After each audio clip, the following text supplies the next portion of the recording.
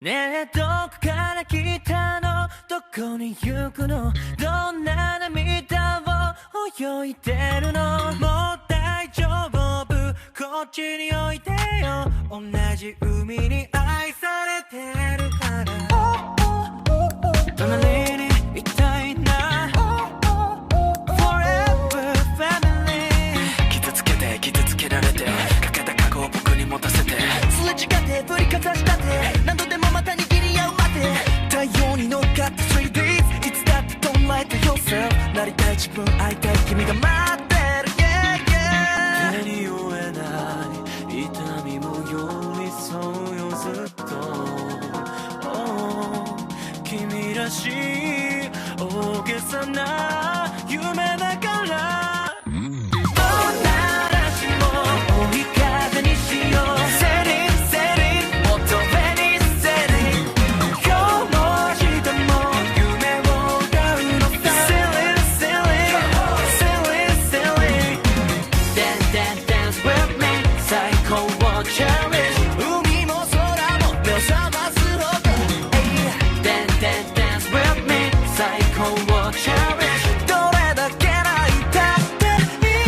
What's going on, everybody? I hope everyone's having a fantastic evening, fantastic afternoon, fantastic pre-noon, no matter where you are in the world. I'm Hassan Piker, and this is the Awesome Broadcast coming to you live from sunny California, Los Angeles, folks. We're live and alive, and I hope all the boys, girls, and Emmys are having a fantastic one because today's a beautiful day. Today's a wonderful day. Today is Tuesday. It's Tuesday, lads. It's Tuesday. It is Tuesday, and wow, once again, I have realized that I was just doing a conversation with a Canadian broadcaster, and automatically my microphone audio levels got low. Why does Windows automatically do such a thing? I don't know. But anyway, I've just fixed it immediately, recognized it, and I fixed it. We're live and alive, ladies and gentlemen. It's Newsday Tuesday, lads. It's Newsday Tuesday, November 12th, 2024. Yeah, fucking hell. I'm live and alive right on fucking time, yeah? Are you going to Japan with March? No, I am not. I am going to Japan later, though, in the next year. Fear not. We will be going to Japan. Anyway, ladies and gentlemen, boys, girls, and MBs, I'm live and alive, and I hope all of you are having a fantastic day, regardless of your circumstances, regardless of your material realities, okay? Newsweek posted your titties 3 hours ago. Let's fucking go.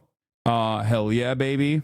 Anyway, folks, we're live. We're alive, and I hope everyone's having a wonderful time. We're going to be talking about my personal news. This is the part of the broadcast where I tell you about my personal news about what's going on in the world of Hassan Hasanabe Piker in between the time period where I press the stop streaming button and press the start streaming button. Okay?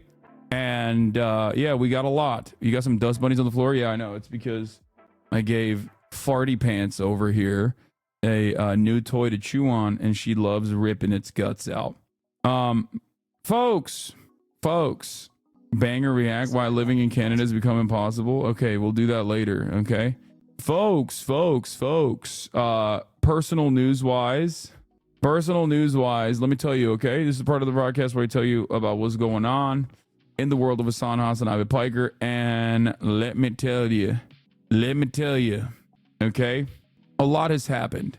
Last night I ended the broadcast. I was tired. I was talking about way too much politics. We're going to be dialing back the politicking to like hopefully 4 to 5 hours rather than the full 8 that I normally do. Maybe do some drama coverage, maybe do some do some other stuff that people are into, people are interested in. That doesn't mean I'm not going to stop talking about politics, obviously, but we got to lower the stakes a little bit, get back to the normal world. You say this every month. Come on, Unc. Yeah, but that was like the election. You know what I mean? That was a build up to the election.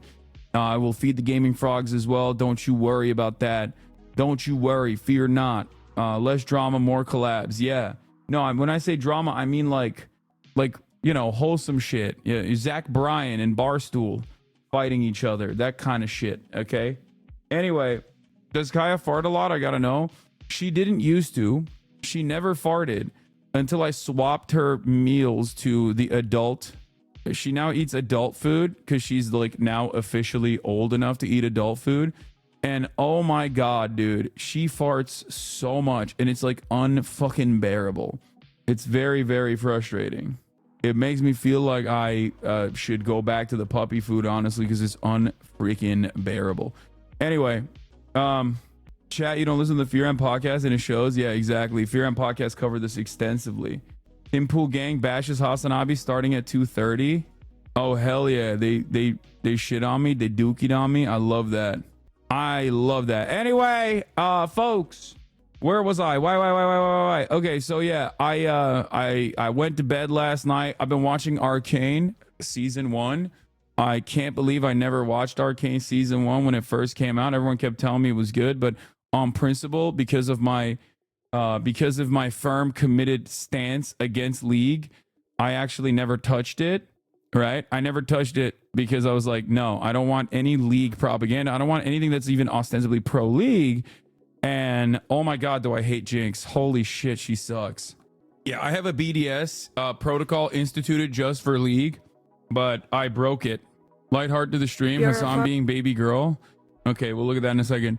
Anyway, watch Penguin is peak. That Will has been very much in support of Penguin, so we'll see. Anyway, Jinx hate will not be tolerated. Whatever, shut up. Yeah, Arcane is incredible.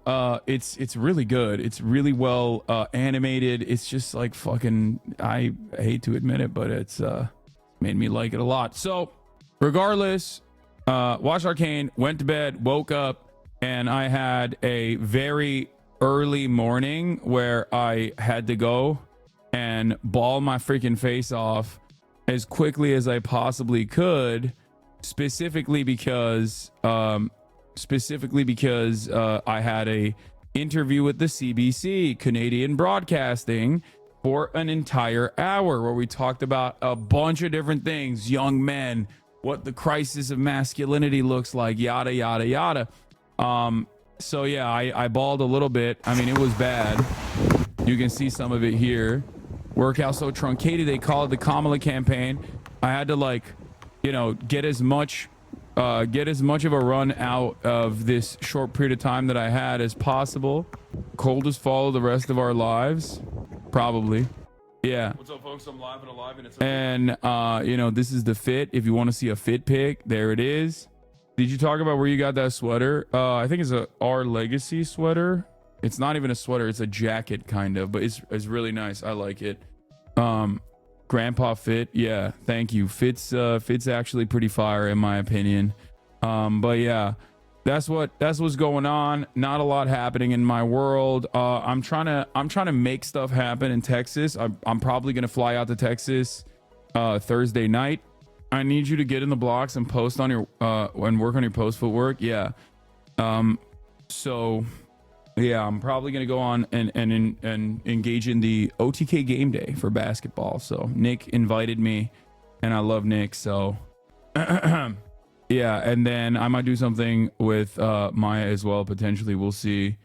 But yeah, Joe Rogan collab in Austin. No, I did hit up Lex Fridman after not realizing that I had not responded to him for almost a year after the last time he asked me a question.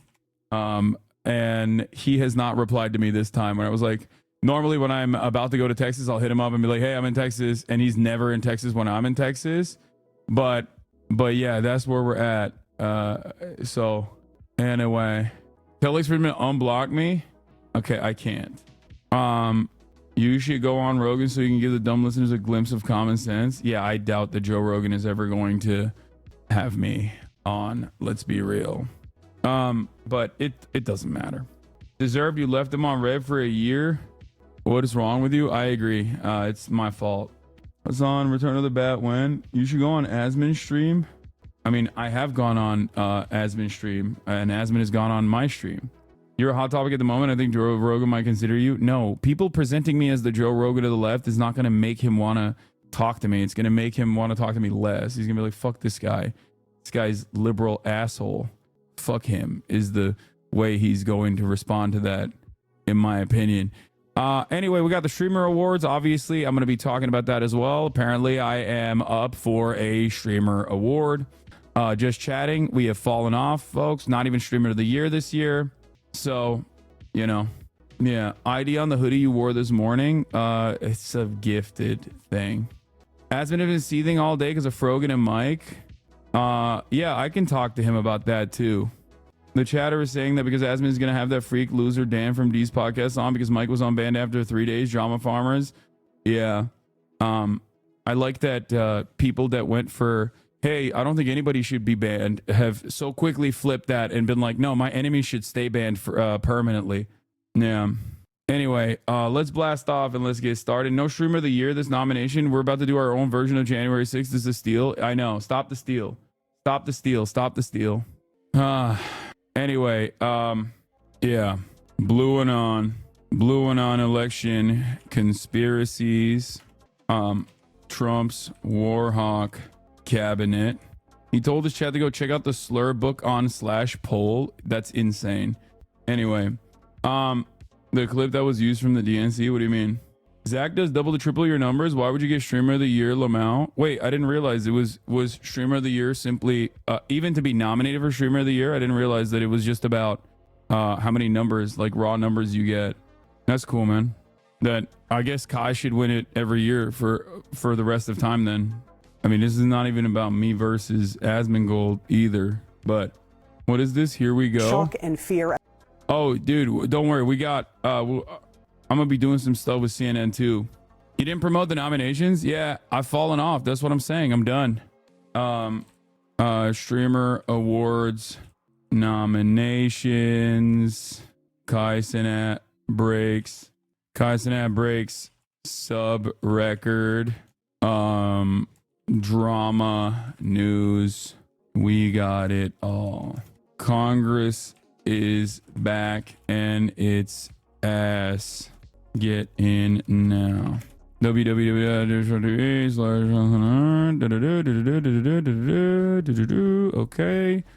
Okay, here it is. Posting it, blasting it, posting it, blasting it. We're live. We're alive. Get in now. Okay. Mike Huckabee named as ambassador to Israel. Yeah, I know. We're going to talk about that. Hold up. Here it is, folks. Blasting off. Bring all the Normans in here. Yeah, the Europa League match between Turkey's Besiktas and Israel's Maccabi Tel Aviv has moved to a neutral location. It's understandable that they were going to do this because that would have been fucking devastating for the game, the sport, Israel, Turkey, relationships, possibly World War III. So, okay. But yeah, here it is. Smotrich announced that Trump's election gives him the opportunity to claim sovereignty over the West Bank. Pair that with the Sanders appointment, Palestinians have no hope. Yes. Trump just announced a U.S. ambassador to Israel. Yeah, I know. He's going nutty mode on it. Huckabee, who's evangelical Zionist, has spent a fair amount of time in Israel. In 2015, he told the Times of Israel that Israel's claim to the occupied West Bank is stronger than the United States' claim to Manhattan. Important to note that when he said this, he referred to the West Bank as Judea and Samaria, a name that Palestinians see as an attempt to undermine their ties to the land. What in the ever-loving fuck does an evangelical Christian have to do with Israel? Yes. This is, people are going to understand where I've been coming from. Philip DeFranco had his own. Oh my God, I love this. Oh, wait, no. He had his Hassan Abi moment. Moderator, why did you delete that dude's comment? Vex Holly, he's allowed to share his opinion. No, go in there. I can't do it for mine. No, let this person have their opinion. Especially because he called AOC stupid and then misspelled a thing in the thing where he was calling her stupid. Come on. What are you doing? This is he's so mean. Come he's on. So mean. He's so mean. It's crazy. Bad mod. Bad. He's so mean. Did you see Austin's clip? No, I haven't seen any of this. Okay. Shout out to Emmy Rule. Hey, I appreciate y'all voting for me. Shit. How the fuck? I'm not winning that shit though. Wait, hold on, Mr. President. This is why Donald Trump won. Okay, this is why he won, bro. Yeah. I hope you're feeling proud of yourself, Austin. I know you phone banked. I know you fucking phone banked. I want to be able to. Okay. I know you phone banked for Donald Trump. Got him. What is this? Oh, we got Mike Huckabee. Hold on. Before we do that, this is Cutie. Make fun of his small ass head. He's getting too strong. I was on my For You page the other day. I saw so many people being like a picture of them like this with a caption of what I looked like before I met my boyfriend, and then a picture of their boyfriend, and it's just Hassan streaming, and they're like, what my silly goofy boyfriend looks like right now, but he just doesn't know it yet. And I said, what is going on? I came across 10 of those on my For You page. I was like, I didn't deserve this. I specifically push do not for me. I pushed the button, not for me. He's too powerful. I That's said crazy. not for me, and he's everywhere. Well, I don't know what I'm supposed to do. That's I crazy. feel bad as soon as I said it out loud. I feel bad. Hater. I felt because he's gonna Hater. Oh my God. The hating, dude. The hating. It's crazy. It is out of control, man. Personally, he always takes things so seriously. He's like, life is so Yeah, I serious. do. I am. And then he'll be like, cutie, you hurt my feelings. And I'm like, again, we're doing this again. Yeah, my feelings are hurt. My feelings are hurt. My feelings are hurt. Okay, straight up. Fake friends, phony friends. You should be hitting like on those, and then saying we need more of this, please. Part-time love friend, Like this. full-time friend. The monkey on your back is the latest trend. I don't see what anyone can see in anyone else but I'll kiss you on the brain in the shadow of the train. Kiss you all starry-eyed, my body swinging from side to side. It just kind of sucks that now she's such a farty girl. Like, she went from such a perfect little sweet angel baby to just like a fart monster now. Ugh, ridiculous. But anyone can see in anyone else but here is the Let her new diet regularize. Yeah, I know. Anyway, I was on Newsweek's. They put my titties on Newsweek, which is crazy. The Aiden Rosses of the world. A lot of these guys are right adjacent. Maybe they organically found themselves in this space, and I think the Republican Party took advantage of that very well. That same ecosystem doesn't exist on the left. It's not necessarily flooding the market with like a bunch of liberals. Like, if we had like 8 more Pod Save Americas that kind of look like me, for example, like more bro-y, right? Then that would be fine. It's like, no, you can't podcast your way out of this problem. There was a list that looked at who had the top like election night coverage, who had the most views, and that list was populated exclusively by right wingers except for me. So I'm out there. I'm here. But obviously, I'm not directly aligned with the top of the ticket or with many of the establishment Democrats and their attitude towards consistently and stubbornly defending third way neoliberalism. There is a divide here that does not exist within the Republican base of support that will develop a relatively conservative audience. So I think this is an issue that has to be solved top down. I think first, it's not about like 10 more podcasters or 20 more liberal podcasters. I think it's more so about the Democratic Party looking within and doing the correct autopsy after this 2016 style defeat. I think not addressing the economic hardships that people were experiencing with direct policy prescriptions in a way that separated yourself from Joe Biden was probably the #1 problem. Yeah, I cleaned the microphone. You're so well spoken about this shit. I don't understand why they'd make you repeat it so much. It's good. I will always repeat it. You already know. I will never stop repeating it. You can hate Hassan, but he's speaking facts. Whether you want to believe it or not, Democrats try to run on vibes instead of giving people genuine positive. Hassan really does have such good takes when he's being serious. Law. Lamal, posting a Hot Topic clip makes you lose all credibility. Wow, Hassan actually got something right. He does that quite often. Yeah, that's my favorite thing to see in the comment section of like every single video is always like, wow, incredibly rare Hassanabi W. And it's like, yeah, dude, Hassan, but 90% of the reason people are watching you has nothing to do with what you're saying, Law. Yeah. Hassan, Harry, and the others are on the other team. 100 TikToks of different Hassan takes. Finally, he got something right. Yeah, it's always so funny because it'll literally be like, it'll always be something that is like, you know, thing I've advocated for my entire life. I saw this. Hold on. Baby dog ban. Jim Justice's bulldog can't visit the Senate floor. As you guys know, I hate Jim Justice, but I love Baby Dog. I am a baby dog defender. I am a baby dog believer. Okay? And free him and make the Senate better. Okay? This is unacceptable. This is now my liberal January 6th moment, okay? This is my liberal January 6th moment, folks. We did it. We got here. I'm here. I'm there. What's a baby dog? Baby dog is Jim Justice's dog. This is why people watch me. Baby girl, I'm finna rock your face.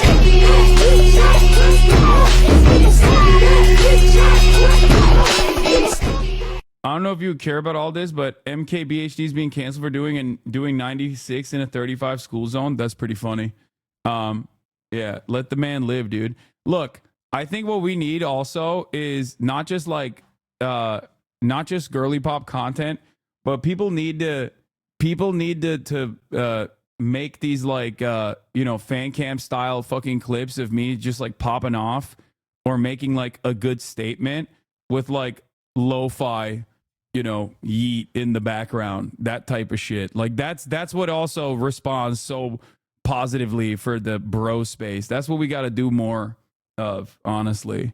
Like the things that you got to do like you got to do what all those fucking idiots do, where some guy will be like, the riverbank, words mean something. Like the river, it flows in one direction, and the riverbank is where money is, and it's like lo-fi, hard bass fucking music is playing in the background, like those deep videos. You know what I mean? We need to make some more shit like that. Yeah, funk edits, exactly. Like slow and reverbed yeet playing in the background. Do a quick PSA to not burn houses down. Everyone's celebrating it on TikTok, but innocent people who are anti-Nazis could get harmed or worse, die. Wait, what? Yeah, it needs to be this. Yeah, this is exactly what I'm talking about. Like shit like this. Funk. Funk is the music name I was looking for. That's what we need. We need less like we like the baby girl shit. Like I love the baby girl edits, fan edits that are like, sexy and for the ladies, but we need something for the bros as well. We need some Sigma edits out there. Fuentes' house got set on fire. Dude, that's insane, man. I don't think people understand that like Nicholas Fuentes isn't living there alone, okay? Like there's fucking people. This is what I meant, by the way. This is exactly what I meant when I said the edits. Like I think that's fake. Oh, okay. 9/11, that it was an inside job. Okay, cool. What does that tell you? That there's going to be more of them. What does that tell me? That I need to get rich and get out so that I'm not bound to the system. Whatever vertical you take me down, the first solution is self-develop, have a good spiritual relationship with God, and then make some money. What do you learn from? This is it. This is straightforward, like what I got to do. We got to do more of this. Join the stream. Everyone's begging for you to leave. The vibe's down. It's boring. It's late at night for me. I came here to have fun. You're being boring. No one thinks you're cool. No one thinks you're intelligent. No one thinks you're funny. I don't think I'm cool or intelligent. I just have questions and you're not answering them for some reason. No, I don't. Why are we derailing? I don't have to answer your questions. You're not the police. I don't have to answer your No, not at all. No, I am not the UK police nor the Romanian one.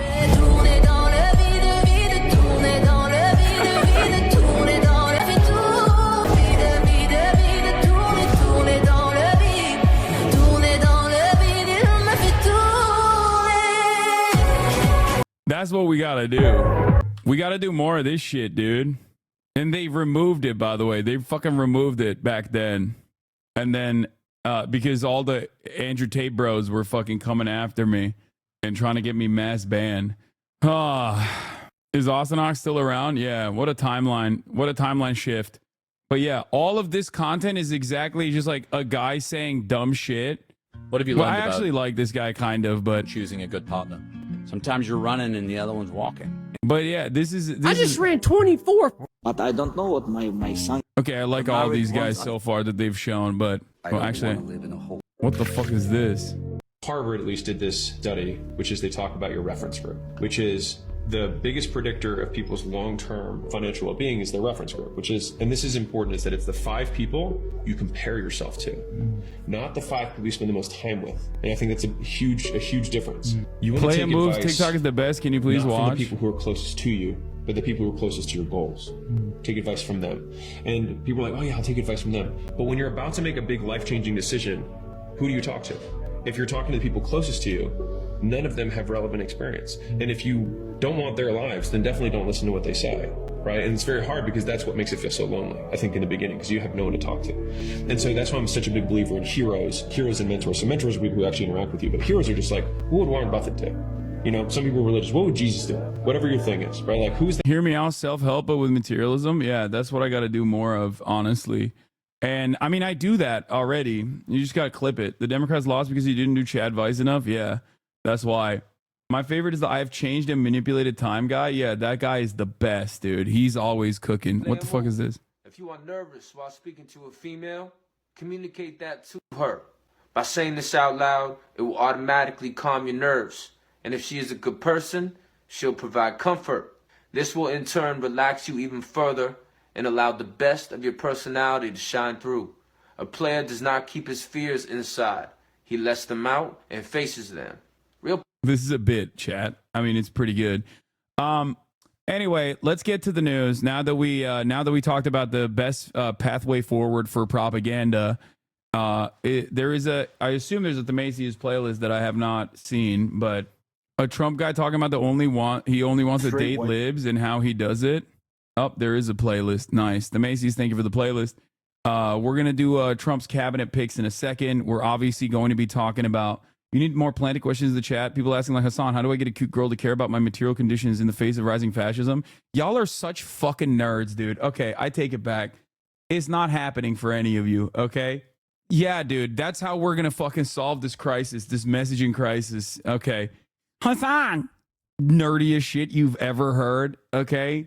I saw a TikTok that addressed this so perfectly, and it's really funny because, like, there were people immediately in the comments being like, fuck you, he's talking about you, actually. This is, hold on, let me see if I can pull this up real quick. I was thinking about this last night, and it's like a pretty big part of my method, my strategy, my outreach in general. Okay, here, I'm gonna let this run real quick. I feel like if you can't talk to a group of teenage boys with like very extremist, crazy views and have them walk away like, that guy's pretty cool, you're not capable of leading a movement. Like, there's so many swaggerless, no charisma having ass niggas out here thinking they can just debate their way into making people feel the way they feel about certain topics. It's like, nah, man, you can't be on TikTok live debating niggas all day thinking it's gonna change the world, bruh. You gotta be a little cool, bruh. I don't know, man. Watch some football games. Get into like sports. And a lot of you nerds don't get it. Look, never educate. Got it. No, dumbass. Education doesn't come from fucking debate. Okay? Shut the fuck up. He's right. He's 100p right. That's why whenever I fucking collab with like the FaZe Boys or whatever, so many people chirp. They're like, why are you doing this? Why are you doing this? I've heard them being insufficiently leftist.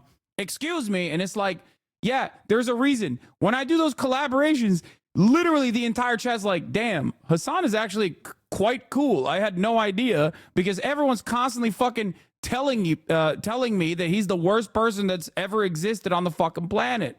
Be fucking normal. It goes a very long way. Anime. I don't know, some. You've never watched football a day in your life, not even football? Yeah, but he also talks about anime here. It's just like, I have a lot of normal fucking I have a lot of normal interests. That's my point. I love playing basketball. I love watching anime. These are things that are important, okay? I think we have forgotten what it's like to be normal and to talk to one another, even if you fucking disagree with people. God damn. I can't believe how much I have to like communicate this to not only my audience, but just in general. Some people actually like, stop being a nerd. I don't know. I feel like, yeah, I said yes to this, and immediately, you need to take this advice, Goofy. He don't debate, bro. No, he don't. Yeah, you're right. Me and these other 700 people just wrong. Yeah, sorry, buddy. I forgot TikTok likes automatically validates your opinion. Go look it up yourself, bro. He debates every stream. You don't debate live on stream. What are you talking about? He controls other people's videos and points. You don't debate him. God, nonsense in bio, opinion discarded. You don't even have a real argument. It's okay, man. He's talking about you, dude. He's talking about you, dog. Rogan was an MMA actor, comedian before begging on the internet. You were a Nepo baby UCLA frat boy. Was it Lambda Jake made you, but you failed because you're lame? Hassan, look in the mirror. You're basically as bad as Destiny at this point. You call people pig dog. What the fuck is, I don't even know what the fuck that's about.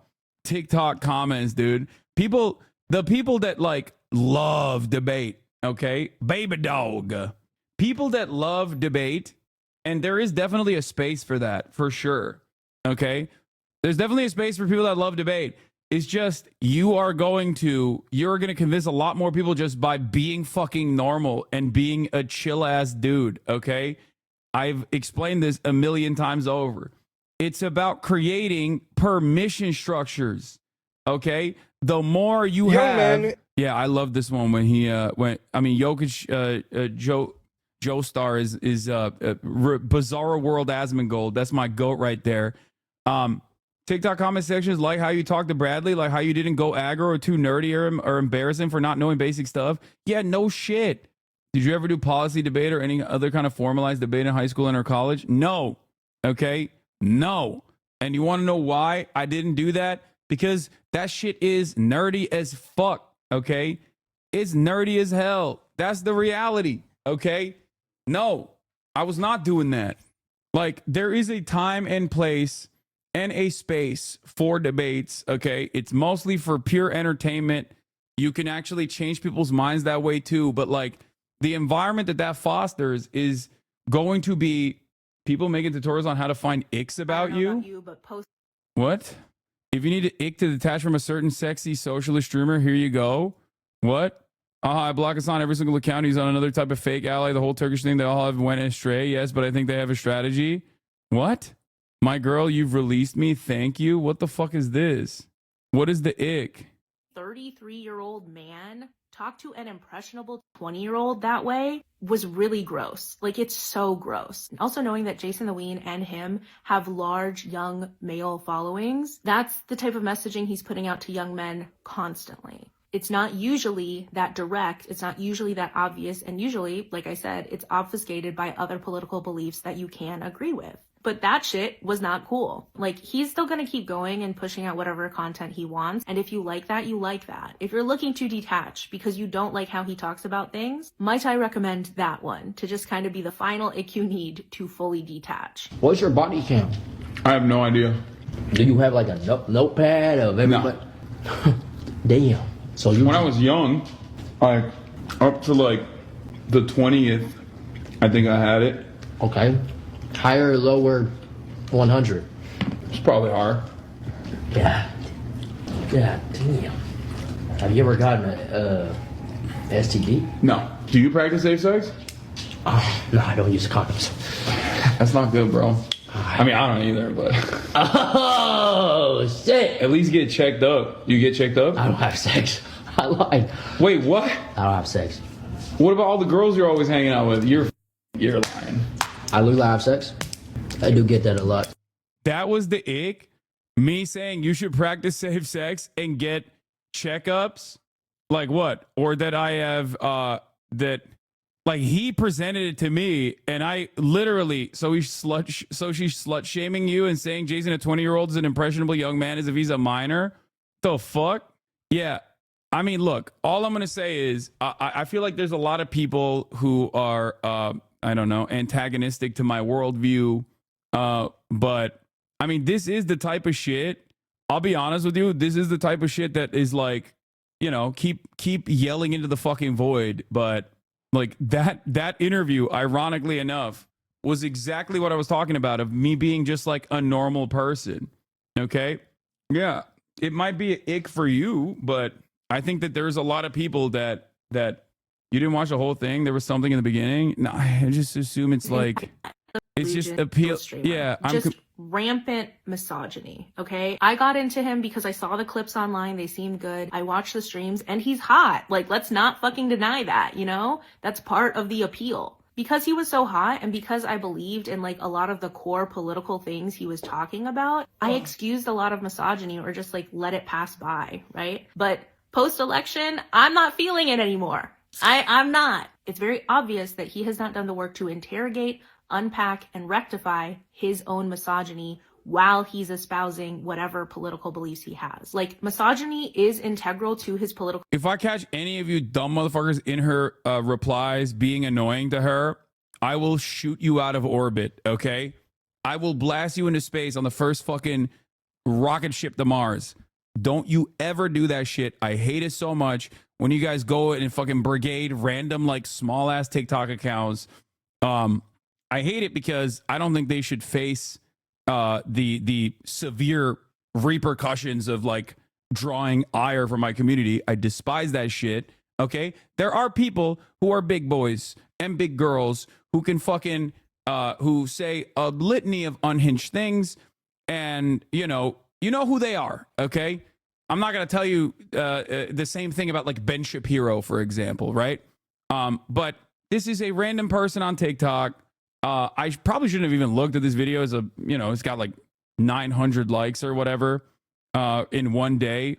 I think it's odd that, I think it's just like odd and awkward that this is like a major, like, this is like the type of thing that you're interested in doing, where you're like, hey guys, I know we have a crisis of facing young men and trying to get them on the side of progressive politics, but there is a guy who has done that successfully for the past 6 years, and I think we should comb through his political conversations, or even non-political conversations, with young men, with massive young male audiences, and then comb through it and be like, you are not sufficiently woke in this process. And then the thing that she posts and the thing that she presents is like me being myself. Like, I'm sorry, yes, dude, I don't have qualms. I'm sorry that, like, you think it's gross that I have had sex, Jesus Christ. It's not like something that I present personally or flex personally. I'm not like, yeah, I fuck a lot. Like, I don't do that. I'm fucking an incel, okay? I'm a involuntarily celibate person. Central Committee, thank you for the raid. Hope you had a good stream. Central Committee is back, okay? Anyway, that's the whole problem. That's the problem. People don't fucking understand. Like, everyone just thinks like, no, actually, what we have to do, don't worry, as I'm misogyny is why I stayed in the community. That's what I'm talking about, baby. I don't know why this feels like she's projecting some sort of parasocial something here. The thing is, I do have a healthy dose of misogyny, certainly. Like, I'm a man, okay? And yes, at times, I do have a tendency to say certain things that are misogynistic, and I recognize it, and I try to dial it back, okay? That's the reality is that's the best expectation. You know what I mean? What the fuck? Don't lower your standards. That's not what I'm saying at all, okay? If that's not for you, and that's fine. I have a mostly male audience, okay? A lot of white dudes in here. Ironically enough, a lot of white dudes that happen to fit the mold of the people that the Democratic Party has left behind. I'm in a space that is dominated by white dudes, okay? Young white men. This is all it is. This entire space is young white men. Be fucking normal. Make sure that I think people cannot address their own view of aesthetic versus actual material issues. I think this is a case where a bro guy talking about sex is all being essentialized as misogyny. And that is a part of the issue with why libs can't message to young men who are open to progressive messaging. I know. You do that shit, people are going to be like, what the fuck are you saying? Especially if you do that shit to someone like myself, okay? I didn't say I'm young. I'm saying that, like, my audience is younger white men in general. Nah, that's unnecessary capitulation. You're a bozo sometimes, but I'm misogynist. Don't give the chirpers anything. They're bad faith. No, there's definitely moments where I say shit that is, like, definitely misogynistic. I recognize it. Sometimes I'm, like, being sarcastic and it reads as me being, like, openly and overtly misogynistic, and that happens quite a bit. But like, ultimately, I spend a whole great deal of time, advocating for women's rights. I don't know what the fuck you're saying. If you're like, oh, it gave me the ick that he fucks. They're not mad you fuck. They're mad you admit you don't use condoms. In my opinion, kind of valid. Should have admitted that to an impressionable audience, but this is over the top from her, Lamau. I mean, first of all, yes, I'm not going to get into this. Yes, I do use condoms, okay? Of course I use condoms. when you're, you know, I don't want to talk about my private life. And I usually don't talk about sex in general, okay? I think it's fucking stupid to talk about it. As a woman in here, I'm going to make myself lunch while you guys debate this. It feels better. Pregnancy is a skill issue. True. Young men, ages 17 to 21-ish, I'm being so genuine right now, it does not have to be this way. There are entire industries built around getting you to misdiagnose the causes of your loneliness and insecurity. Just kind of proving why there isn't a Joe Rogan on the left. Yeah, that's what I'm saying. It's funny to look at two grown-ass men having a fucking conversation that is like so normal and infinitely more progressive than the type of shit that normally goes on, and being like, that's the shit. Go watch a fucking Fresh and Fit video, dumbass. The fuck do you mean? They're over there advocating on like medieval methods of torturing women and shit. And you're over here being like, well, you said you like to have sex without a condom because it feels better. Yeah, dude, you're right. You're right. I do. Shut the fuck up. How crazy. Ironic, because that conversation I was like literally telling Jason, okay? Ironically enough, I was telling him, I was giving him advice. Like, he was asking my advice about like his relationships and what to do. In that larger conversation, I explained to him that like it's definitely healthier to no longer be in a relationship. Like, a lot of relationships like fall apart. Okay. A lot of relationships sometimes fall apart for good reason, and then like trying to pick that back together is oftentimes not the productive thing to do. You know, life is better when you move on, yada yada yada. But no, sex without condoms. I can't believe this 33-year-old man is talking about sex to a baby girl who is only 21 years old or 20 years old. Is crazy. And seek out help for those problems, seek out treatment for that stuff from people who only look to exploit you for power, from people whose entire business models or election strategies or whatever are built entirely around getting you to continue feeling that way and then directing your subsequent. As a woman, I hate that most women dislike you is because they heard one thing and assume 50 more things out of that. I don't think most women dislike me. I have a pretty fucking solid base of female watchers as well. It's wild. And ultimately, it doesn't matter. It's the same principle all the way down, okay? My job is to de-radicalize people. That is the number one thing I'm here to do. So what do I always tell trans folk, for example, sometimes when I'm talking about trans issues, that's not for you. That's for transphobic people, okay? And I tell my black Hassan Abiheads, when I talk about issues that pertain to the black community, that's not for you. You already know that. You're black. You know, this is for a white guy who's never heard of that before, who's never heard an alternative perspective. You know, it's not for you. You know that already. It's your existence. And the same thing goes for like misogyny as well and women's rights as well. It's fucking crazy. And there's not much I can do in terms of like overcoming the aesthetics. And it's especially funny because like those broy aesthetics is partially why I have such a fucking large community that is relatively diverse, right? Why don't you have more blacks on the stream? Oh, come on. The weakest bait of all time. You're so fucking stupid. Take an hour off for this dumbass take, okay? Chatter said blacks. Also, the fuck do you mean? Like that? What do I always tell you? That's always a losing argument when someone says, why don't you have more black people on the stream? And then we just start naming black people. It's like, what the fuck? It's so dumb. Shut up, idiot. No, that person is doing don't do the fucking the whitest thing. The whitest thing you can do, which is to immediately start naming black people, okay, that have been on the stream. It's so dumb. No, you don't understand. That is a trap, okay? And black chatters such as that one that said, why don't you have more blacks on the stream, okay, obviously are doing that as bait, as a joke, as a meme, even though I banned them for an hour, okay? And they're saying that as a joke, but then when you respond with like, you know, in the most Caucasian way possible. You go, oh, here are all the black people that have been on the stream in the past week. Like, you're being super Caucasian, okay? as a woman, it's not the condom part, it's the term body count specifically because it gets used against women, but you didn't bring it into the conversation. Jason did. Yeah, also, I have routinely talked about how under a patriarchal structure, the body count conversation doesn't harm men, or even objectification doesn't harm men in the same way that it harms women. So the fuck are we talking about? Go find someone else to yell about, you know? That wasn't a black chatter. We don't say blacks. No, the chatter was joking when they said that. They were very clearly baiting. They weren't being serious. They were doing the meme, the common meme that people go, why don't you have enough? Yeah, you literally talked about it on the Fear M pod yesterday. I know, it's so dumb.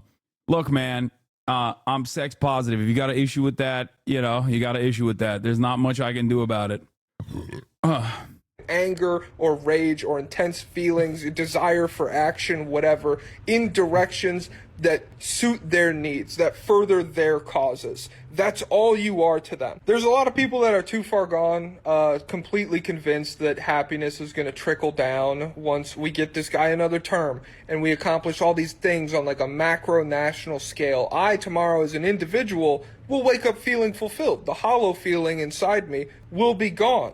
That is never going to happen. And for all of the people who are like on the fence, undecided, floating around, looking for something real to grab onto, that is my message to you. You are never going to fix your anger or your loneliness or your insecurity by joining a movement that specifically recruits you for feeling that way and then is fueled by the continuation of those feelings. It's not going to happen. Activists campaigning for the release of January 6th rioters pop champagne outside of DC jail. Oh yeah, Dhoni's got some pop-off stuff. I mean, he's got content lined up for years at this point now. But yeah, Jokic Joe Star. The solutions that you're looking. Okay, love him. This was posted before the election. I love all the Democrats telling me that I'm the single issue voter and that if Kamala Harris loses in November, it's my fault. You guys are supporting.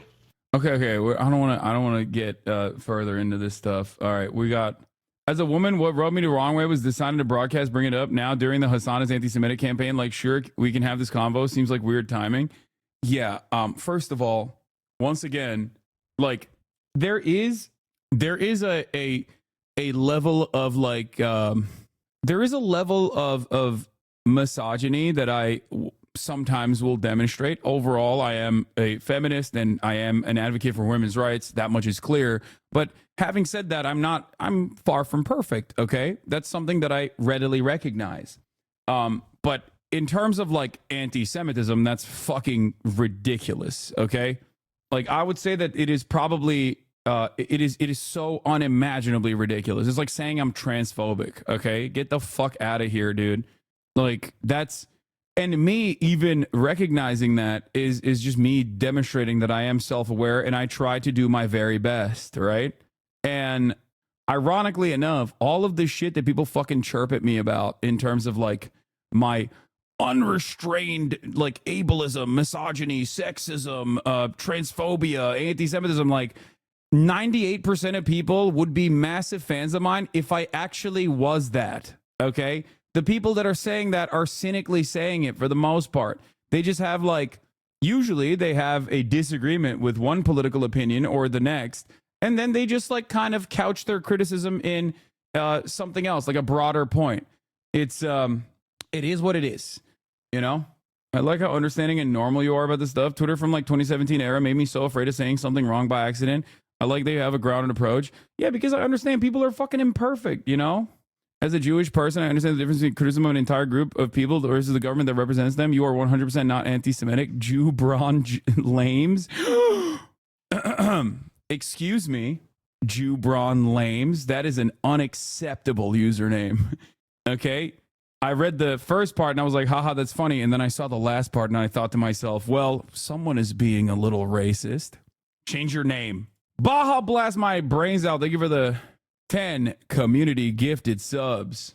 Wait, when have you been genuinely misogynistic? No, it's not like there's different layers to it. Okay. There's different layers to misogyny. You have to understand, like I'll give you an example. Okay. Sometimes I pop off on like conservative women, right? Like calling Marjorie Taylor Greene ugly. Okay. Which she is. Like she is a freak. Okay. She looks like a goddamn Titan from Attack on Titan. Now that technically is misogynistic. Why is it misogynistic? I say men are ugly too. Doesn't matter. It impacts women differently. It undermines women. Women are supposed to, it comes with a lot of baggage, okay? It comes with a lot of baggage. The baggage is systematic forms of oppression that I am using against a woman. So some people are going to see that and go, he's being misogynistic there. I have been undermined in the past because I don't fit certain, standards of beauty, and men have undermined me in the past for that reason, is the immediate feeling that a lot of people are going to have. I guess it's a bit of a microaggression, or maybe even a macroaggression. It's just an aggression, right? That right there is a inherently misogynistic statement, okay? That rant clip of you during the Tate debate time was big on TikTok. Or here, I'll give you another example. When I say I fucked your mom to a chatter, okay? People are going to read that as misogynistic. And to a certain degree, it is, okay? And it's true. That's where it's not people saying like you're misogynistic because like you want to control what women can and can't do to their fucking bodies or anything like that. Like the unrestrained, unrestricted misogyny online ranges from the likes of people being like, lol, get back to the kitchen jokes, okay, to women, and they mean it when they say it, all the way to like the Nicholas Fuentes neo-Nazi who is celebrating and like going crazy on his fucking live stream on the night of the election coverage, where he is like celebrating the fact that your body my choice, your body my choice. Like that is like the highest level of misogyny, in my opinion. That's like you've reached like maximalist, a maximum position, As a woman, the way you discuss topics can sometimes feel abrasive, especially since many of us are conditioned to respond better to softer, more indirect communication. Your approach is, this is how it is, which works with the guys, but I can feel a bit blunt for some women. It's not that you're rude, just that the directness can be off-putting at times. Yeah, I know. I understand that, right? I get that. But I can't change myself. Like I can only restrain certain aspects and re-examine my approach, but I'm not going to I'm not going to become like a fake ass fucking male feminist archetype from like 2016. Okay. Like, ooh, I just not who I am. It's not going to happen. I think the disconnect is between people from inherently liberal circles and those from more conservative backgrounds. Yeah. Like I have found me being my authentic self to be relatively successful in converting people away from reactionary politics. And that absolutely pertains to, people re-examining the patriarchy and the systems of oppression that come and undermine women with regular frequency. And that is, but you can stop talking about MGT being fuckable or not. Now you're making excuses instead of introspection. Please stop this. Yes. First of all, I don't think MGT is fuckable or not is ever been a real question. Okay. No, I just say she's horrible to look at. Okay. She is horrifying. She's a monstrous piece of shit that also ends up reflecting the way she looks. Her insides have turned out, You're the one who is making it seem like whether she is sexually attractive or not. I'm not talking about that. A lot of people on the left also need to understand that, you got to be, look, if you have, everyone has a different thing. Everyone has a different layer of acceptability. Okay. Everyone has a different thing. Like everyone has a different limit, right? If your upper limit is like me being like MGT looks like a Titan and you're like, wow, this is the most like unrestrained misogyny I've ever heard, then yeah, I'm not going to be for you. This is not the content. It's far from the most significant thing I talk about, right? It's far from the most significant part of my commentary, but there's like 98%. If you agree with 98% of the shit that I say, she looks like an unethical dog breed. If you got issues with that sort of commentary, then yeah, this is not a space for you. You can find other places that are infinitely more understanding, infinitely more open-minded to that sort of sentiment. But like, online bitching at Hassan but voted for Trump and has a crusty boyfriend. No, a crusty boyfriend who voted for Trump. Yeah. She's not going to do that. I think you've made your point. Now the only people disagreeing are going to be the people who have a horrible time interpreting what you're directly saying. Yeah. Yeah. The funniest thing you said was when you said she was going home to celebrate something with a Kong full of peanut butter. I think that was, did I say that or did Felix say that? Okay. All right. What is this? Like dude that likes Trump but is only into liberal women is a lot like being in the closet. Because it's like they're going to ask you about it eventually. And you have to say what we all say, which is, yeah, I don't really follow politics. But like, there's levels to this, man. You got to be discreet. You got to be really good at it. And it's not that hard once you get used to it. You just like lie a lot. If you can just lie really well to liberal women and just like make them think that you aren't really into politics. Dog, I think everyone from 7 miles away, unless they are car crash victims, can directly clock you as a conservative and maybe even other shit. Okay? Like, come on, dude. What do you mean? Oh, yeah, lie to women. One thing that people always tend to forget is that, like, listen, you know, we're pro women here, but that doesn't mean all women are, you know, well equipped with a radar or even care about your internal politics. Some broads are dumb, okay? Many men are dumb.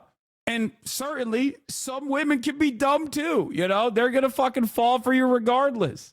What is this idea? Like, pretty sure everyone can tell exactly where you're coming from. And some people are overlooking that because, you know, they've given up. Oh, politics and everything works out. It's totally fine.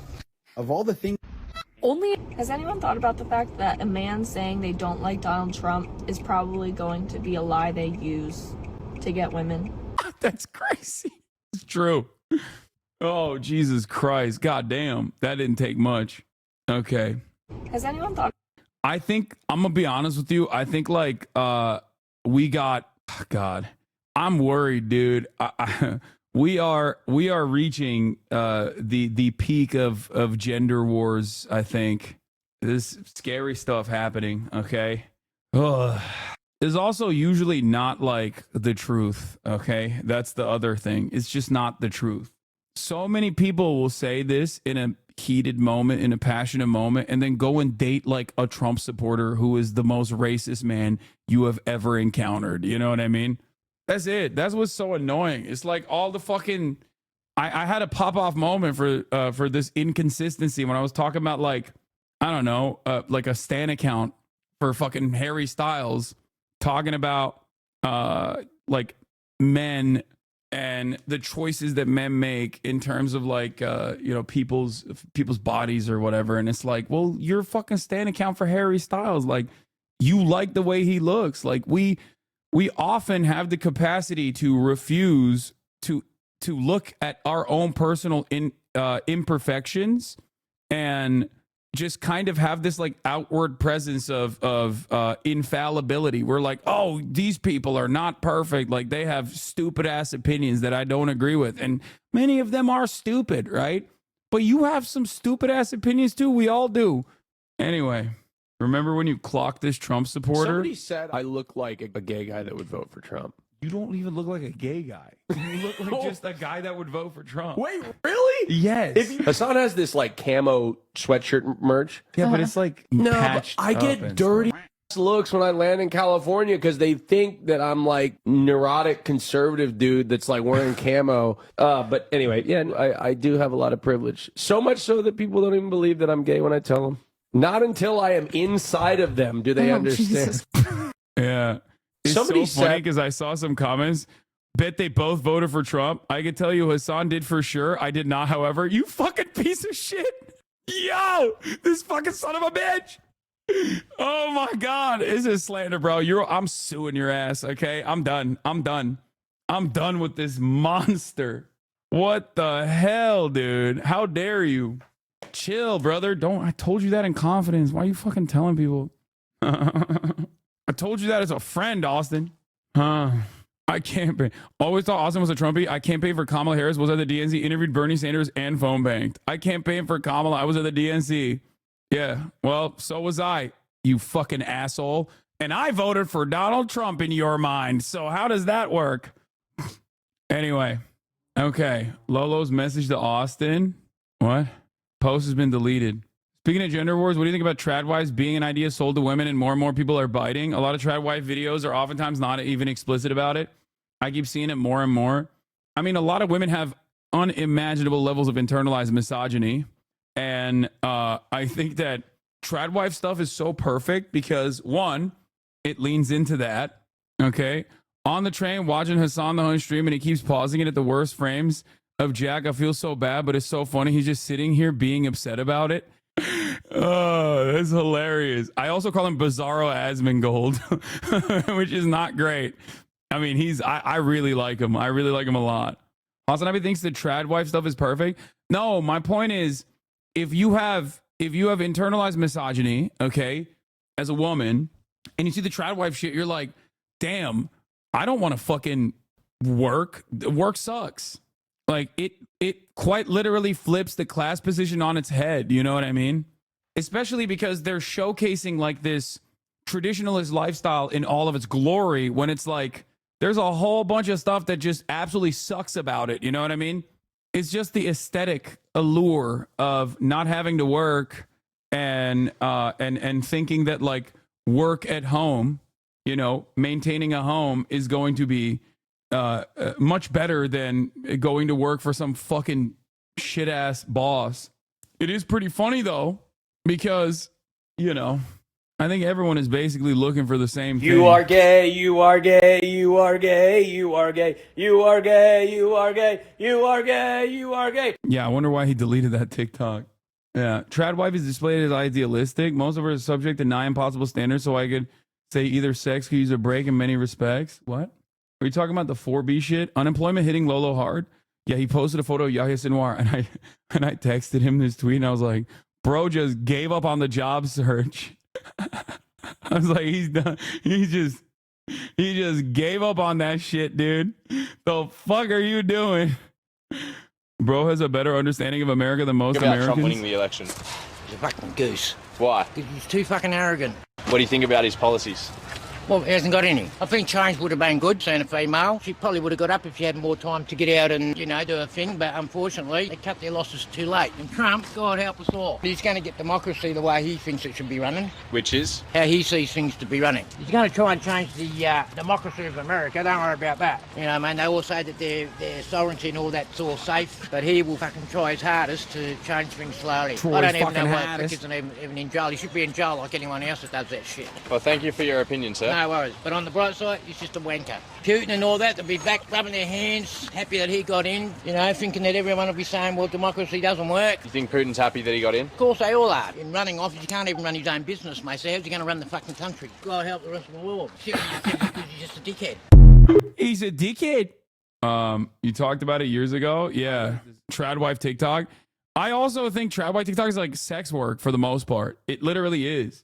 Like for most people, for most like trad wife TikToks, like it's watched almost entirely by men who treat it as like, I mean, it's sex work. It's like sex work for conservatives, right? It's like OnlyFans content, softcore.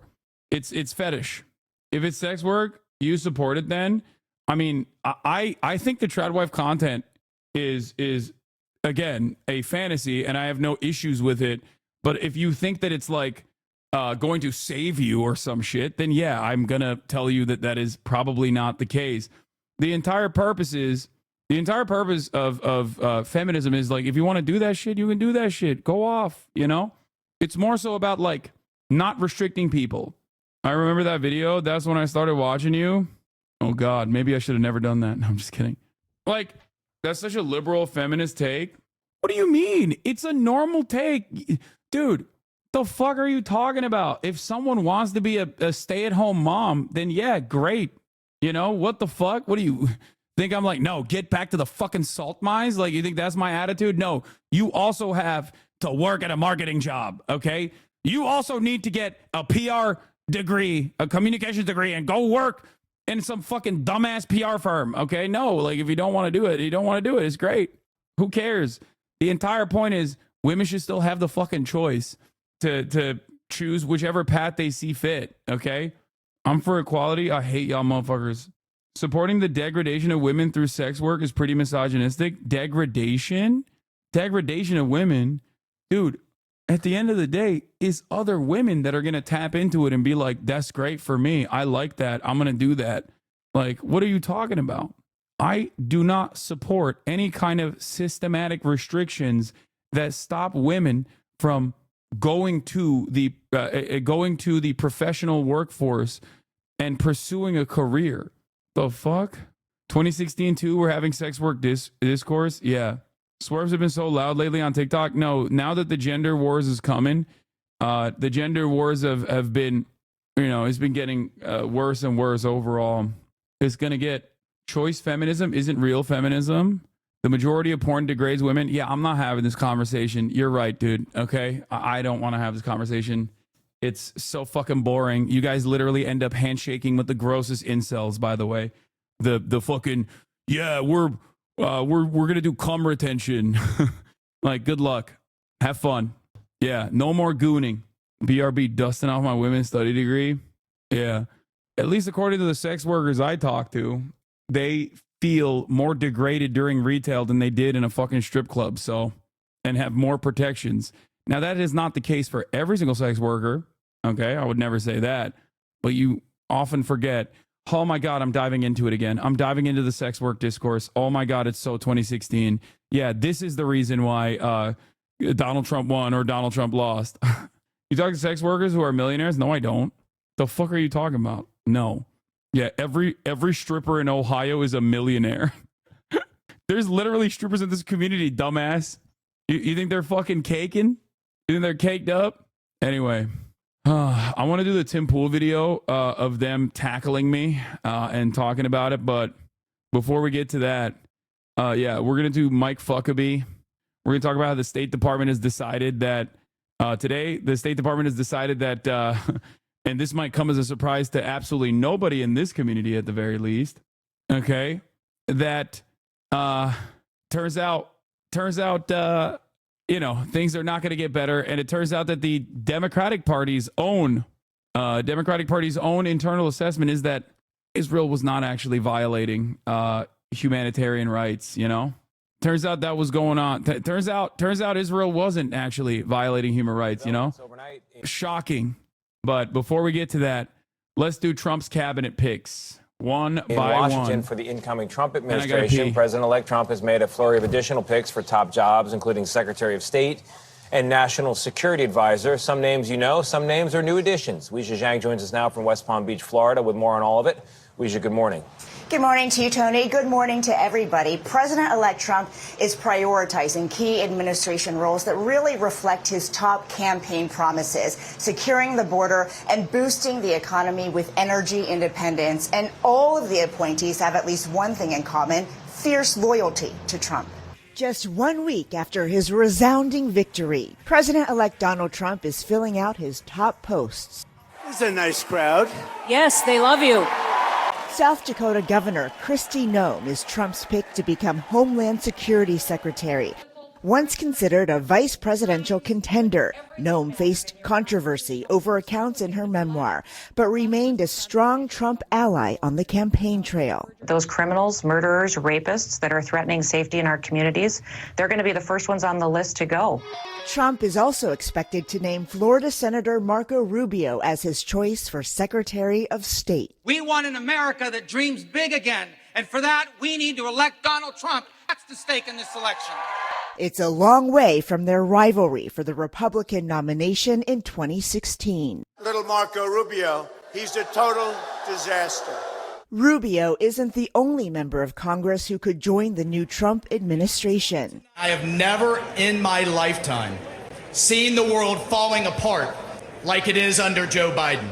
Florida Congressman Michael Waltz is Trump's choice for National Security Advisor. I fully believe in his America First agenda. Waltz. Law that Trump's numbing any number of Jewish conservatives who'd be equally qualified for the Israeli ambassador job. I'm sure all the people like Greg Gutfeld who concerned trolled about Harris not picking Shapiro over anti-Semitism would be very upset about this. No, but that's also partially because Israel is not going to be upset about this. So, of course, that's not, if Israel is not upset about this choice, then that's going to read as not anti-Semitic, right? That's the main point here, because Mike Fuckabee is perhaps the absolute worst person for this position because he is a absolute psychopath. okay, in general, but certainly an absolute psychopath when it comes to Israel. He is one of the loudest voices that I have been chirping about endlessly in terms of conservative Christian far-right ultra-Zionism, okay? In the United States of America, are there Jewish Zionists? Of course, okay? You got, Miriam Adelson, for example, or Sheldon Adelson, and they are massive donors to the Republican Party, okay? And then there are liberal Zionists who are also Jewish, like Haim Saban, who are massive donors to the Democratic Party. But they all pale in comparison. Sheldon's dead, exactly, but Miriam is carrying the torch. But they all pale in comparison to the rabid nature of an evangelical Protestant Christian who is an ultra-Zionist, because their goals are not specifically tied to Jewish people or a false understanding that like Jews will only be safe in Israel, yada, yada, yada. Their goals are insane. Their goals are immaterial. They are cultists with an understanding, with a theological understanding that like the apocalypse must happen. And the only way to do that is if Israel maintains that land that is exclusively comprised of Jews, okay? It is the most insane, like you can't reason with a person like that. You know what I mean? I mean, you might not be able to reason with an ultra-Zionist Jewish person either, but at the end of the day, it comes from a different kind of social conditioning. And worst of all, and I've said this many, many times over, there are a shitload more ultra-Zionist, white nationalist Christians in the evangelical base in the United States of America that have this theological understanding, this theological justification, demanding that the rapture occurs in raw numbers, then there are Jews, Zionist and anti-Zionist alike, okay? There are almost 10x the number of rabid evangelical Christians who believe in the apocalyptic reasons for why Israel must exist as a Jewish nation state. Then there are Jews across the board. You feel me? You smell me? You understand? And it's so funny because people just like completely forget that for one reason or another. I think on the liberal Democratic Party side, they conveniently ignore that because they want to run a defensive position for Israel by maintaining the position that like Israel is they do the pro-Israel anti-Semitism, the woke dual loyalty narratives, okay? Where they'll be like, no, you don't understand, like all Jews are Zionists and it's anti-Semitic if you fucking criticize Israel, right? But that is a major reason for why there's so much motion on this, okay?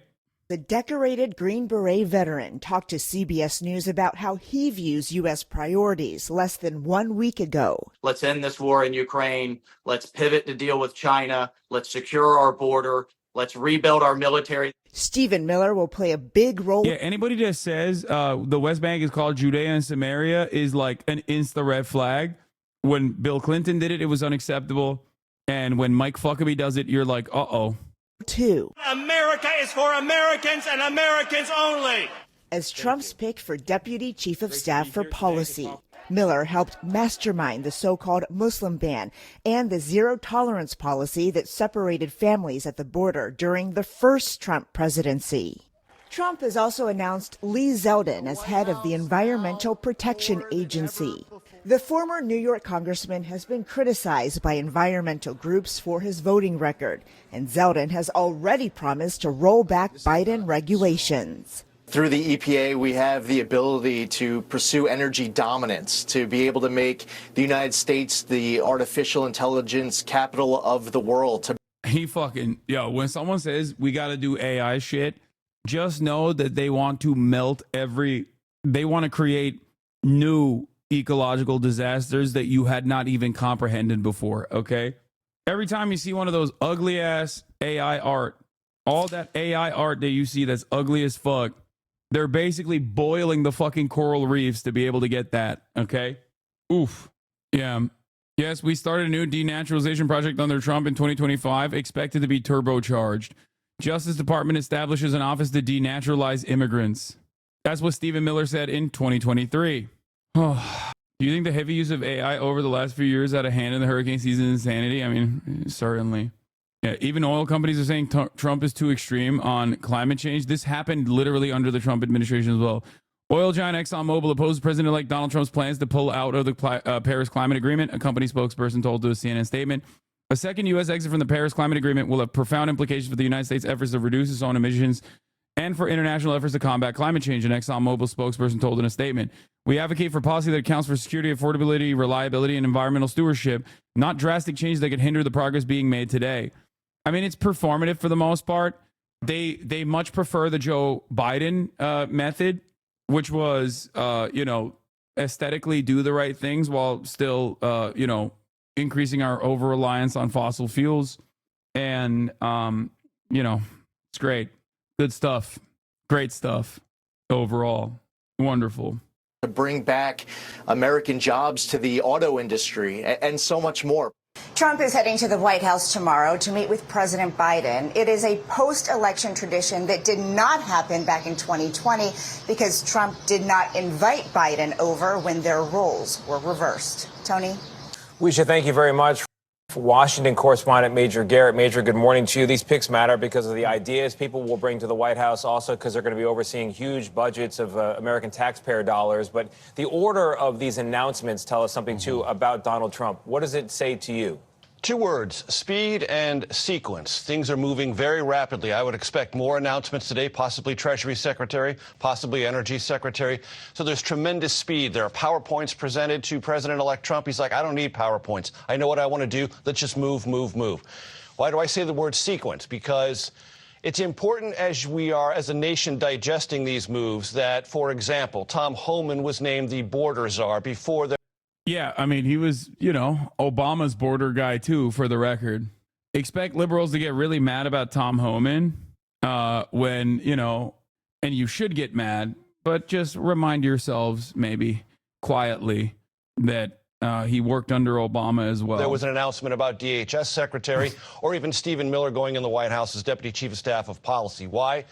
Because Tom Homan, everyone knows in the Trump inner circle, will have direct access to the president, and that sequencing, naming him first, makes him more important on border matters than the DHS Secretary-to-be, Kristi Noem, or even Stephen Miller. Same thing I would say in the sequencing of announcing Elise Stefanik as the U.S. ambassador to the United Nations before naming Marco Rubio as Secretary of State. That's a very odd sequencing. Usually you do it the other way around. UN ambassador, much less important than the Secretary of State. Not for Trump. He wants Elise Stefanik, a staunch defender of Israel in the UN, to not only talk about America First diplomacy, but also have Israel's back. Not just Israel generally, but the Netanyahu government. So speed and sequence really matter. I never paid attention to sequencing. Thoughts on Stephen Miller? He is a very prominent neo-Nazi whose entire family despises him.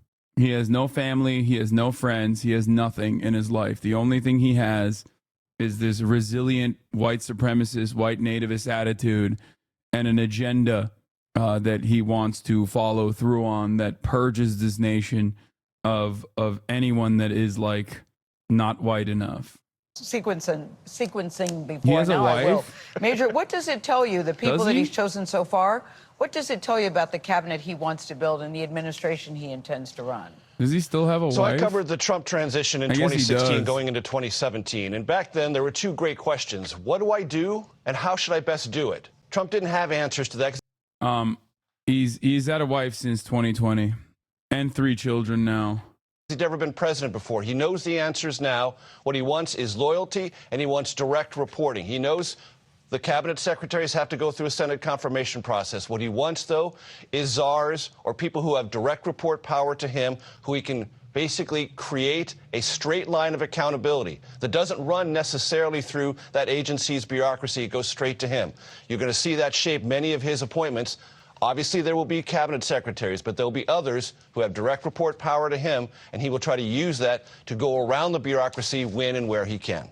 All right, Major, we've seen Trump talk about bypassing Senate confirmations with recess appointments. Between that and naming the czars in positions, what does he accomplish with that?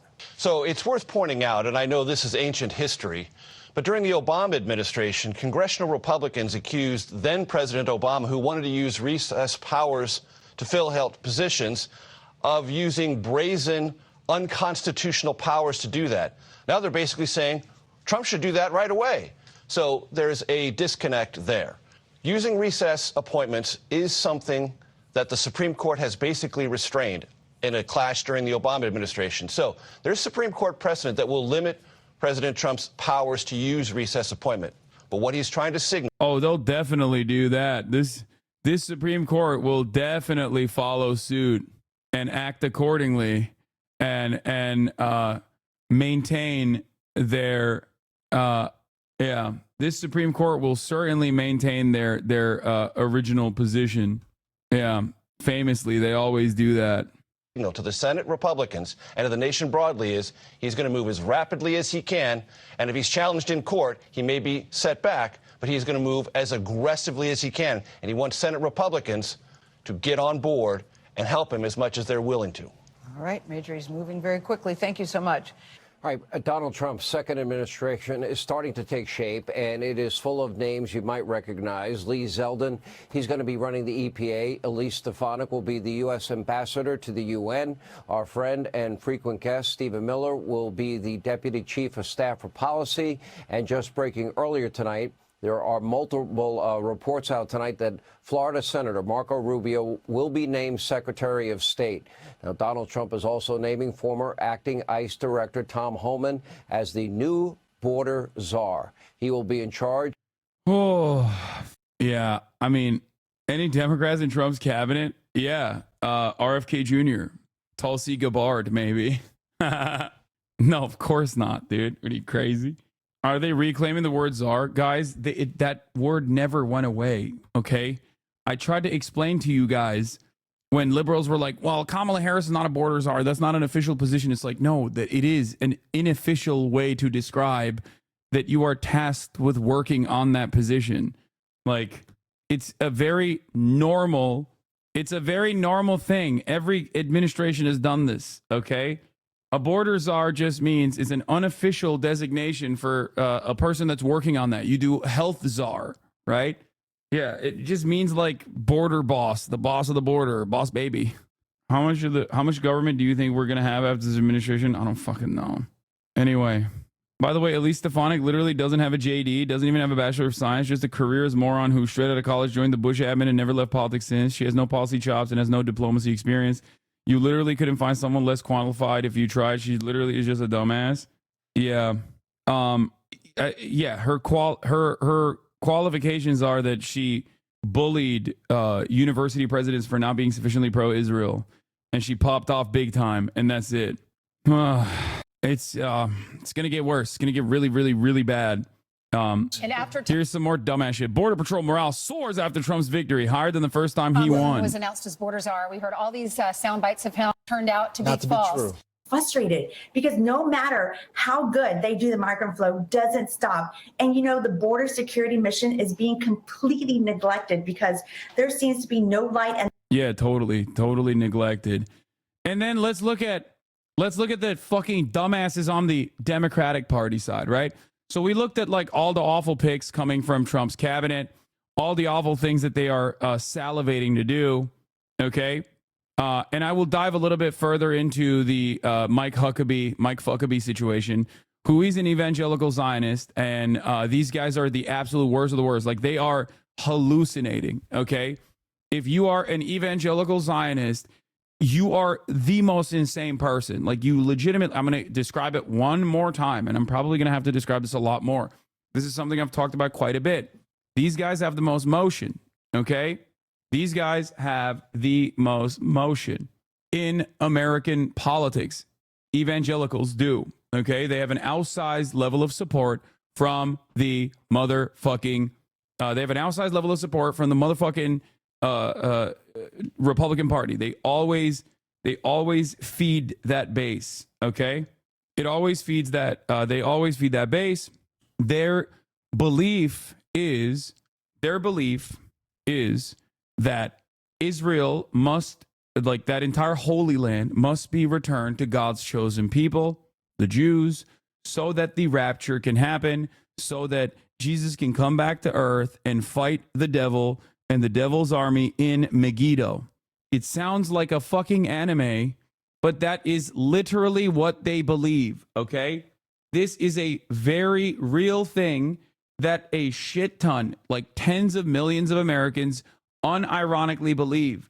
That's why when you go to the Deep South and you're like, what the hell is this? You got like a King Rancher with truck nuts, and you got one sticker that says like Blue Lives Matter, another sticker that's like MAGA, and then the third sticker is like Am Israel High, okay? And you're like, why the fuck is there like, why is this Christian man who is the most anti-Semitic person you've ever encountered so invested in Israel maintaining its Holy Land status? And that is because they believe in this fucking anime understanding of the world, okay? Straight up. Mike Huckabee is one of those people. In 2015, he told the Times of Israel that Israel's claim to the occupied West Bank is stronger than the United States' claim to Manhattan. Important to note that when he said this, he referred to the West Bank as Judea and Samaria and named the Palestinian Sea as an attempt to undermine their ties to the land. Okay? Judea. Here is Mike Huckabee talking about Israel, the International Fellowship of Christians and Jews. I never use the term West Bank. I find it offensive. We're talking about Judea and Samaria. Yes, and I never use the term West Bank. Speaking of evangelism, what do American Jews think? New poll. The majority of American Jews demand stop offensive weapons, offensive U.S. weapons to Israel, 62%. Resume funding of UNRWA, 66%. Sanction Israeli leaders, 66%. Increase aid to Palestinians, 72%. Establishment of a Palestinian state, 72%. Remember when I told you every single American Jew could be an anti-Zionist tomorrow and America's opinion on Israel would not change? Well, time and time again, I have told you this, but no one fucking listens to me. Now, you know, since October 7th, I've repeated this. One thing I regularly repeat, even if every single American Jew, I should say American Jewish person, became anti-Zionist overnight, every single Jewish American, the State Department over unconditional Israel would not change. These people polled. Clearly, their wishes, opinions don't matter. Opinions, clearly. Doing him dirty, chatting. I am dog shit at video games. Yes, fucked up. If Hassan Abiy ever decides to write a book, that shit's taking him 12 decades for sure. At least we're halfway through the Trump presidency while you were typing that tweet. Okay, everybody calm down, all right? Calm the fuck down, okay? This is not a time to yell at your allies. I'm glad we're back to our roots of making fun of how slow you type. I know. We're there. We're there, okay? We're freaking there, baby. Huckabee in 2021 said that he identifies as Chinese, mocking race. Yeah, or mocking trans people too, I think. Chatters act like they've never workshopped the email before hitting send. I know. Huckabee guided private tours in Israel, 2015 article. He is like a real freak, okay? He's a real freak. He's a real one. Mike Huckabee, tour guide to the Holy Land. Trump has nominated Mike Huckabee as U.S. ambassador to Israel. Time for a quick review of the views agenda regarding Israel-Palestine that his nomination effectively endorses. Mike Huckabee, there's no such thing as Palestinians. Mike Huckabee, Palestinian state is a fantasy. Mike Huckabee, U.S. should fund building in Judea, Samaria. Former Arkansas Governor Mike Huckabee says Washington stop funding Gaza, divert funds to Jewish communities. Mike Huckabee considers buying a home in Judea and Samaria. Mike Huckabee declares West Bank to be a part of Israel during settlement visit. Republican presidential candidate includes Judea and Samaria. Biblical name for the West Bank is a part of all of Israel during visit to discuss Iran nuclear deal. Mike Huckabee, Israel's claim to Judea and Samaria is stronger than U.S. tie to Manhattan. Yeah, another tremendous victory for the anti-neocon faction. Time for regime change in Iran, he says. We should empower Iran's democratic opposition to topple the regime. Yeah, what happened to the Trump will end the wars people? I fucking told y'all, okay? I told y'all he wasn't going to do that. Even the people who were like worried about, where the war efforts will go for Ukraine. I told you, like, this is not about Donald Trump. These are not decisions that come from Donald Trump, okay? That's it. America is uniparty when it comes to its foreign policy. One party pushes the needle further, the other party caves and capitulates, and and consolidates support, making that the American foreign policy. Okay? Yeah, we're going to do Colin Allred's shitty-ass campaign in a second. Various updates from Washington Post. Trump is expected to name 4 deputy chiefs of staff: James Blair, Taylor Budowich, Jan Scavino, Stephen Miller. Washington Post confirms the notice scoop that Senator Joni Ernst is interested in Secretary of Defense. Trump is looking to appoint William McGinley for White House counsel. He is White House cabinet secretary in the first administration.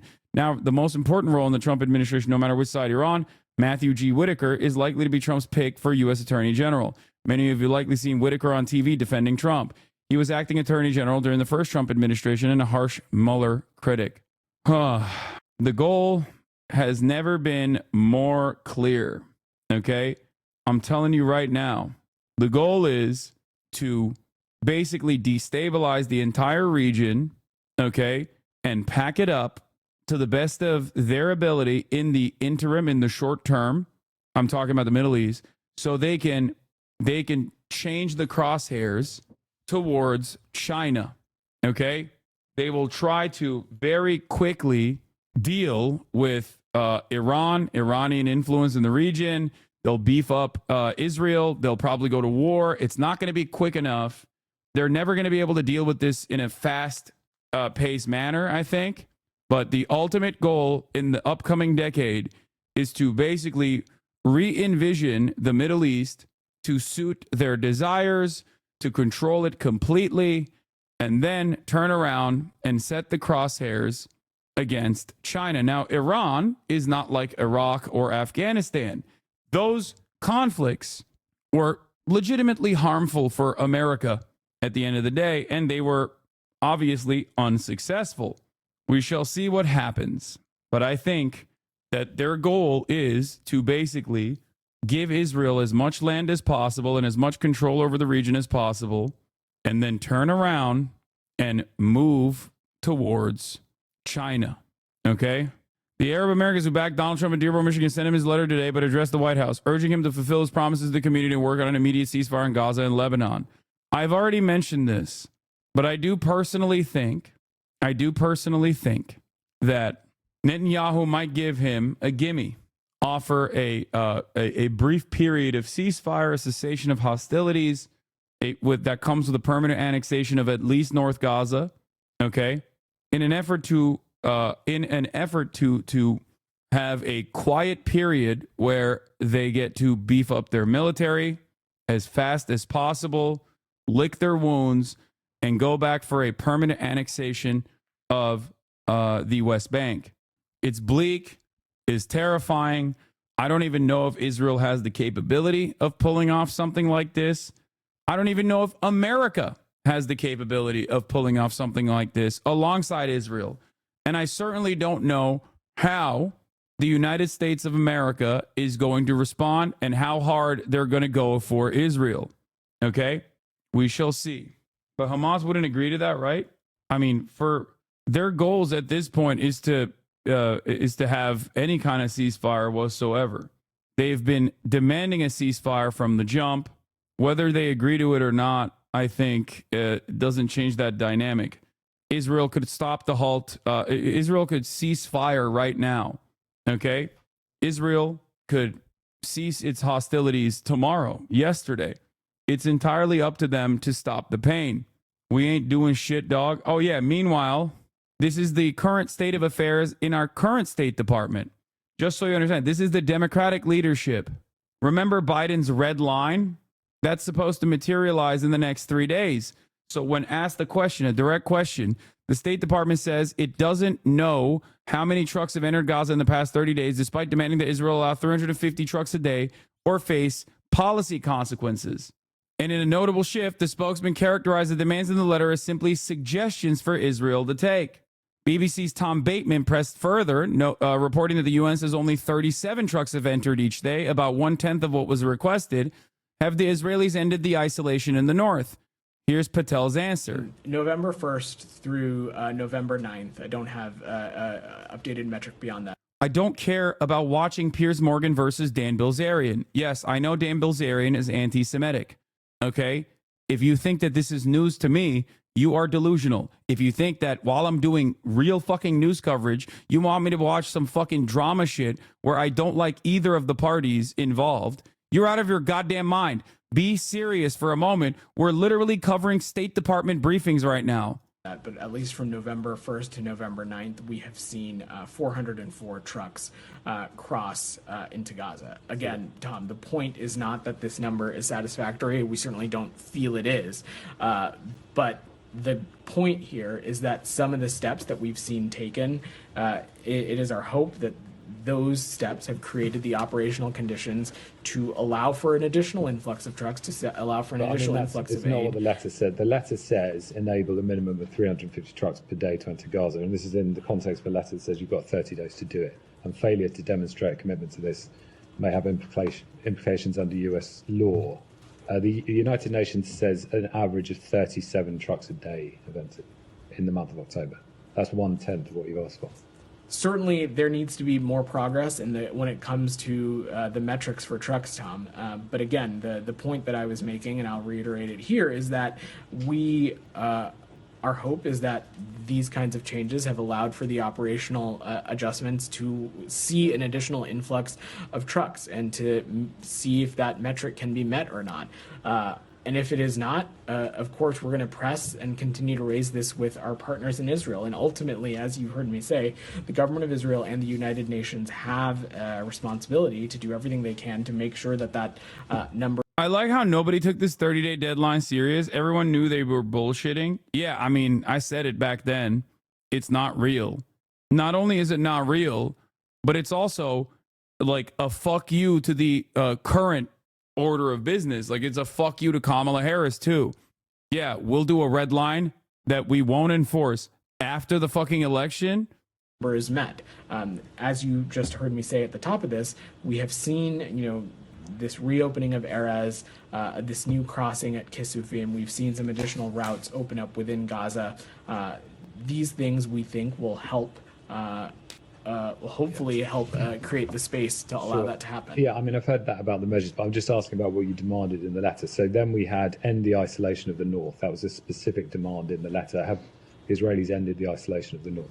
We have seen some restoration of deliveries to the north that had been closed for a few weeks. First, as you heard me say, to Gaza City, as well as this week into some areas surrounding Jabalia as well. Well, you said around Jabalia. You didn't say in Jabalia. Areas around Jabalia and then first to Gaza City. So that's not inside Jabalia, which presumably remains under siege. Tom, I'm not going to get into a specific tit for tat on every item in the letter. The letter was a suggestion of steps that we think that they should take. I mean, it's so cowardly. It's so shitty. Meanwhile, watch Biden to Herzog. He had a conversation with Israeli President Herzog, who is anti-miscegenation, by the way. Real progressive voice out here. Mr. Anti-miscegenation himself. You might remember him from putting up like copies of Mein Kampf to be like, this is what the Palestinian children are reading in Gaza. Here's what Biden had a conversation with Herzog over. What the fuck? Why is this so quiet? Archaeological artifact from the foot of the Temple Mount in Jerusalem, which has the word. Okay, I'm just going to fucking read it. Biden to Herzog says, I remember how I got in trouble back then when I said years ago as a senator, you don't have to be a Jew to be a Zionist, and I am a Zionist. Herzog, I know you are. Clearly a Zionist. Well, God love you. Remember how I got in trouble with friends even back then when I said. Israel President Herzog to Biden. I'm here on behalf of the people of Israel, the nation state of Israel, and the state of Israel to say thank you, Mr. President. Thank you very much. As we say in Hebrew, Toda Rabbah, we will never forget how you stood up with us in our darkest hour. This happened at the meeting too. Biden, do you think that you can get a hostage deal by the end of your term? I think you can get hit in the head behind you. If he thinks that he can get a hostage deal done by the end of his term, he answered, commenting on the number of cameramen in the room. Do you think you can get hit in the head by the cameraman behind you? All right. Thank you all. Interesting. This happened at the meeting too? Yeah, I just covered it. They don't even care anymore? Yeah. First of all, it's not because of his senility, okay? He's not senile when he says that. He's coherent when he says that. That's just him saying, fuck you. Suck my fucking dick. Fuck the hostages is what he's saying. Okay? And they never cared. Of course they didn't care. You think Israel fucking cared about the hostages? You think the Israeli government gave a shit about the fucking hostages, dude? Benjamin Netanyahu's psychopathic fucking jackbooted thugs, the Likudniks, the Bibis, were already ripping the fucking hostage posters in Israel. I repeatedly explained it to you. Hostage posters in America play a very different role than hostage posters in Israel. Hostage posters in America and in the Western world was to say Israel's bombing campaign must continue. Hostage posters in Israel, on the other hand, played a significant role in disrupting the bombing campaign because the people that were putting up the fucking hostage posters were immediately related to the fucking hostages. So they were like, remember the hostages, stop bombing Gaza. Humanitarian situation. We have 8 aid groups who came out today and said that the situation has not only not gotten better, it's gotten worse over the past 30 days. So how do you square? Saudi Arabia started shifting its policy towards Yemen after Trump was elected president, and now they're not interested in a peace deal. It looks like they will turn around to war against the Houthis. Yeah, this is where China comes into play, because the reason why there was a ceasefire negotiation that China executed between Saudi Arabia and Iran was not specifically because, China is a great peacemaker or anything like that. It was in the Saudi interest to maintain a better relationship with Iran because the Houthis and Iran were directly targeting Saudi oil refineries.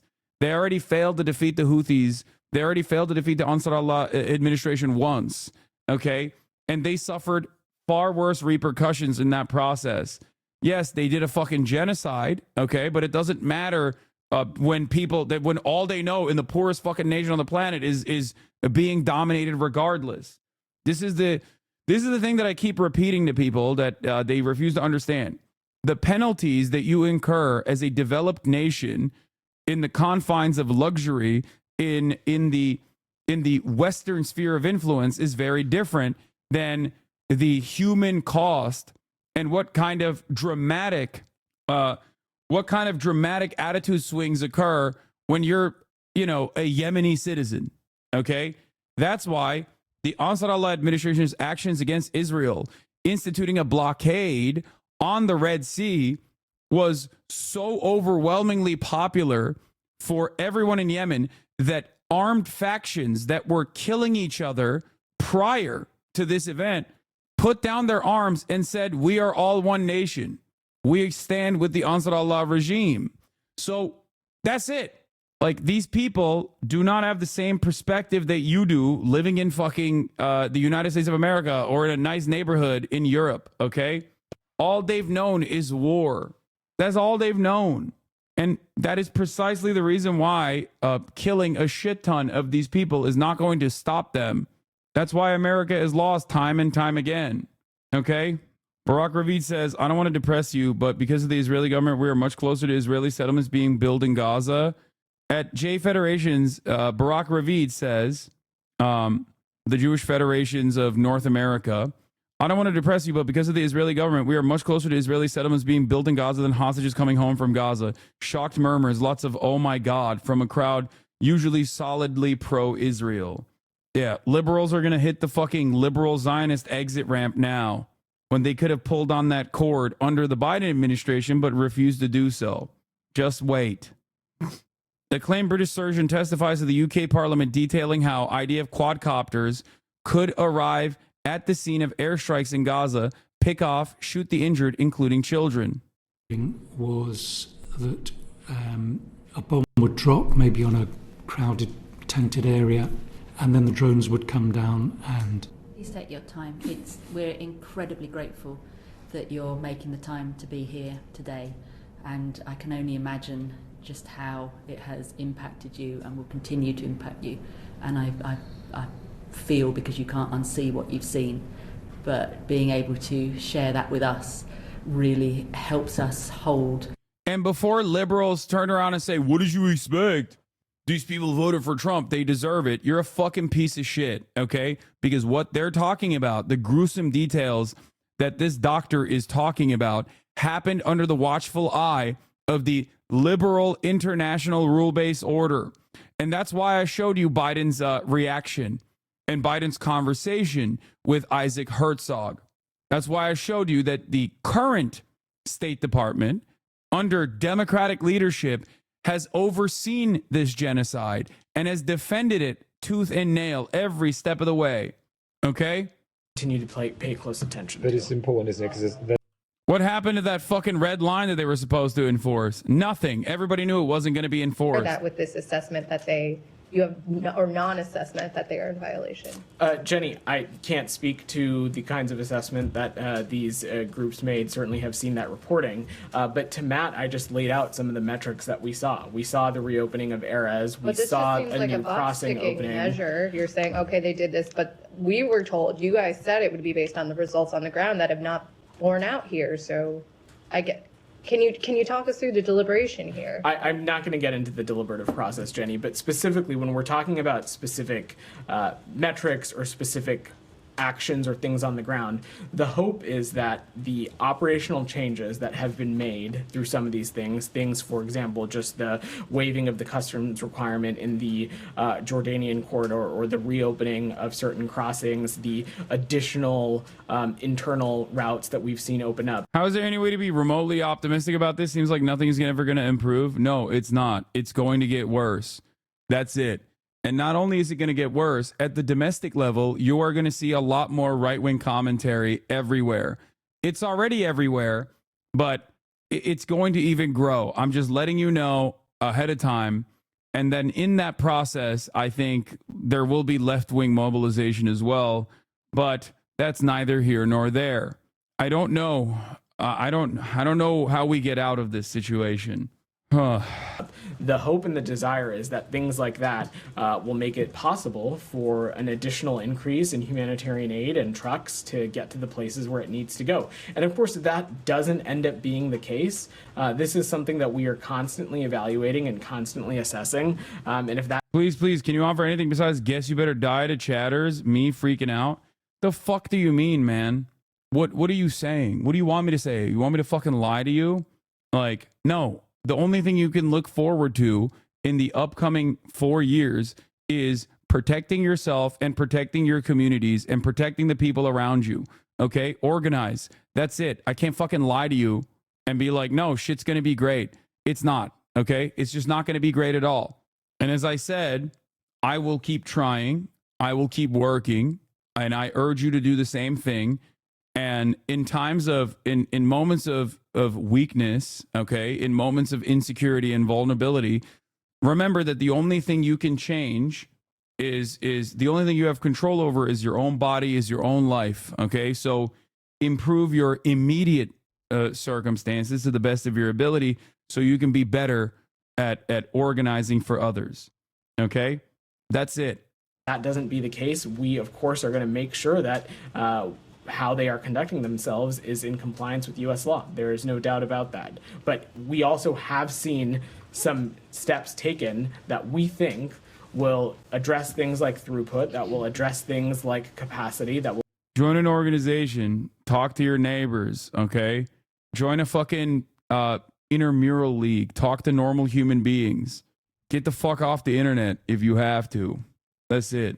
The only thing you can rely on is other like-minded individuals, okay? Yeah, join the DSA, join PSL, join local organizations that are issue specific, okay? Join non-political organizations as well. The only thing you can rely on is your community in times like this, okay? And never stop the pressure, because the one thing that you always have to remember is that, at least in all of my years of advocating for Palestinian emancipation, the one thing that I've always seen is that these guys who have only known death and destruction their whole lives since birth, okay? Palestinians living in Gaza, Palestinians living in the fucking West Bank, the only thing they've ever known is Israeli domination, the apartheid regime, and its most violent and its most humiliating, ritualistic humiliation that they subject the Palestinians to. And in spite of all, they have existed and continue to exist and continue to resist it. Okay? So if they can do it, you can do it too. All right? That's it. You can't let people, you can't let systems destroy your life, even when they're actively working to erase you. You have to still put your best foot forward. You have to still organize. You have to still advocate for others. And instead of sitting around online and crying about it, you have to keep enjoying yourself as well, no matter what happens. That's it. At moments like this, it's very easy to find yourselves in the throes of nihilism, to be like, nothing is going to change, so why should I care? Nothing is going to change, so why should I do anything about it? This shit sucks. Okay? And the reality of the matter is, you got to do it for other people, and you got to make sure that you are standing on firm ground. Okay? Yeah.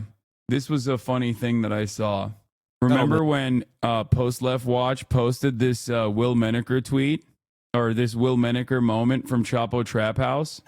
Felix, I think another thing at work here is like the fact that like every evil thing, like for instance, like if you're a liberal Zionist, you have to be against the West Bank settlements. And then like as long as Netanyahu's in charge, those are never going to stop. And in fact, they're going to intensify.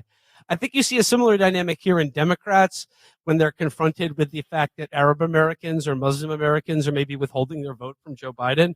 And you see how immediately the Seldowitz jumps out of them. Yeah, they're like, enjoy being in a camp. And I think for the liberals, they need to have a bad right-wing guy carrying this out so they can displace onto that figure the evil things that they secretly want to take place. Absolutely. You know, like threatening, like for Democrats to be threatening Muslim Americans with deportation under Trump, wink, wink, is just like they just want Trump to do that for them so they can say, oh, we didn't actually do that. We support Muslims. Absolutely. But as soon as they become inconvenient. Yeah, Stuart Seldowitz is who he's referencing, the famous racist Obama administration guy who did a hate crime and was like doing daily harassment to this Egyptian fucking food cart guy in New York. Like, for instance, whether they are voicing a political opinion in America as citizens of this country, or inconvenient in terms of like they live in a part of the world that Israel thinks is theirs, that their lives are forfeit. And they don't want to hear anything about it. Arabs and Muslims, like more generally, have their use as long as they're firmly within the Democratic camp. And then once if they make any attempt to stray from that, or like, you know, or any advocacy for anything but like we need like an ethno-nationalist threatening to like ethnically cleanse the country to keep everyone in line. And to keep the liberal side, to keep our good minorities in the tent pitching for us. Will is describing why liberals will always hate us more than they hate the hogs. The hogs give them what they desire most, which is moral superiority. We treat them like they treat the hogs. They'll always fight us harder. Exactly. That's why there was so much resistance to Bernie Sanders internally in the Democratic Party. Obviously, the material reasons was Bernie Sanders was showcasing a method that was ultimately disruptive for the corporate donors within the party, and they care about that a lot more. But also on the messaging front, Bernie Sanders showcasing that like there is a different, very populist message that you could push for, that you could put forward, was the scariest prospect for the Democrats.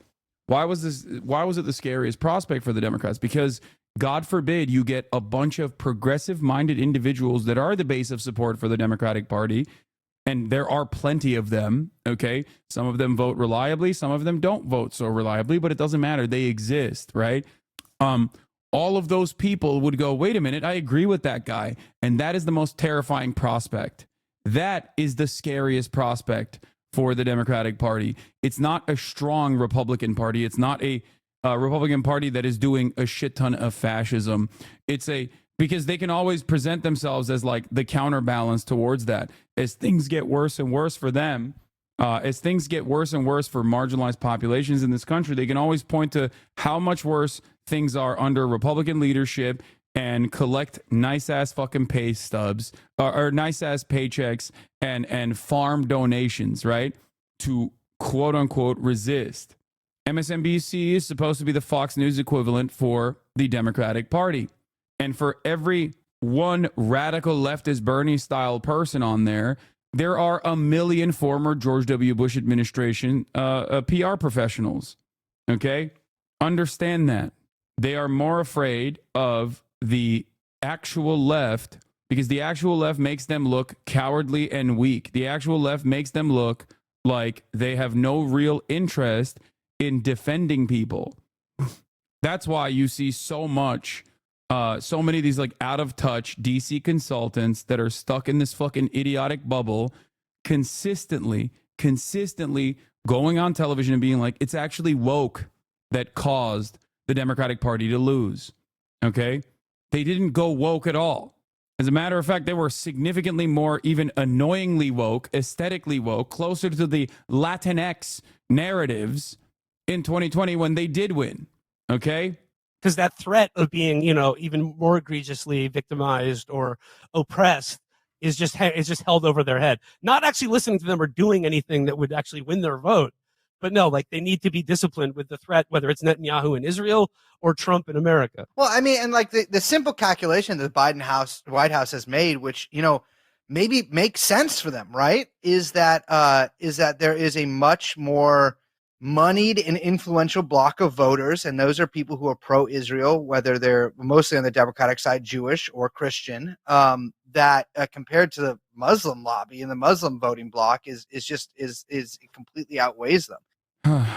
Anyway, when Israel annexes the West Bank and its 3 million Palestinian residents and refuses to give them equal rights, there will be no argument left over whether it is an apartheid state. At that point, it can either go on as an apartheid state and face international isolation or grant equal rights. No third party since they foreclosed Palestinian statehood. They already don't have an argument. They are already an apartheid state. The West Bank has already been annexed in practical terms. They may make it formal now, which would mean the end of the two-state paradigm. It would allow a shift to working towards equal rights for all citizens of Israel in one state. And they 100% will absolutely do Jim Crow style apartheid shit once the West Bank is permanently annexed. They're just going to keep deporting as many Palestinians as possible, and maybe even Palestinian citizens of Israel, as they are doing right now, okay? As they are increasing the pressure upon the Palestinian citizens of Israel that have been granted citizenship since 1967. Legislators particularly to account. So we do appreciate the time that you're making for us today. Thank you. So, anyway, I know you criticize me, but I do think the accelerationist perspective is super valid now. It's our only option to work harder and faster. I already told you this. It is the Democrats that fucking accelerated, okay? Yes, I didn't finish that clip. I don't want to watch a doctor talk about how quadcopters assassinated children, okay? I know that the doctor is going to say that. I don't want to watch it, okay? I've seen it. I've seen it a million times over. Enough. The U.S. State Department says it's not made an assessment that Israel is in violation of U.S. law in reference to the 30-day U.S. deadline. It says there is no policy change to announce. The U.S. State Department saying it has not made an assessment that Israel is in violation of U.S. law in reference to the 30-day U.S. deadline for Israel to improve conditions in Gaza comes after 8 humanitarian organizations announced the opposite.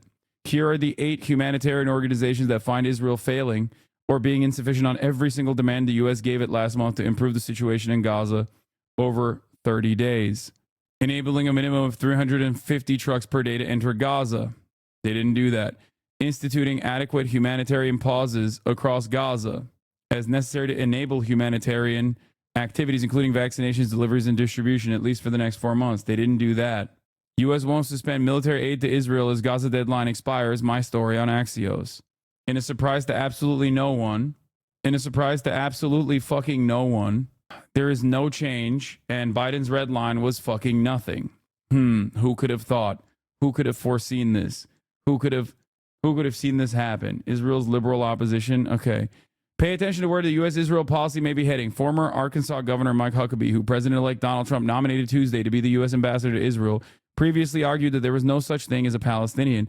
Huckabee, who has been a strong defender of Israel throughout his career, made the statement in his 2008 presidential campaign asserting that Palestinian identity was a political tool to try and force land away from Israel. In a CNN video obtained by Andrew Kaczynski during Huckabee's 2015 run for president, Huckabee suggested that if a Palestinian state were to be created, it should be in neighboring countries like Egypt, Syria, or Jordan, rather than within Israel's borders, which he includes Judea and Samaria in it, which is the West Bank, occupied Palestinian territory of the West Bank, which Mike Huckabee refers to as Judea and Samaria. Basically, there's no really there's really no such thing as, I need to be careful about saying this because people will get really upset. There's really no such thing as a Palestinian Huckabee said at a 2008 campaign stop in Massachusetts while speaking to two Orthodox Jewish men. There is not. Yeah, I don't want to watch it. A thread by the head of the opposition, Yair Lapid, explaining how he supports collective punishment against the families of terrorists and banishing Minister of Knesset Ofer Kasif from the Knesset. The real opposition in Israel is about 5 to 14 members of the Knesset out of 120. This is the liberal opposition to Benjamin Netanyahu saying this. I'm in favor of deporting families of terrorists, just as I was in favor of the removal of Ofer Kasif. Today I sat with the Hagavor Forum, a forum of bereaved families identified with the right and the demand to continue the war in Gaza. We had a good and fair conversation, even about the things that we disagree on.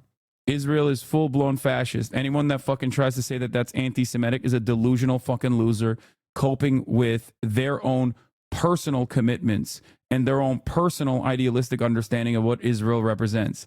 That's it. And no, I will never fucking stand down from openly recognizing that reality. Okay?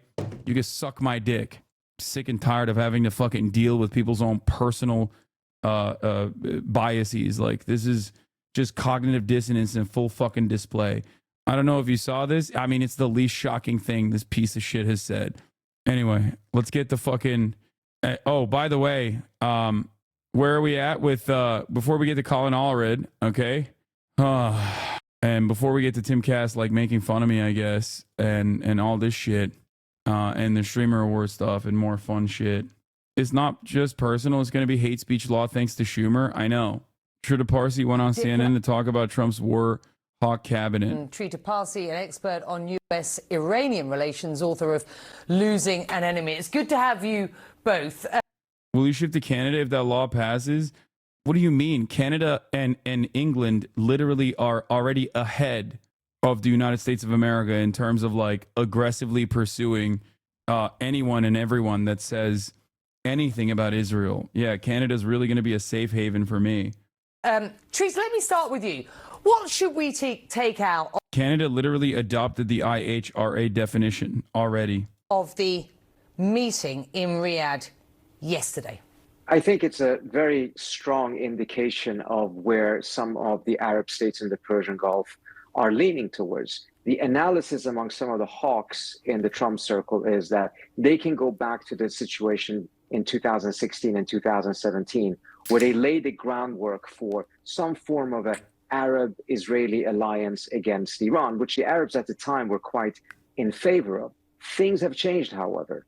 At this point, it's very clear both the Saudis and the Emiratis want to make sure that they absolutely stay out of any war that involves the United States, Israel, and Iran. And part of the reason for this, of course, is the anger amongst their own. This is what I mentioned. Mohammed bin Salman yesterday, despite his own personal disagreements, openly recognized what Israel's doing is genocide.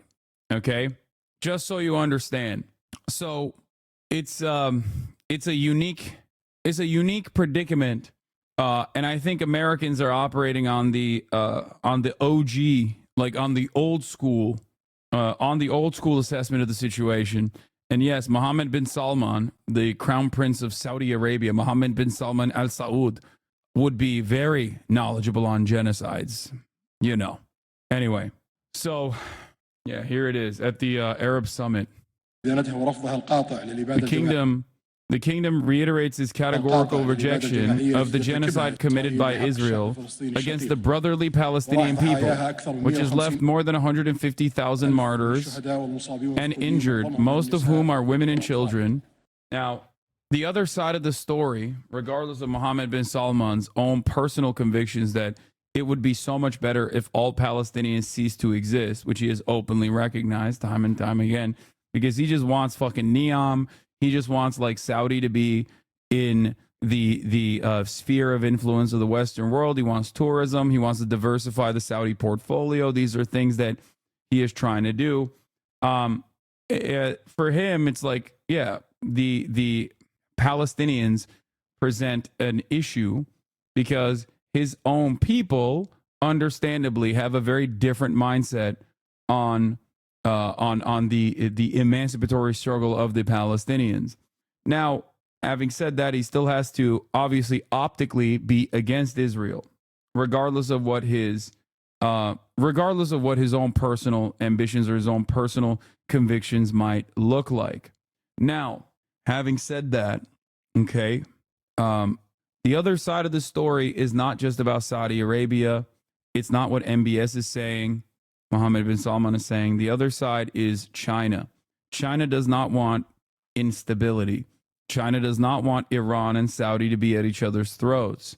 So for China, he wants energy to keep flowing. And for that reason, because they need oil for their projects and their, their developmentary projects, okay? China has already instituted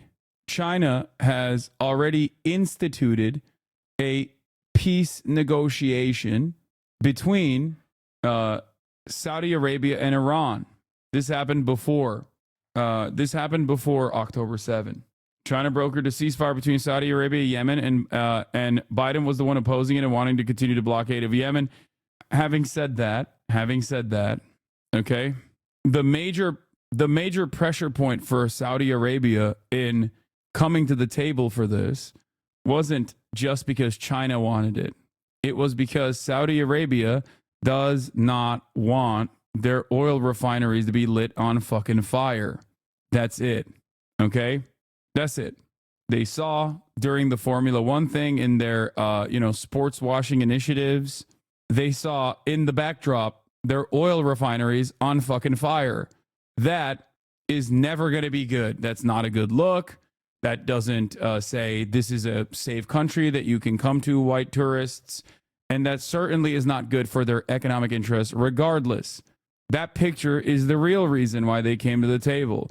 That picture is the real reason why they haven't been so fucking over the top with their support of Israel's defense, even though they have supported Israel's defense, specifically over the Red Sea.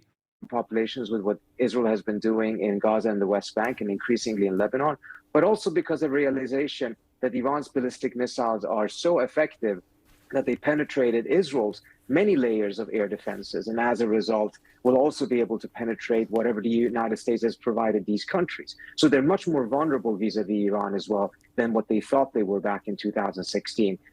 All of this is adding to their desire to stay out of any type of a conflict and help de-escalate the situation.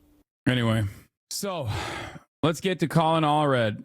Colin Allred ran a cowardly campaign for New Republic. I wrote about the Southern social media strategy, Olivia Juliana, Isaiah Martin, and the rot of the core of modern campaigning. Okay?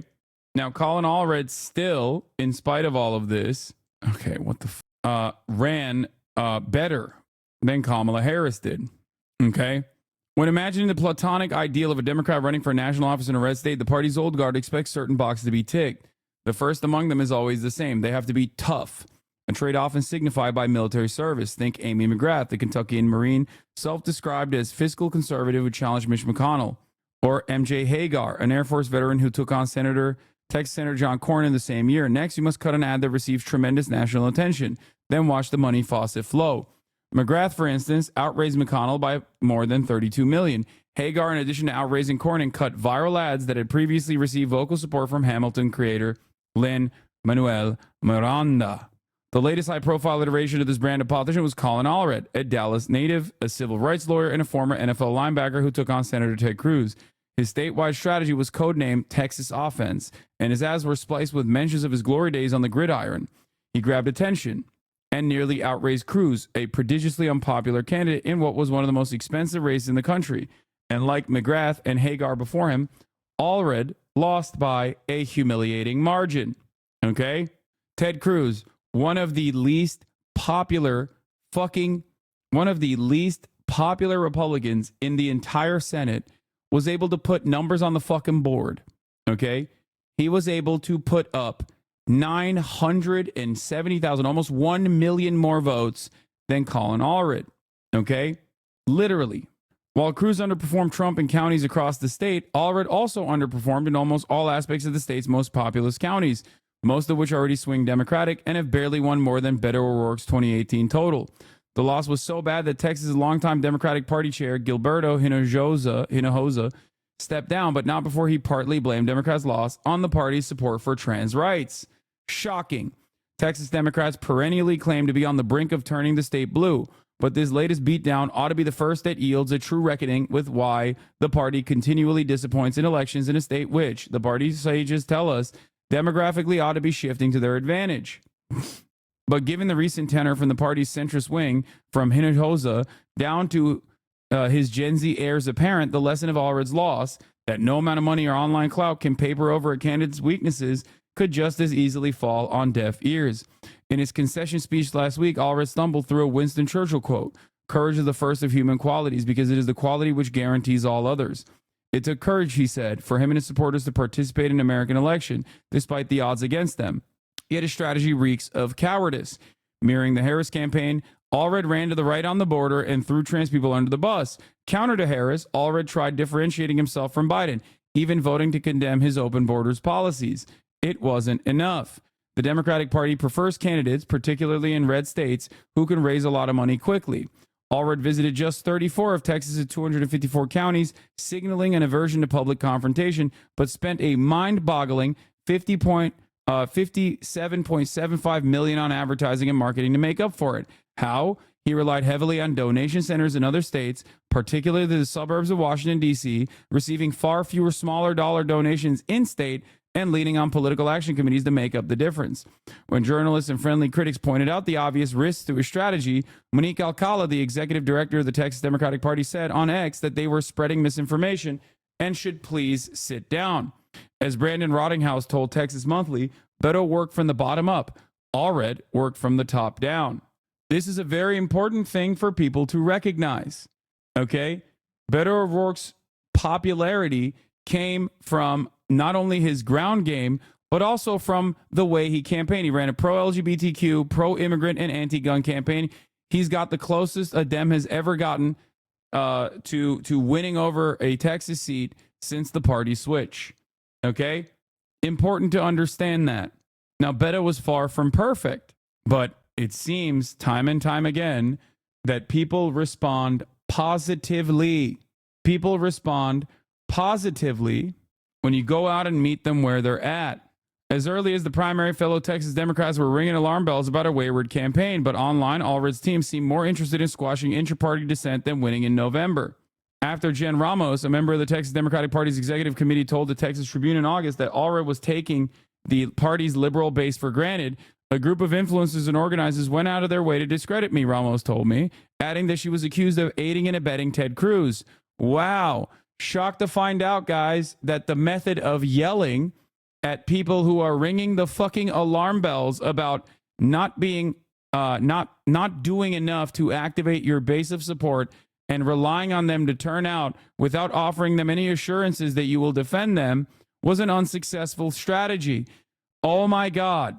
Olivia Giuliana, a 21-year-old influencer who spoke at this year's Democratic National Convention and was advertising the Allred campaign on youth voter turnout, took a similar line to Alcala. Writing on X in the wake of the Tribune article, anyone saying Colin Allred hasn't intentionally engaged the base or traveled the state is spreading misinformation and frankly helping Ted Cruz's campaign divide the Democratic Party. Since last week's election, Giuliana has been ranting online against communism, as if a tiny ideological milieu in the United States, let alone Texas, played a major role in their loss. These people would rather fucking fight imaginary communist demons in their fucking minds than actually run a normal campaign. What a frustrating reality.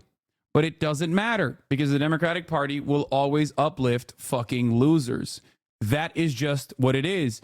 If your strategy relies on you to elevate graceful winners like fucking Jamie Harrison, for example, why would any of these careerist hacks actually get their shit in order? They're just going to keep failing upwards. That's why you have the likes of that Lindy Lee woman, okay, who was more predisposed with rat fucking the Bernie campaign, talking about how Bernie bros did online harassment towards her. And she was rewarded. She was fucking rewarded. These guys are the ones who get rewarded. Okay? There is no interest in winning. There's only an interest in losing gracefully and holding true to the ideological commitments that the Democratic Party has to third way neoliberal politics, even though it is very obvious that absolutely no one in the real world looks at that and goes, I want that. That's for me. Okay. You can read endless think tanks backed by big pharmaceutical corporations and the healthcare industry that tell me that it's actually bad to have Medicare for all. But when you go and talk to normal people in the real world and you go, hey, wouldn't it be nice not to worry about, in the words of Felix Biederman, a car payment style bill the moment that you visit a hospital? Virtually every single normal American is going to look at that and go, yeah, I like that. Actually, that seems insane that we have to do that. Okay. Mother Jones's Serena Lynn had asked the Allred campaign in October why they'd avoided larger rallies, but was directed to Juliana, who claimed it was a more strategic, targeted way of reaching people. Allred was focusing more on identity-focused coalition groups, wrote Lynn, including Republicans for Allred, chaired by former Representative Adam Kinzinger. Wow. Remember Adam Kinzinger and his assessment of what I was saying about the fucking leaning on the Republican shit, who he claimed was how to lose the election in 2028? Here, let me pull that tweet real quick. Let me show you what the fuck is really good, just so you understand the mentality of these generational fucking losers. Okay? These guys, once again, are more predisposed with maintaining their ideological commitments to third-way neoliberalism and inherently reactionary points of view, and they want to win by those standards. Let me explain something to you. This is that Adam Kinzinger. How to guarantee a loss in 2028, says Adam Kinzinger on November 6th. I don't want to say I told you so, but this run to the moderates looks like a spectacular failure, I said on the night of the election. Lethal military, muscular border policy, and parading Liz Cheney didn't swing votes in Dems' favor and only worked to normalize Republican positions. To which I responded with, brother, have you looked at the election results? She lost because she listened to people like you. But fear not. There is a metric ton of idiotic commentary on every fucking outlet that your grandparents and your parents listen to, priming them against these secret shadowy trans people that are the real reason why the Democrats lost. The left is the real reason why the Democrats lost. Okay? Fear not, everybody. Everyone is going to keep running the same idiotic route over and over again as the media deludes anyone over the age of 45 that still listens to fucking newspapers into a false narrative. Republicans for Allred, chaired by former Representative Adam Kinzinger, prominent anti-Trump Republican, also endorsed Harris. The more likely reason Allred wasn't more regularly found out on the hustings was because he was a snooze on the podium. The Texas Observer pointed out that his stage presence was underwhelming, that he lacked even basic charisma. Meanwhile, Allred's outreach to farmers, who make up 14% of the state's workforce and more than 12% of the U.S. total, by far the most of any state, was sporadic at best. Clayton Tucker, a rancher and a chair of the Lampasas Democratic Party, based in the 712 square mile county with a population of fewer than 24,000, said between the crowded Democratic primary and election day, there was quite a dry spell in communication. Tucker lobbied hard for Allred to appear before the farmers and lay out his vision. Finally, in October, what is this? Trump's Israel ambassador said, yeah, no, I know. What? Hope you're fucking ecstatic. Oh, Trump's Israel ambassador has said there's no such thing as a West Bank. It's only Judea and Samaria. Hope you're fucking ecstatic about your apathy to selection, bud. Glad you get to stay on your high horse while throwing Palestinians under the bus. Number one, I don't think you care about Palestinians. Clearly, you don't. Okay? And I don't know why you have to even try to act like you care because you think you're winning some fucking talking point. There was never a moment where I didn't say that Donald Trump would be worse for the Palestinians overall. Okay? But Kamala Harris also straight up lost the election specifically because she personally ran a strategy of actively pushing anyone who cared about Gaza away from the party. Not only did she not separate on Biden on a multitude of different issues, she certainly did not separate on Biden on this objectively unpopular policy of Gaza. And that is precisely why she lost. And liberals like you don't care about the truth at all. And that's why you're in here doing fucking, you're in here being an inhuman piece of shit.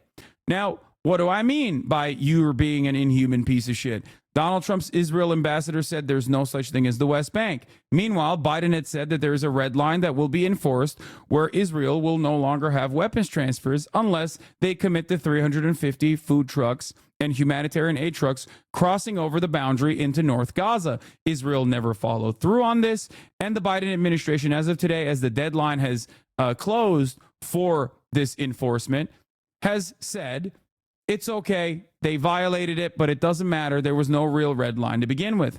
So talk to me about why you actually care about the Palestinians. You clearly do not.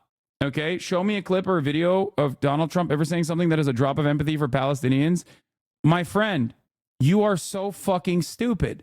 I am openly telling you what I said time and time again. Donald Trump is no friend of the Palestinians is what I specifically said. But you know what Donald Trump did do? Okay, he took advantage of the fact that it was the Democrats that were funding and facilitating this genocide. He also then turned around and went to Dearborn and did the aesthetic posturing as though he actually cares about fucking Arabs or Palestinians at all. Meanwhile, Kamala Harris actively kicked Arab delegates that they had invited to the fucking campaign from the speaking engagements that she was doing. She sent Richie fucking Torres to Michigan, a person with zero name recognition, to basically say, no, do not worry. There is no real red line in fucking North Gaza, just like there was no real red line in Rafah. We're going to keep killing people. She sent Jeffrey Epstein's best friend, okay, William Jefferson Clinton, to Michigan to talk also about Judea and Samaria. So what the fuck are you talking about? Why is it so easy to find clips of Kamala saying she will give Palestinian voices a seat at the table, but Donald Trump, all she does is call Biden a Palestinian for not literally bending over to Israel? You are not going to be able to convince a single fucking person when obviously, if you're not recognizing the metric ton of harm Kamala Harris did to herself by not recognizing the uncommitted movement as a serious danger to her reelection chances, to the reelection chances of the Democrats, you're yelling at no one, okay? There was never a moment where I said Donald Trump is going to be better for the Palestinians. Find me a clip where I said that, and we'll have a discussion, okay? You can't, because that doesn't exist, because I openly recognized that Donald Trump will be worse overall. I actually maintained the position that he will permanently annex the West Bank. Why did I say that? Because he got $100 million from Miriam Adelson to specifically do just that. All you do is pretend they're one-to-one, bro. It's sad. No, what's sad is your pathetic inability, your absolute fucking inability to recognize what is happening, what is unfolding in front of your fucking eyes. Notice how you're no longer talking about how Gaza is going to get wiped out under Trump, because it already did get wiped out under Joe Biden. So shut the fuck up. You do not give a single shit about Palestinians, and it's so unimaginably cruel that you could just turn around and use Palestinians as you champion their death and destruction as a simple talking point in an effort to cope for the dogshit campaign that your candidate of choice ran. Just be honest. Be honest with myself and be honest with yourself. Don't try to present yourself as a defender of the Palestinians, okay? You're saying they're already wiped out as the most white thing I've ever heard. Jesus Christ, you really think the situation can't get worse? How sheltered. The most white thing you've ever heard. Man, shut the fuck up. Your brat campaign sucked dick, okay?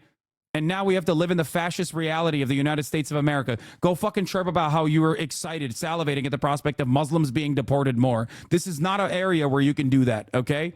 Brat bombs, baby. Liz Cheney. Let's hug and kiss Liz Cheney. That'll surely win us the election. Suck my fucking dick. You and the dumbasses like you that don't even get paid by the DNC to repeat the DNC talking points and continue this fucking insane hallucination that the Kamala campaign did everything she fucking could, got owned, got her shit pushed in, specifically by a incompetent loser who is a direct fucking fascist. And now the country is worse as a consequence of that. And you're coming to the one guy who kept ringing the fucking alarm bells because, in spite of my moral disagreements with a administration continuing to do genocide, I still understood that it would be far worse if Donald Trump was president. Stop yelling at me. Go and fucking read a goddamn book or something. Holy shit. It's so crazy to come in here after this ginormous electoral defeat and yell at the one guy who was like, don't do this. This is going to cost you the fucking election. You absolute dumbass. You monstrous scumbag piece of shit, dude. You guys love losing, okay? That's it. You love to lose. You love to lose because the Republicans are at least honest about their racism. You don't give a fuck. It's never going to harm you. You're most likely a white dude living in the fucking suburbs. All you love is just doing debates online. And this way, you get to stand as a morally superior being to Donald Trump's unimaginable cruelty, while it simultaneously doesn't impact you at all. And maybe deep down inside, you kind of like it. That's why so many dumb fucks are now chirping about how excited they are at the prospect of Donald Trump fucking flattening Gaza, as though it hasn't been fucking flattened already. That's the whitest thing you've ever said, bro. Saying Gaza was flattened is the whitest thing you ever said. No, it's just the objective reality. Gaza has been flattened. 2.5 million people displaced, and they're getting pummeled right now under the Biden administration. If you actually cared about that sort of thing, you'd be fucking smiling and dialing your congressperson instead of chirping the goddamn Twitch chat about the one fucking person that has not only been so restrained and so balanced in this analysis, but has also made an argument to convince liberals that this is an electoral defeat waiting to fucking happen. Racist fucking liberals, dude. You gross me out. You're disgusting. You're virulent little racist monsters, okay? That's why you fucking lose every goddamn time. You have no convictions whatsoever, and you're just a fucking bot that basically says whatever the DNC is saying, whatever the Democratic Party is saying, whatever MSNBC is writing about, I'm just going to repeat over and over and over again, no matter how fucking stupid it is. There's no better, there is no clearer fucking indication that you are just as delusional as these fucking QAnon losers on the right. Then coming in here after this massive fucking electoral wipeout and being like, you know why? I'm going to fucking sit here and flex. I'm going to be like, oh, look at you fucking Muslims for your apathy. I didn't even demonstrate apathy, you dumb fuck. I openly stated what was happening. If that frustrates you, then maybe, do some internal examination. Figure out why you have such cognitive dissonance. Yeah, these guys are like, you're the reason why we lost. Yeah, dude, I'm the reason. If they had listened to me, I think that they would probably have, unironically, a better shot at winning the goddamn election. So yeah, in that regard, I am the reason why the Democrats lost, because they wouldn't fucking listen to me. Yeah, scratch a liberal and a fascist bleeds. For years, Texas was seen as nothing more than the ATM for Democrats' national aspirations. The candidates would fly through Houston, Dallas, and Austin for a couple swing at donor parties and leave soon thereafter, knowing full well the state wasn't in play. But as other states such as Florida and West Virginia became less competitive and campaigns like O'Rourke showed outsiders that Texas could perhaps swing blue, donors' attention shifted. This has been a blessing and a curse. On one hand, candidates can potentially tap into a wider market, so to speak, to fund their campaign. On the other hand, it disconnects candidates from the prerequisite for local support. The more cynical among us might view this as a racket. Consider the case of Isaiah Martin, a centrist Gen Z Houstonian and a friend of Giuliano's who briefly ran for Congress. In September 2023, he posted a single ad that went viral, landing him on MSNBC to talk about his vision for the country. He acquired Anika Albrecht, almost got it, who previously worked for Blue Dog Representative Murray Gluesenkamp Perez, also another fucking grifter, as his campaign manager, raised about $400,000, mostly from donors outside the district, and a couple months later, unceremoniously dropped out. Despite his electoral faceplant, he became an influencer touring the country for the Harris campaign. The Texas Democratic Party is replete with organizers such as these, who always seem to fail upward. Other longtime Democrats have pointed to MJ Hagar as a similar problem. She's raised all that money, and where's she now? Far from the limelight, working for Deloitte. There's not much money to be made when you invest in grassroots, Tucker told the New Republic. I think we're too culturally obsessed with commercials and mailers. Speaking for myself, no mailer or commercial has ever convinced me of anything. But a conversation, whether that's over the phone or in person, has. Some have given up on the demographics of destiny argument, in which liberals assume the changing racial makeup of the state would inevitably mean Democrats will sweep into power. Tucker, for instance, said an emphasis on economic populism is popular in the rural counties that lie devastated to this day by NAFTA. But even as the Democratic myth lies dying, the next one has been born, that young people armed with technology and social media will connect with voters to drive a blue wave. A lot of these fucking influencers, all they do, and I'm no disrespect to the Harry Sassans of the world, but all they do is convince old people that they're doing youth outreach. That's it. And a lot of the motion that they have is within the confines of the Democratic Party, the establishment. That's it. DC guys look at a young person that sounds exactly like them and go, oh my God, this guy's killing it. Okay? This guy's fucking killing it. Holy shit. Turns out the youth love this. It's pure graft. That's all it is. Okay?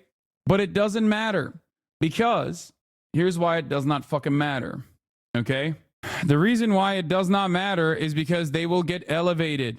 They will develop a platform of prominence, even if that platform does not yield positive results, even if that platform does not yield any sort of electoral victories for the Democratic Party. It does not matter. We just keep elevating fucking losers. Okay? In late April 2023, Axios reported that Biden's 2024 digital strategy would entail an army of influencers, employing several staffers to focus specifically on young and suburban voters through content creators and offering the White House and Biden campaign on the road to hundreds of unpaid social media stars.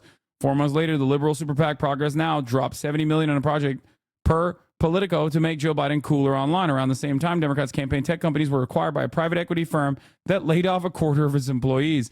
A new emphasis on influencers was concurrent with a shriveling legacy consultant sector, effectively cutting out the middleman, but this didn't entail better results. After the election, the nation's Elie Mystal proclaimed that liberals need to build their own Joe Rogan. Perhaps a natural conclusion to the strategy, combating thick-skulled propagandists with thick-skulled propagandists. If there's a takeaway here, it's that the Allred campaign was more of a social media campaign than a Senate campaign. Like McGrath and Hagar before him, Allred and his team were relying on high-profile surrogates and an ungodly amount of money to flood the zone. This, in some respects, is not that different from the Trump method, by the way.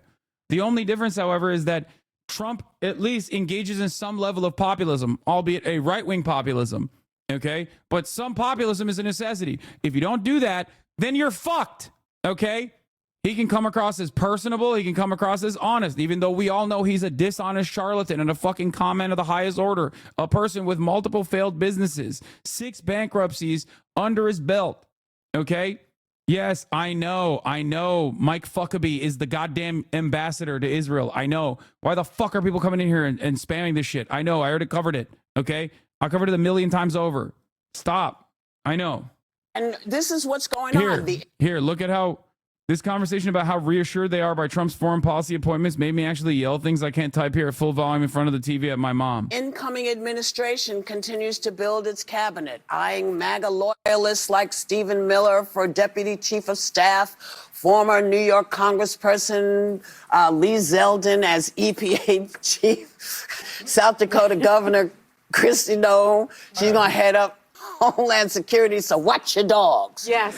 As well as Senator Marco Rubio for Secretary of State, who used to have a much different take on his future boss. Take a look.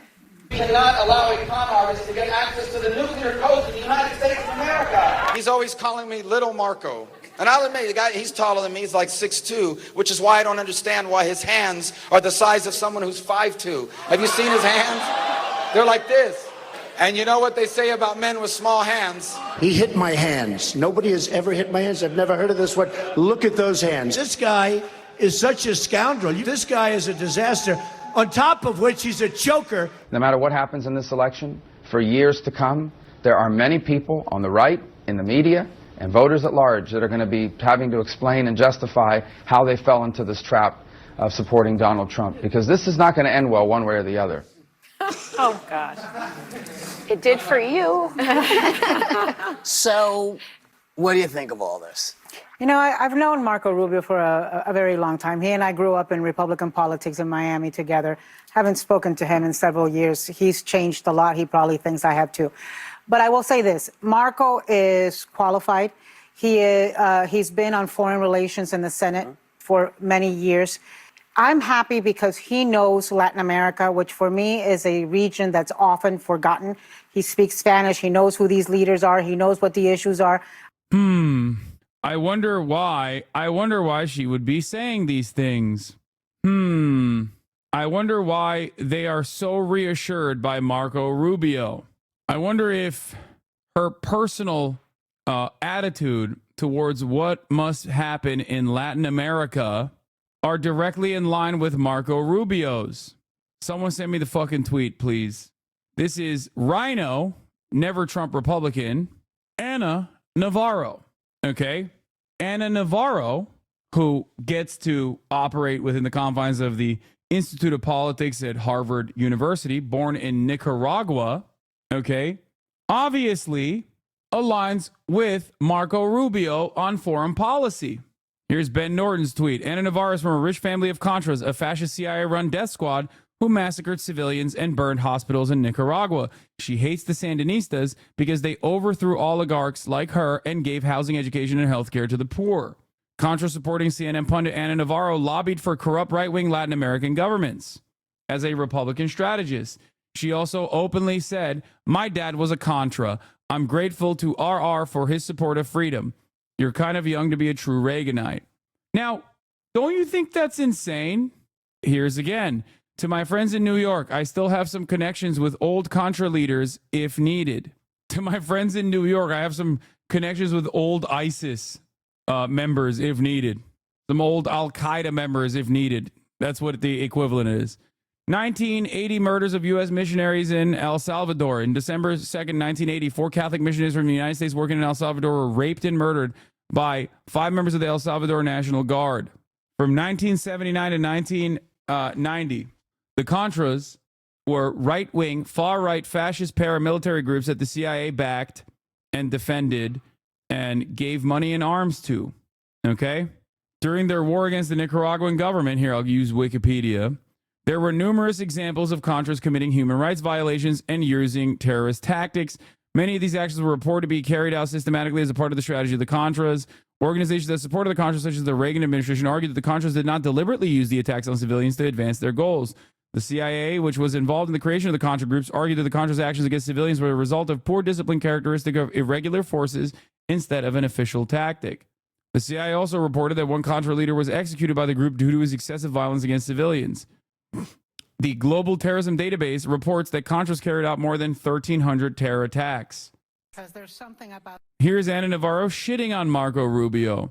They've been outing themselves to kiss his ring. Marco Rubio is one of the worst. How dare Marco Rubio compare Trump to being a felon to communist Cuba? 5,600 Cubans at least were shot in front of firing squads. And another 12,000 in addition to that were shot and killed. How dare you use their names in vain so you can suck up to Donald Trump? Don't you dare compare our judicial system to that. She was mad that Marco Rubio was comparing the political persecution of Donald Trump to, the Biden administration of Fidel Castro. Her explicit purpose for being platform is to launder and sane-wash the ever-shifting right-wing movement in the United States liberal mainstream media. Yes. Contras are what genocide supporters think Hamas is like. Yes. But they were our guys. So it doesn't matter. Okay? They were our guys. So they were good. Just like Ana Navarro gets to go on The View and talk about how Marco Rubio actually offers a sense of sanity to the current administration. I think he's going to come in hot on places like Venezuela, Cuba, and Nicaragua, which I care about enormously. Yeah, we're going to do coups everywhere, dude. We're going to bomb them into oblivion, actually. I'm surprised by the appointment because he and I agree on foreign policy, and I think he's considered a foreign policy hawk and kind of like a neocon, which is looked down upon by the MAGA folks. I'm also surprised because of all of this stuff that's happened between them before. And Trump is putting such an emphasis on loyalty. I'm surprised because this will give Governor DeSantis the chance to make a Senate appointment. And Governor DeSantis is not one of Donald Trump's favorite people. And I'm surprised by Marco because Donald Trump had such turnover in his cabinet in 2016 that I think giving up your Senate seat where you're... Anyway, I don't want to fucking hear the rest of this. This shit sucks so bad. We are such a fucking stain on humanity. I swear to God. I remember when Ana Navarro pivoted from being a Bush loyalist to a liberal commentator. I know. Anyway, yeah, Jon Stewart has a similar assessment to myself. But let's finish this fucking piece on how the Colin Allred campaign blew all of their donations that came from outside the fucking state. And what to look forward to and what lessons will never not be funny that Marco Rubio's parents left Cuba during the Batista reign, but he told people during his campaign that they fled Castro. I recently realized there are many Cubans whose parents and grandparents fled Cuba during the Batista dictatorship, but over time the family story became that they fled because of Fidel. Yeah, Bob Menendez is another one. Remember Bob Menendez being like, remember when Bob Menendez, New Jersey Democrat, Bob Menendez was caught for securing contracts for halal meat from his contacts in Egypt, and they were paying him in gold bars.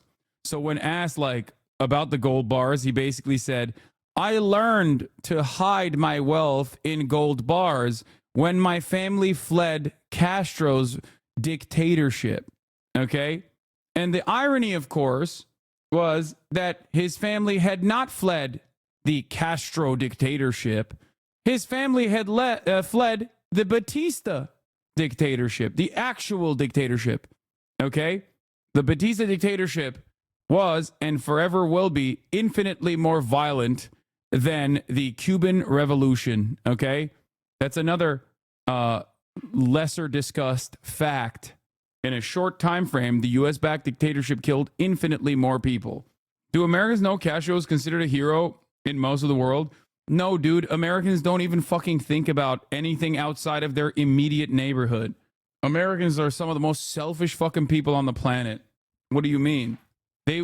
Americans literally just voted, okay, including but not limited to Americans of Latino heritage who have immediate family members who are now slated for deportation, okay, for a guy who was going to engage in mass deportation because they thought that in the process, the egg prices would go down 50 cents, okay?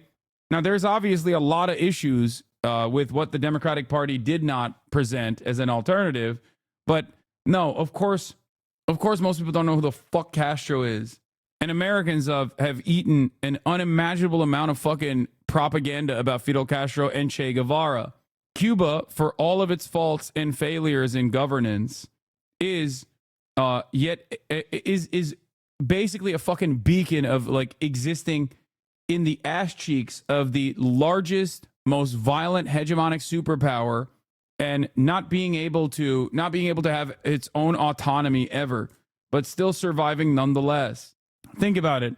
Island nation that's like basically swimming distance from mainland America, okay, that has been punished for having a socialist revolution since the inception of the socialist revolution because we were mad that we couldn't have sugar plantations and a tourism destination for the fucking mob.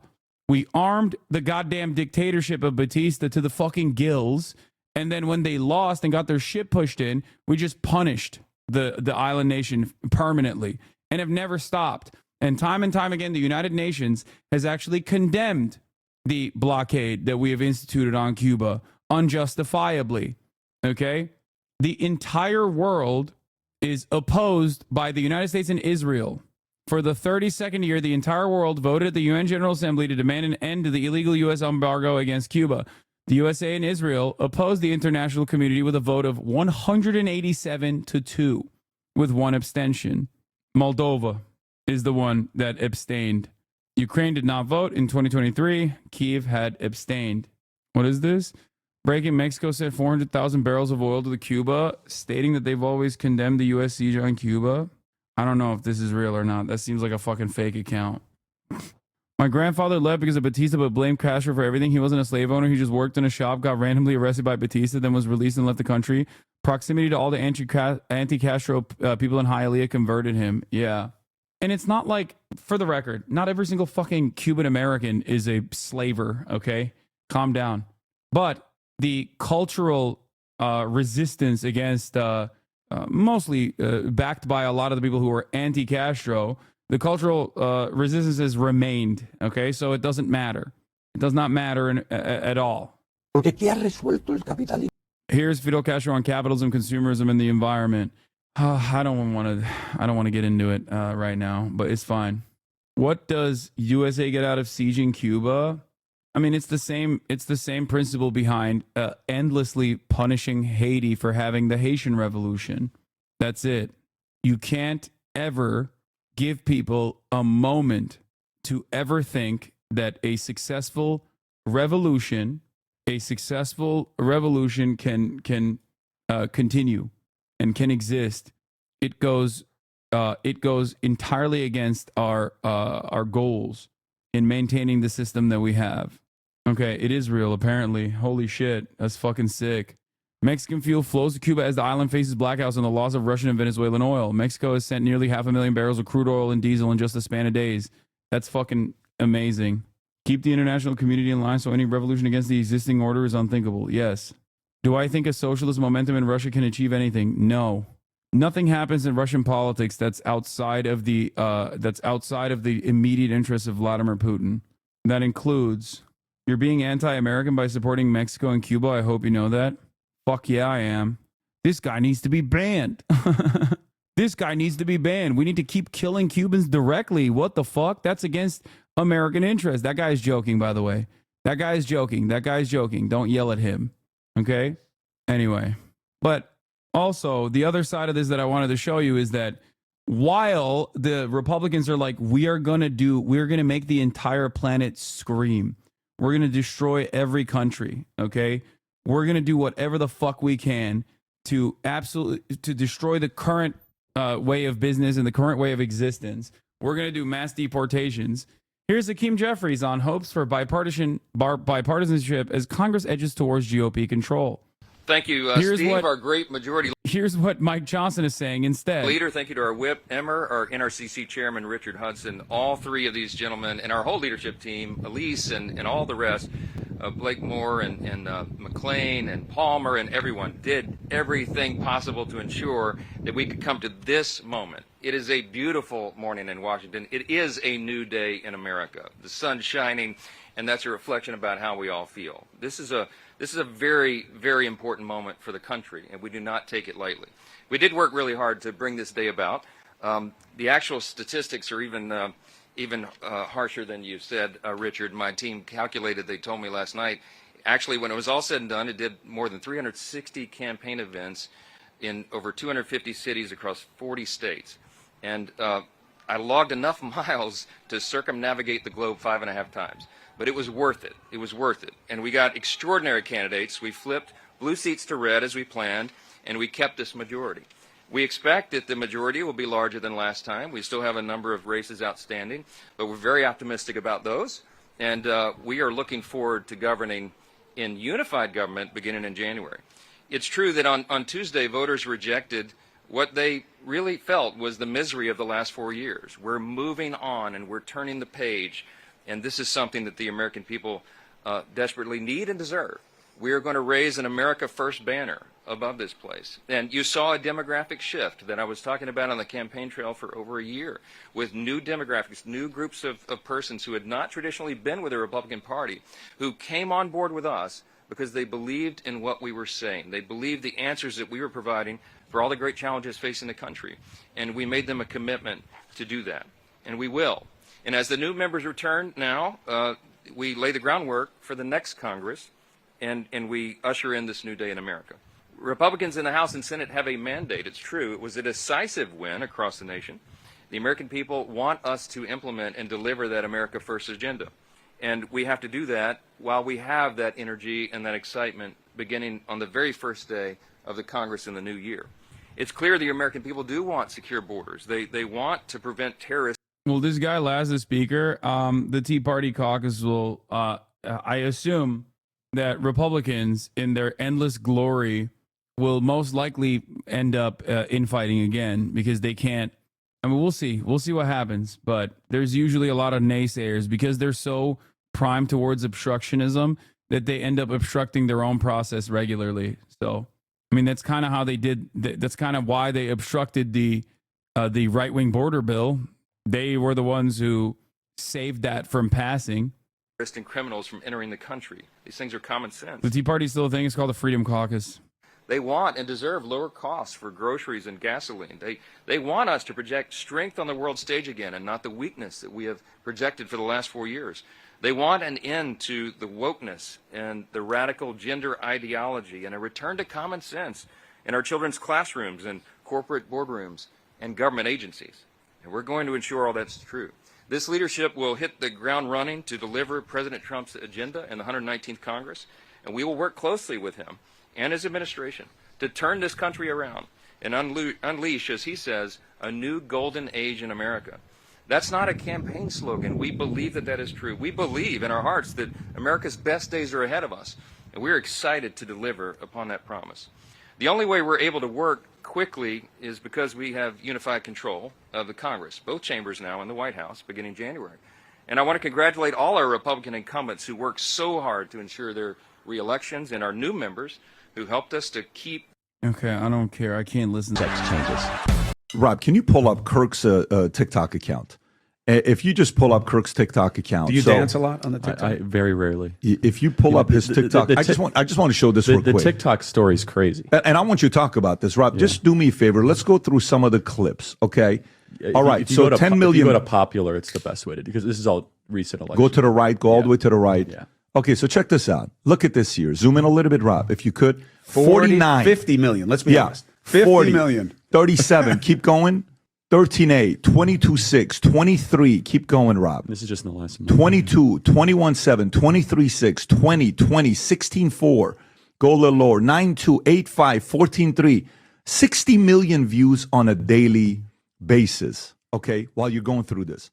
Now, Charlie, there's Instagram. That's a different audience. There's YouTube, different audience. You got radio, syndicated, different audience. You got Rumble, different audience. X, different audience. TikTok.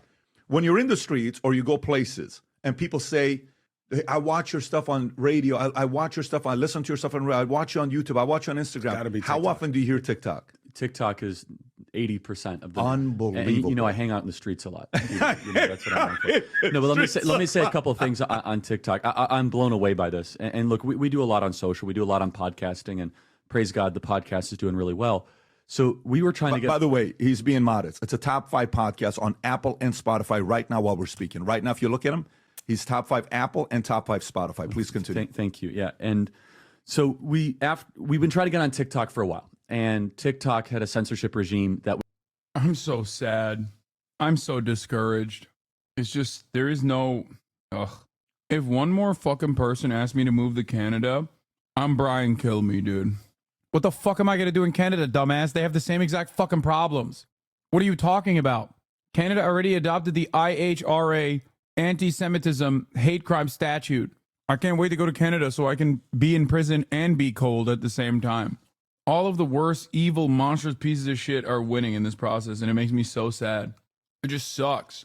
We just keep giving the worst scumbags the greatest fucking platforms. It was very sensitive to topics that we would discuss on campus. And we kind of just said, forget it. Well, it's interesting. And I have a whole theory that October 7th was the event that led to the end of the Democrat Party. And I could lead it through 4 or 5 different examples. And I think Chris would actually agree with this because it's just an objective analysis, not a partisan one. And the buried lead of the October 7th was that it got TikTok banned. And remember, the TikTok ban stalled based on just China concerns. But TikTok was the hub of a lot of the anti-Israel sentiment that was brewing with Gen Z. And then all of a sudden the TikTok ban got resurfaced. Mitt Romney said at a security conference, we are banning TikTok because it is sowing anti-Israel sentiment in the United States. So TikTok gets banned. And our team, we had this idea like, hey, TikTok is in a place where they don't want to get banned with an incoming administration. Let's send out a tweet saying, hey guys, let's do one more chance. If you treat us fairly, we'll become TikTok's like biggest right-wing fan, right? And I will talk. And they reached out and they were great. They said, here are our rules. We will transparently enforce them. Again, they're very, very sensitive. You could talk about trans stuff. Oh my God. So TikTok gave them, TikTok, out of fears that they were going to get banned, gave the right wing another faucet of propaganda. TikTok and Twitch has the same people. Dude, Republican cry bullying is why Meta is so fucking right wing. Republican reactionary right wing cry bullying is why how TikTok courted conservatives before Trump's win. God, what a spectacular fuck up. What a spectacular fucking failure. Republican cancel culture? What do you mean? This is what the Republicans do all the fucking time. They did this with Meta way back in the day. I debated Charlie Kirk on this in 2016. Facebook is so left-wing. It's so liberal. People still repeat that shit nonstop. Trump expected to try and halt the TikTok ban, allies say. God, he is going to win forever, dude. Well, not that there is going to be another fucking election, but if there was, he would win it. Philly D got you in the Dumbo again. Is the left starting to go partial or full QAnon? Blue anon, if you will. That is what some are asking right now, because election-related conspiracies are starting to become popular among Democrats who are still reeling from Kamala Harris's loss. The thing is, just like we saw in 2020, there are a lot of different theories, but the most important thing to note is that before diving into this whole thing, the Cybersecurity and Infrastructure Security Agency have already said, we have no evidence of any malicious activity that had a material impact on the security or integrity of our election infrastructure. But as far as what some are flagging as suspicious, you have one thing being voter turnout this year compared to 2020, or with people saying that in 2020, Biden got 81 million votes to Trump's 74 million. But now this year, and keep in mind, votes are still coming in, it shows Trump at 75 million and Kamala at just 71. It's currently a drop of around 10 million Democratic votes. And so you have people saying, you know, millions of votes, quote, don't disappear on their own. Or writing things like, if anyone could fund a massive election fraud scheme, it's Elon Musk. He also has motive. But the thing is, the 2024 vote tally that people are using only reflects the votes so far. Like, yes, we have enough to know whether Trump won the presidency, but ballots are still being counted. And in the end, you have the AP right now estimating that the number of votes cast will only actually be around 700,000 less than in 2020. With Steve Kornacki, for example, also breaking it down on NBC News' TikTok. There's still a lot to come here. So you're adding those two numbers together and you're saying it's a lot less than 20. Well, keep in mind, gigantic states like California, there's millions more votes to come in from California. Washington, too. There's more coming in from Illinois, all across the country. By the end of this, it's probably going to be a turnout about 10 million or so more than what you're seeing right here. And even with all that aside, voter turnout fluctuates cycle to cycle anyways. And these are also fact checks that the conservatives should keep in mind as well, because tons of people on that side have also been using preliminary voter turnout data to try to prove that the 2020 election was stolen, that millions of votes then must have been fake, but no. Or the numbers people have been using and what 2024's turnout is expected to grow to is a significant difference. Also, another big conspiracy theory that people have been throwing out there has to do with Elon Musk's Starlink, with some claiming here that the Starlink internet provider manipulated vote counts. But, as PolitiFact noted, major swing states like Arizona, Georgia, Michigan, the list goes on, they have protocols ensuring that voting equipment is never connected to the internet during ballot tabulation. And just kind of generally speaking, voting machines usually are not internet connected anyways. With the outlet also adding, even if Starlink had somehow been used. What is this? Your debate with Charlie was popping up on TikTok and people were calling you a liar when you said you had a $60,000 salary. Absolutely no idea. The debate was from years ago when people pointed that out. Like 95% of people ignored it or doubled down saying you lie because of your $100 gazillion house. I want to quit so fucking bad. There's no purpose. How do you describe to someone any political thing, any of the ways in which these systems actually harm them, if they don't understand the passage of time? Okay? If you don't understand the passage of time, then I can't explain anything to you. To modify the vote count, there are systems designed to catch tabulation discrepancies. And PolitiFact finding little evidence that Starlink was widely used in elections in the first place. Also, with this, it's worth noting that there are some differences in the misinformation we saw this election compared to last. In 2020, and even this year, Republicans were really setting the stage to call for fraud, though after their victory, their fraud concerns just somehow disappeared. Also, a big difference is with 2024, it's largely just civilians online spreading theories and not politicians. Right? Like when you had Trump, people in his administration, and elected members of his party claiming it was rigged. But so far, I haven't seen Kamala Harris out there holding a press conference at a landscaping company demanding a recount, which is also why you have a ton of people on the left saying just stop before it gets too deep. People like activist Olivia Juliana saying the election wasn't stolen, we lost, you sound insane, stop it. And the likes of Hassan Piker also reacting to a bunch of the theories and saying these people are doing the same exact that Republicans do, which is not understanding a process. And then because of your own personal inability of understanding how this like regular process works, you are now imagining like an alternate scenario. And personally, I will say there are a number of people out there that have me concerned right now. And if anything, it's given me, and it feels weird saying it because a lot of those people are just would say horrible things to me right now. It gives me a lot of empathy and more understanding for people who believed election lies back in 2020. Like imagine being shocked by the result. You're like, but I saw the rallies. There were so many people there. There was so much energy. Everyone around me thinks like I do. The election was obviously stolen. And then rather than being given time to go, oh, well, no, the world is not my bubble. The vote went a different way. The politician you support goes, no, it was stolen. How fast would so many people flock to that? Because they want to think that's true. That's the only way that everything makes sense. I mean, like I saw huge viral posts of like people in their bed going, did you see AOC, what she said in that video? They're dropping something huge tomorrow. Get ready. And a lot of people are just misconstruing things that she's saying. You know, we'll see how things play out from here. Does it involve an increasing number of people going down conspiracy holes, or is this something that's kind of short-lived? It's people in their bargaining stage of grief and or the denial part. But also, hey, with all of that said, I gotta pass the question off to you. What are your thoughts here? But then we got to talk about the updates and additions to the Marnie Washington. It's like incredibly, right? Even if you do it diplomatically. And we said, great. So again, this is all transparent. It's all public. There's no like backroom deal. And so we started posting my old college discussions there because I've been doing this for 12 years where we just have open dialogues. And we started to get 5 million views a day, 6 million views a day, and 10 million views a day. And so over the summer, I said, well, what if this election season, I do like 25 campus stops and we kind of create these open air discussions and they might go viral, especially on TikTok, that could influence a lot of people to view the election the way obviously I want them. That's literally just what Steven Crowder did. And yes, Philly D is a Hasanabi head. That is confirmed. He literally posts shirtless selfies of himself before going live on Twitch now. Okay, he's doing the Hasanabi method through and through. It's tried, true, and tested. Just like the Steven Crowder change my mind method is tried, true, and tested. To view it. And yeah, look, on TikTok alone, it was 1 billion views in 90 days. It's like 60 to 80 million views a day. And Bro, you are legit so hard to find on Twitch now. Yes, dude. Yes. Okay. I know. I am. Because Twitch has actively caved and capitulated the fucking dildos. And it seems like I'm no longer a part of the algorithmic boost that you get for having fucking 38,000 viewers, which makes this all the more impressive regardless. It's ironic, of course, because if you log in, the first person you see doing political commentary on the platform is fucking Asmongold. Okay? They don't have an issue with Asmongold being the political commentator. And guess what? I don't either. If that's what they want, then that's what they want. There's not much I can do. The reality is, while Destiny and so many of these other people say that I am Twitch's golden boy, Twitch very clearly is not treating me like it's fucking golden boy. That's it.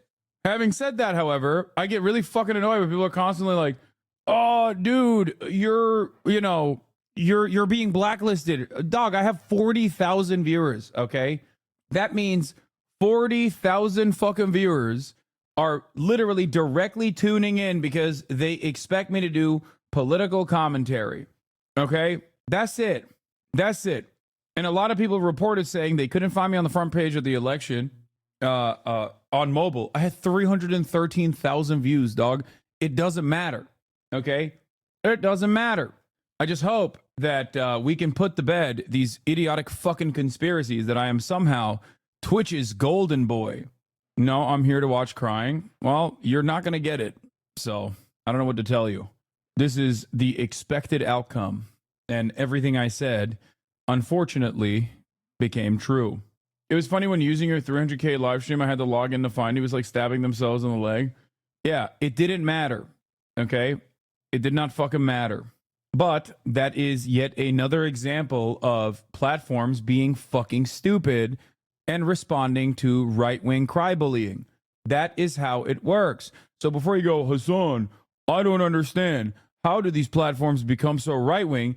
It's because Republicans do this very effectively. Conservatives do this very effectively. Reactionaries, even if sometimes they consider themselves a part of the Democratic Party, do this very effectively. They cry-bully, and they get people banned, and then they say, oh, it's the left doing that.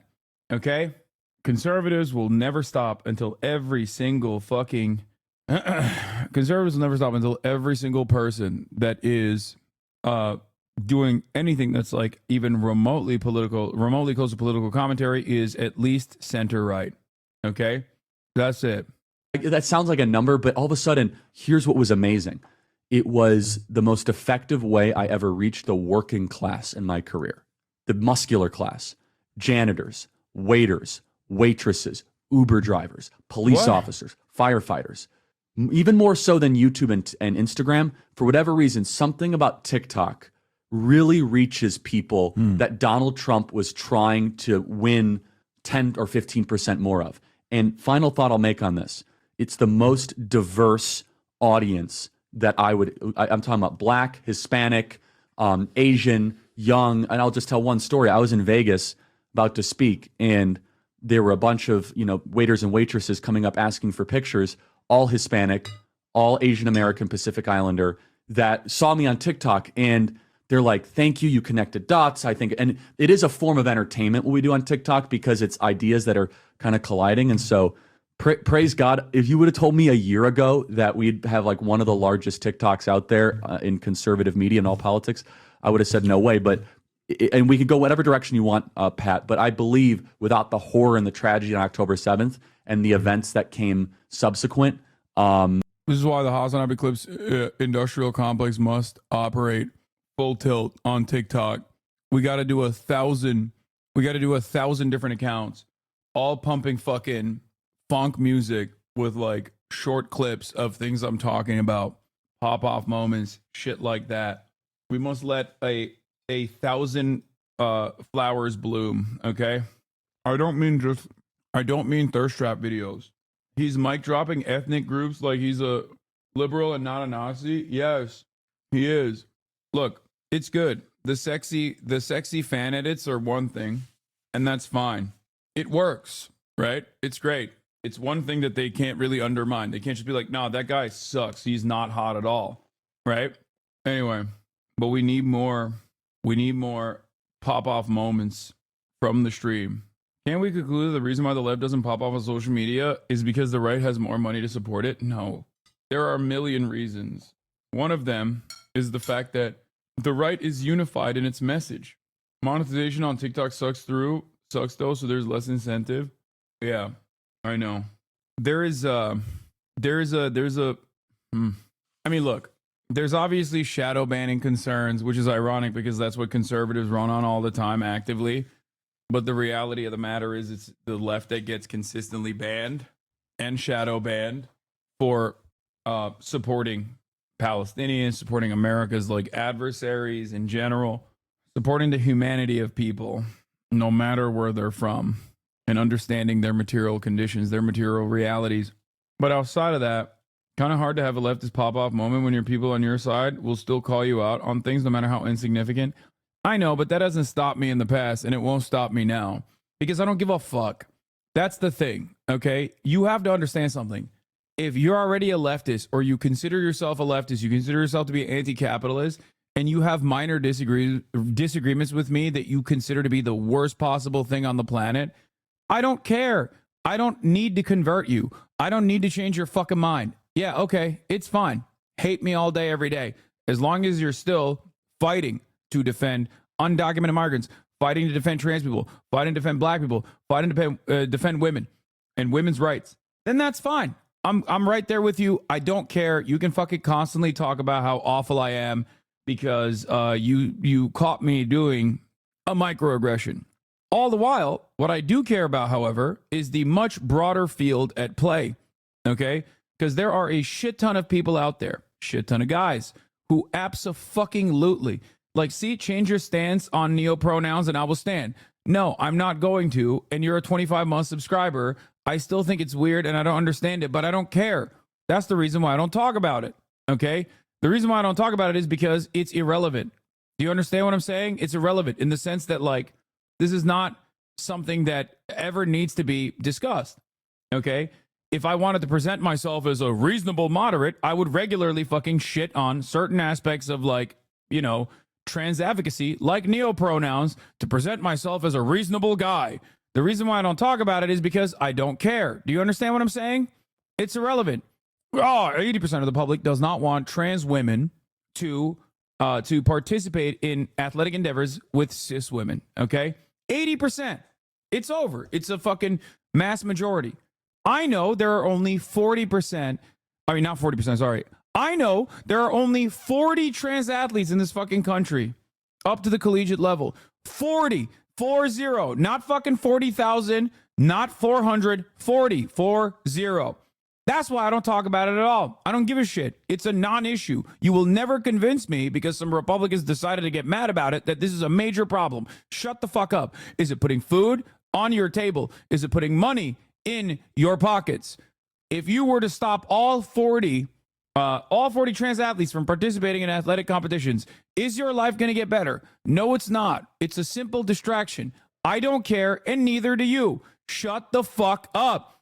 And a lot of people who come from this background routinely, a lot of people that come from these different backgrounds routinely will be like, please talk about this issue. Please talk about this niche issue. Please, please, please, please. Or I don't like the way you're talking about this niche issue that is making everyone look at you with an inherently hostile attitude. Okay? The reason why I say this does not matter, you don't care about it, and neither do I, is specifically because it doesn't harm anyone. Nobody actually cares about it, and it's right-wing priming on the matter. Okay? That's it. If I were to spend every fucking damn day defending trans people, the 40 trans student athletes, and their right to fucking participate in athletic competitions, that would be an unnecessarily idiotic thing to do, because I'd be primed by right-wingers to talk about this thing when the real way to talk about it is to say, this does not actually bother you at all. This is not a significant problem. There's only 40 trans people that do this. And even if there was 100 trans people that were participating in athletic competitions, it still would not fucking matter. Stopping them from participating in athletic competitions does not actually change anything in your life. You're just angry and you're primed to get fucking mad at this shit. Okay? That's it. Why the fuck would I be a goddamn dupe and fight on territory that my ideological opponents have created? Why would I do that? Why wouldn't I fight on solid ground? It's dumb as fuck. Anyway. I don't know if we would have had the success on TikTok that we did. There's a story that came out, Rob, if you can. Oh, there it is. So it's a Wall Street Journal story a few days ago. I don't know, like, as a trans woman, I just want healthcare, college, housing, and not to get shot by a chud on my way home from church. Yeah, exactly. You don't understand. If I play sports as a trans woman, I'm actively making everyone in America broke and destitute. Exactly. It's so fucking stupid. It's so stupid. Even if you forcibly detransition less than 1% of the population, which would be an act of unimaginable cruelty for no reason. It would be costly. It would be cruel. It would be punishment for no fucking reason other than to soothe the interests of some of the most rabid sociopaths in American society. Even if you were to do that, would the fucking egg prices go down? Would the McDonald's value menu come back? Would you be able to buy a fucking hamburger for $1 again? No? Then shut the fuck up. That's it. You don't care about any of this shit.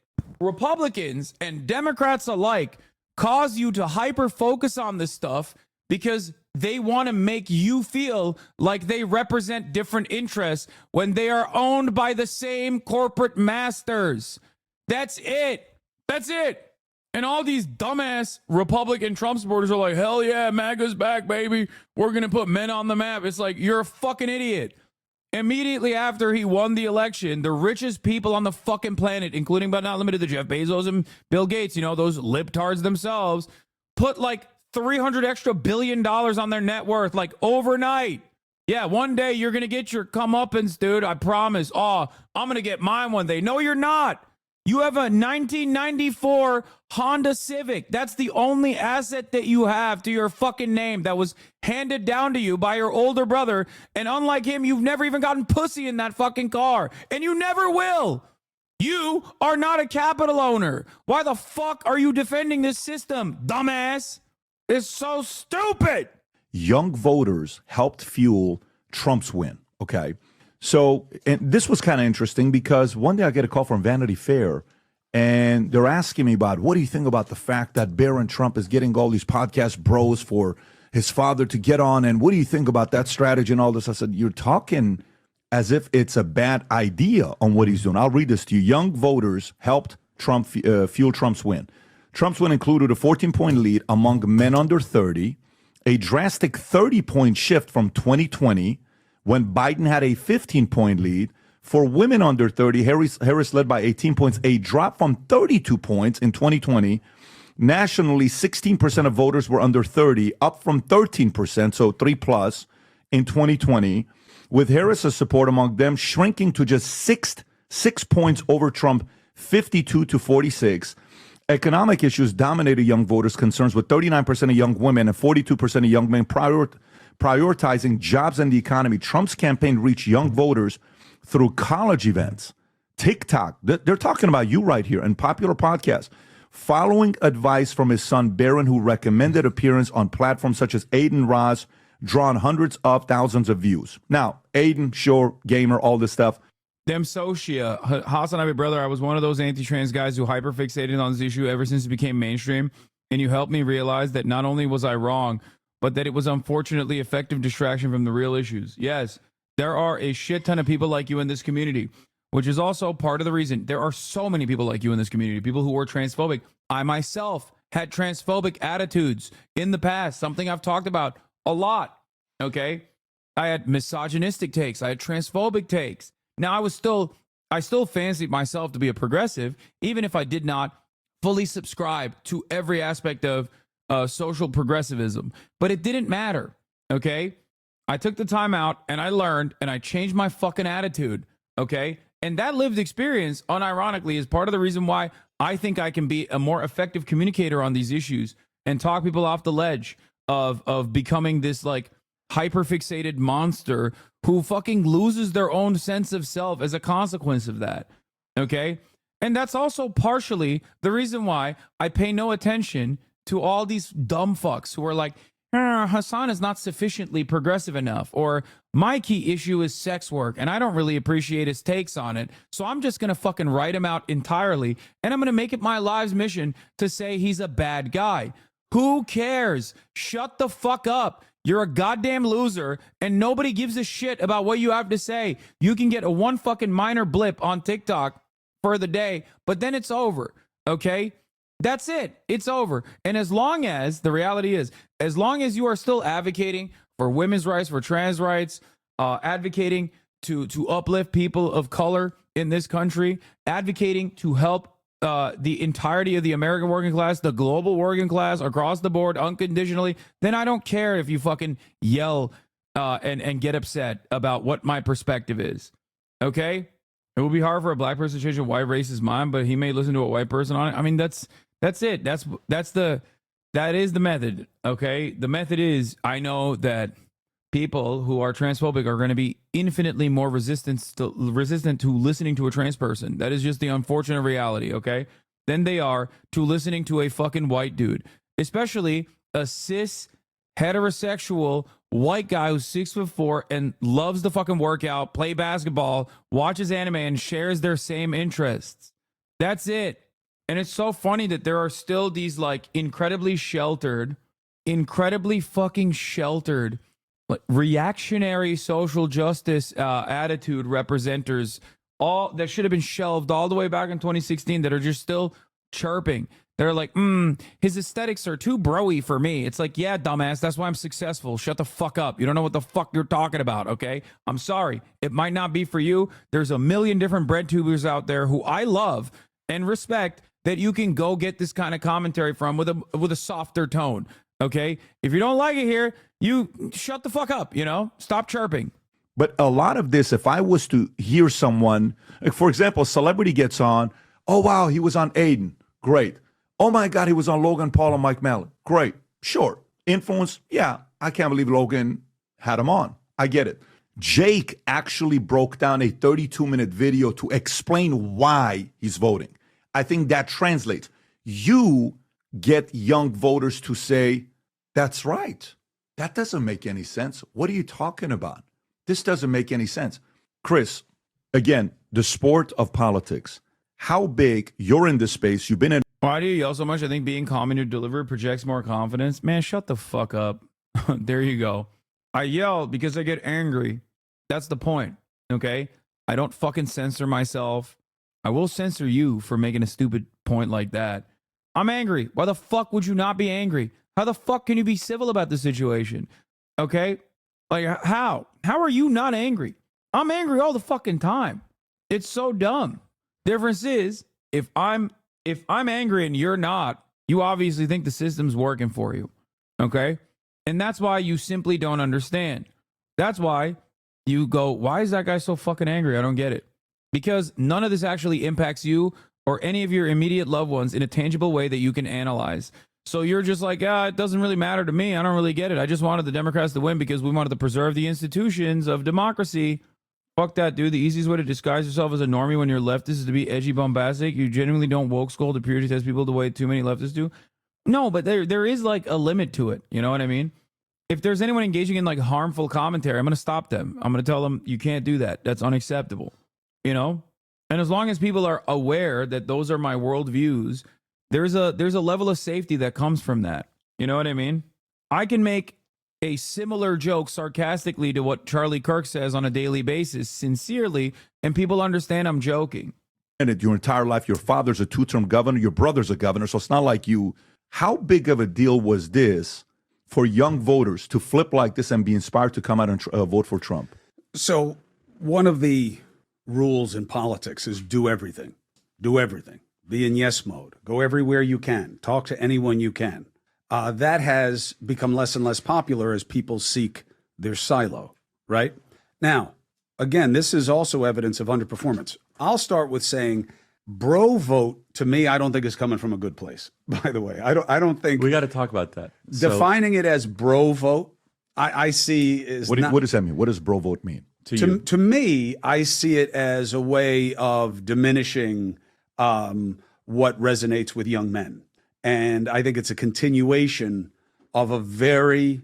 I would still like you to come cover more Canadian news even once a month. I know it's not the same numbers of the U.S., but the shift towards the right here is just as serious, and I can think no better person to spotlight our issues. Don't worry. I talked to the Canadian broadcaster literally today for an entire hour. That shit's going to be out by tomorrow. You can watch me talk about American politics and then draw your own similar conclusions into Canadian politics as the broadcaster brought forward when we were talking about those issues. So there you have it. Overt, intentional... Yeah, I'm on fucking CBC, baby. ...strategy of bringing down young men. I don't get that. Blaming them. Bro is, to me, it's Oh, you think it's a pejorative? Oh, yeah, I think it's a pejorative. Okay. And I'm okay with it. Not, sure. Okay, I don't see who's called bros. I get called that. You know, I'm 54 years old, you know, and... I see. So you think when people label that, they're trying to use it as a... Oh, yeah. Because, it's never one of them. I got it. So when they say these bro podcasts he's going on, like almost like, why would you waste your time getting on this podcast? I got it. And it's a disrespect. It's an extension of how people in the media, not to speak for a whole group, obviously. I think you're right. Yeah. But you never hear anything good about Joe Rogan except his reach. Now, do I see Rogan as any kind of functional equivalent to either of you guys? No, because... You're thought leaders. I may not agree with your thoughts. I may not, I may not want to echo your thoughts, but you're thought leaders. Joe has an amazing platform that you got to give him credit for having, where he has guys like you on it. That's the appeal. His audience is not independents. His audience breaks right, and that's fine. That's fine. But to be a pejorative and say these bros, like somehow it's bad to have young men wanting to vote for you, I think is a mistake. Trump did what you're supposed to do. He went everywhere. So should have Harris. Was Rogan going to be the same situation for her as for him? No. But that's the way it is. You know, when Donald Trump at some point decides to come on News Nation and sit down, it's not going to be like he's sitting down with Newsmax or Fox News. But you take it. The audience gets where you are. He'll love it. He'll love it, though. That's the thing. He likes to be challenged if it's done from a good place in good faith. Was he invited? Oh, yeah. No, as long as it's not all cheap, the time. If it's not cheap shots, though, he likes it. I agree. Although he likes to deliver a cheap shot. By the way, fair enough. But I think you'd do a good job if you came from a perspective of you want to make sure the American people have clarity on what he believes. Right. My point is, look, I think he needs to sit down. Here's my feeling about it. Okay, let's move on. The Democrats have to process. The Republicans had to process in the midterms. Process. Figure it out. Figure out what you want. Don't get overwhelmed with blaming things as some kind of battle of agendas, which is what the left is doing. But that's their problem. We have to be focused forward. Trump should be talking about... Isn't it great that all the liberals are united with the far right and they're united in their hatred of the left? Guys, you know who the real problem is? The far left. The extreme left. About what? Which holds like... Zero motion in the Democratic Party. What he's going to do all the time. Can I stay on this topic? I want to stay on this topic. And sure. I want to get your expertise on this topic. So the reason why I'm talking young voters, and we're staying here with the young voters topic, is I watch, Super Bowl. Like right now, it pisses me off that Cincinnati Bengals are 3-5. And they've lost most of their games by less than a touchdown, whatever. 35-34. Tom tells me their cornerbacks suck, and I'm like, okay, he's a number one quarterback right now in yardage, touchdown to interception. I think he's number one or number two in that. But they're 3-5, and they're not, the way they're playing right now, they're not going to do anything major. Now in NFL, you could still make it to the playoffs, and you could still be formidable later on. It's all about momentum. But one could watch a game, and it could say, well, the differentiator in 2024 is XYZ. It's the running game. It's this. NBA, Cleveland Cavs are off to a 12-0 record. It doesn't matter when it comes down to the playoffs. It's crazy. I don't know how the fuck that's allowed. I don't know what the fuck's going on with the Cleveland's record this season. It just does not make sense. Okay, not to chime in on Patrick Bet-David and agree with him. I don't watch any football. I don't know enough about football, but like, what the fuck's happening, dude? In politics, drug test right now, a lot of events happened last 12 months. I remember a year and a half ago, I'm bringing guests here, and we're having different conversations. And a lot of people were still DeSantis. Mm-hmm. They were even uncomfortable to be pro-Trump. Mm-hmm. I would go to events, and guys were kind of like, whoa, you got to be comfortable. Don't be too pro-Trump because you're even losing the conservative vote. This was about a year and a half, 2 years ago that was happening. So you had to kind of be like, relax a little bit when you're being too. Yeah, in primary mode. Bring it down a little bit, right?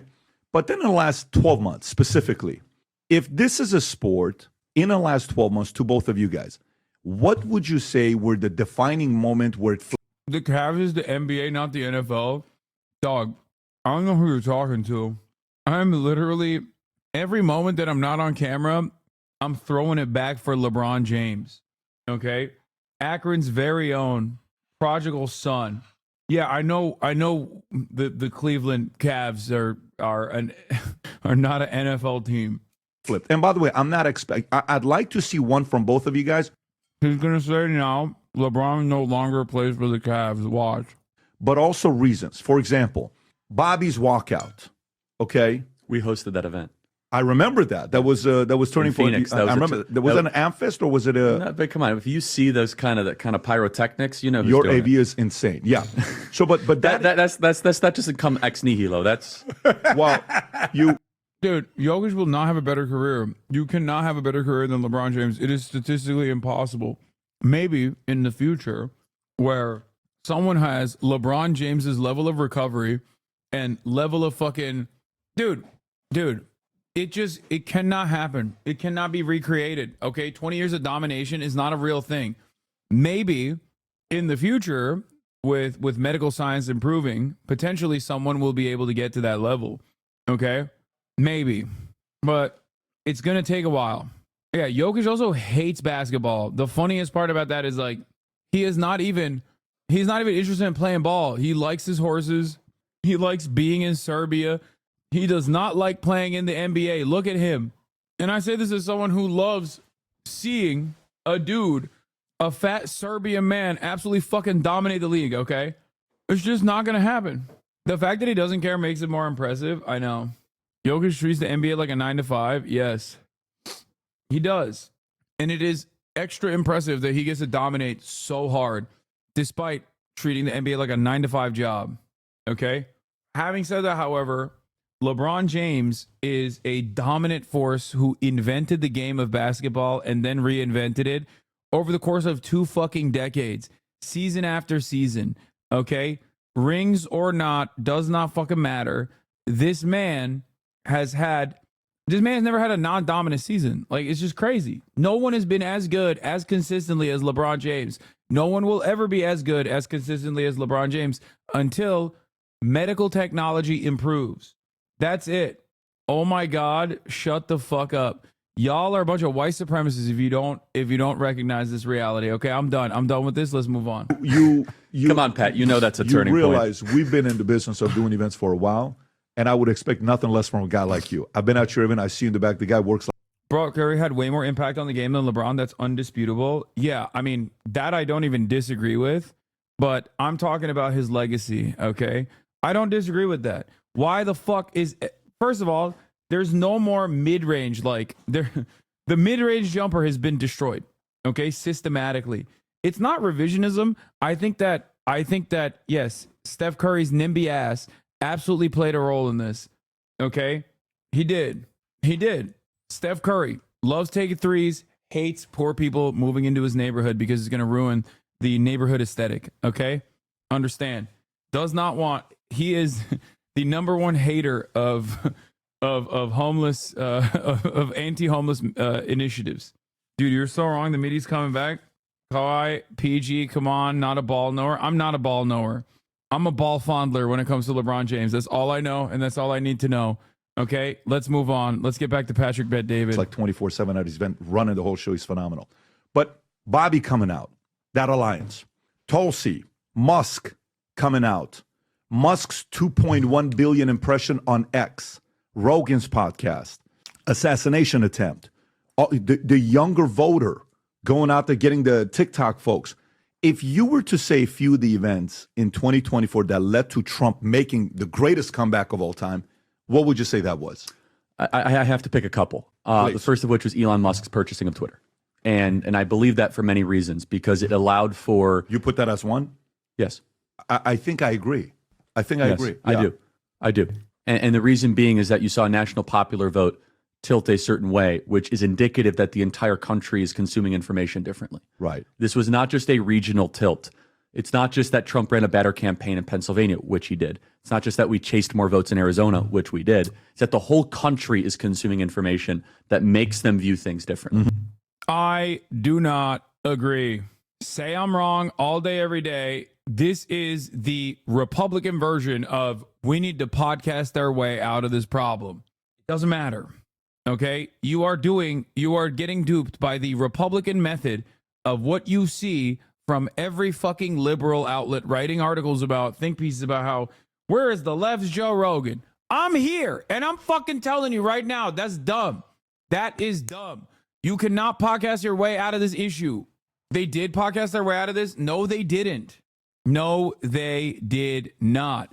The only reason why the podcast circuit worked in Trump's favor was because he can come across as personable, and that was where all of the remaining voters that he could capture were at. But most importantly, Biden was tremendously unpopular. Americans were suffering. Americans wanted to blow this shit up once again, just like they did in 2016. And the unaddressed, unexamined material harms that they were experiencing were utilized by Donald Trump. All the while, Kamala Harris depressed her own voter turnout by constantly hugging and kissing Republicans and saying she's going to be the gay Nikki Haley Republican Party. How could this have happened? You look at turnout, Donald Trump didn't hemorrhage his base of support all that much, whereas Kamala Harris did. Blaming Biden, lol. Well, yes, of course I'm blaming Biden. What the fuck? His brain was leaking out of his ear. What, are there Biden defending Republicans out there? What the fuck? I'm blaming Kamala Harris and I'm blaming Joseph Robinette Brandon. The fuck do you mean? Wait, so you're blaming Biden's body? I'm blaming his obvious delusions. Biden will be the scapegoat. Biden is not just a scapegoat. He directly was the problem. Biden was a problem when he picked Kamala Harris early on, knowing full well that he did not want a VP that could outshine him because he wanted to, one, and he openly said this, I pick a black woman as my VP. I'm not racist. Vote for me. That was number one. He chose Kamala Harris from a field of even more qualified black women that he could have probably gone after. Two, he put Kamala Harris to task in the shittiest jobs possible. Basically sanitation, running side quests. Like forcing her ass to go to fucking Guatemala to be like, do not come. Made her the goddamn border czar. That's number two. He made Kamala Harris do all the shittiest jobs possible. Because, and I repeat this once again, he did not give a fuck about being a transitional candidate, despite the fact that many voters believed that he was the transitional candidate. I remember telling you before he dropped out that Kamala was the wrong choice because she was pushed by the DNC and was going to be way less progressive than Biden, who would have won, by the way, but you didn't listen. Yeah, I said at the time that Kamala Harris is the best possible route here, and because there was no other fucking alternative. And there wasn't enough time to run a fucking open primary.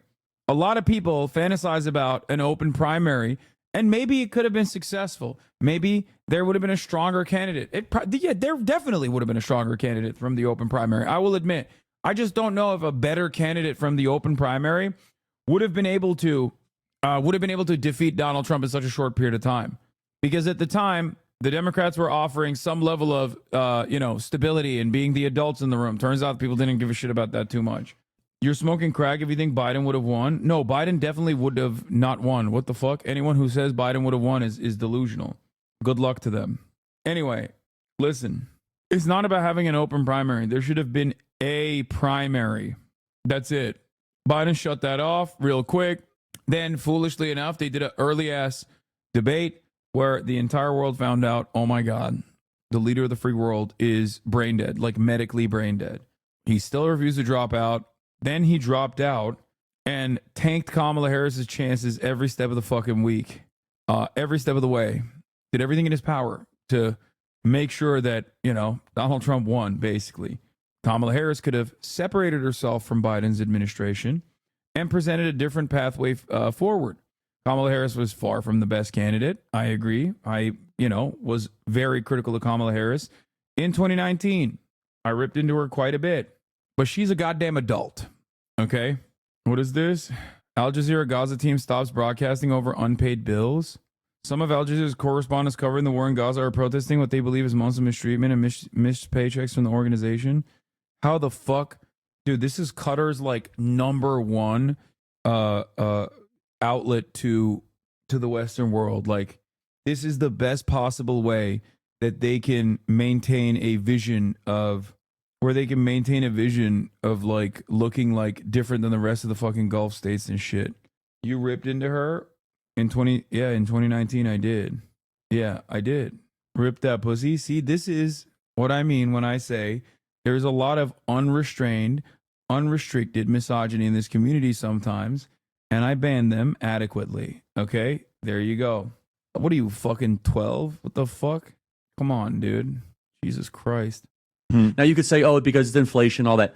Sort of. But national public polling shows that there was this moment where... Bro, what do you mean Kamala ran as an Indian in 2019? No, she didn't, dumbass. The fuck are you talking about? She literally said, I was that black girl to Joe Biden on the stage. It was her most telegenic moment. The country started to care more about immigration. The country started to care more about what's happening in Ukraine. Public attitudes were changing, and I believe that is because we had a platform that finally allowed freedom of speech, because all the other ones were clamping down on it. So I think that's number one.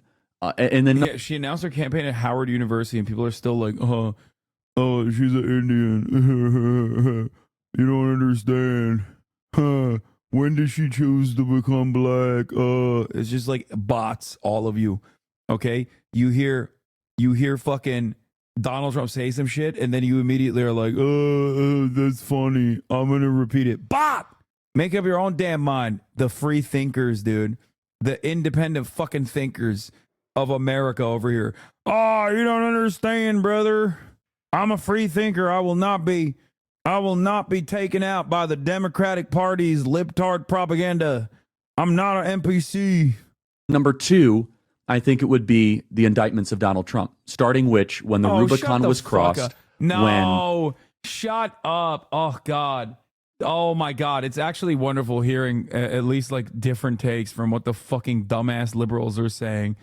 Oh, what a breath of fresh air, dude. That's amazing. I'm glad that I'm at least hearing something different. Fareed said the same thing. Yeah, dude, people were really, really invested and tapped in to the fucking comings and goings of Donald Trump. They actually thought, oh, he's coming after, he's not coming after, they're not coming after Trump. They're coming after us, but he's in the way. That's what they thought. Trump named Pete Hegseth as the Secretary of Defense. He has been a host on Fox News. Let's go. Let's go. Trump says he's poaching Fox News host Pete Hegseth to serve in my cabinet as the Secretary of Defense. Yeah, it's like saying Roseanne Barr endorsements were what really moved the needle in Trump's direction. Alvin Bragg indicted Donald Trump in New York for this ridiculous, just concocted pile of garbage that no one could explain. And Donald Trump was then viewed correctly as a martyr by his supporters and a sympathetic figure to the people who couldn't afford groceries. And for a regular person, the equation, the formula is built. I can't afford stuff that I used to, and the guy I've been told to hate is now facing prison time.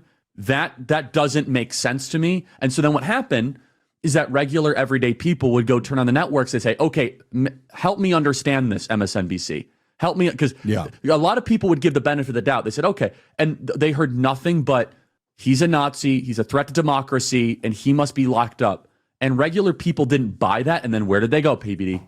X, to Twitter. And they saw a different story. And so I could keep on going. And then finally, the day, what day did... Dog, people didn't even give a fuck that Trump got shot. Shut the fuck up.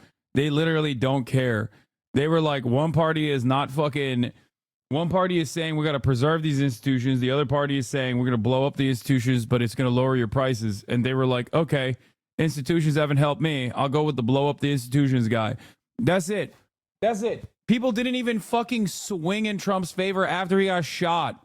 Get the fuck out of here, dude. Yeah, they were like, dude, the way he tried to tie the grocery prices thing back to Donald Trump is just the hallucinations of a pure sycophant. Okay, that's it.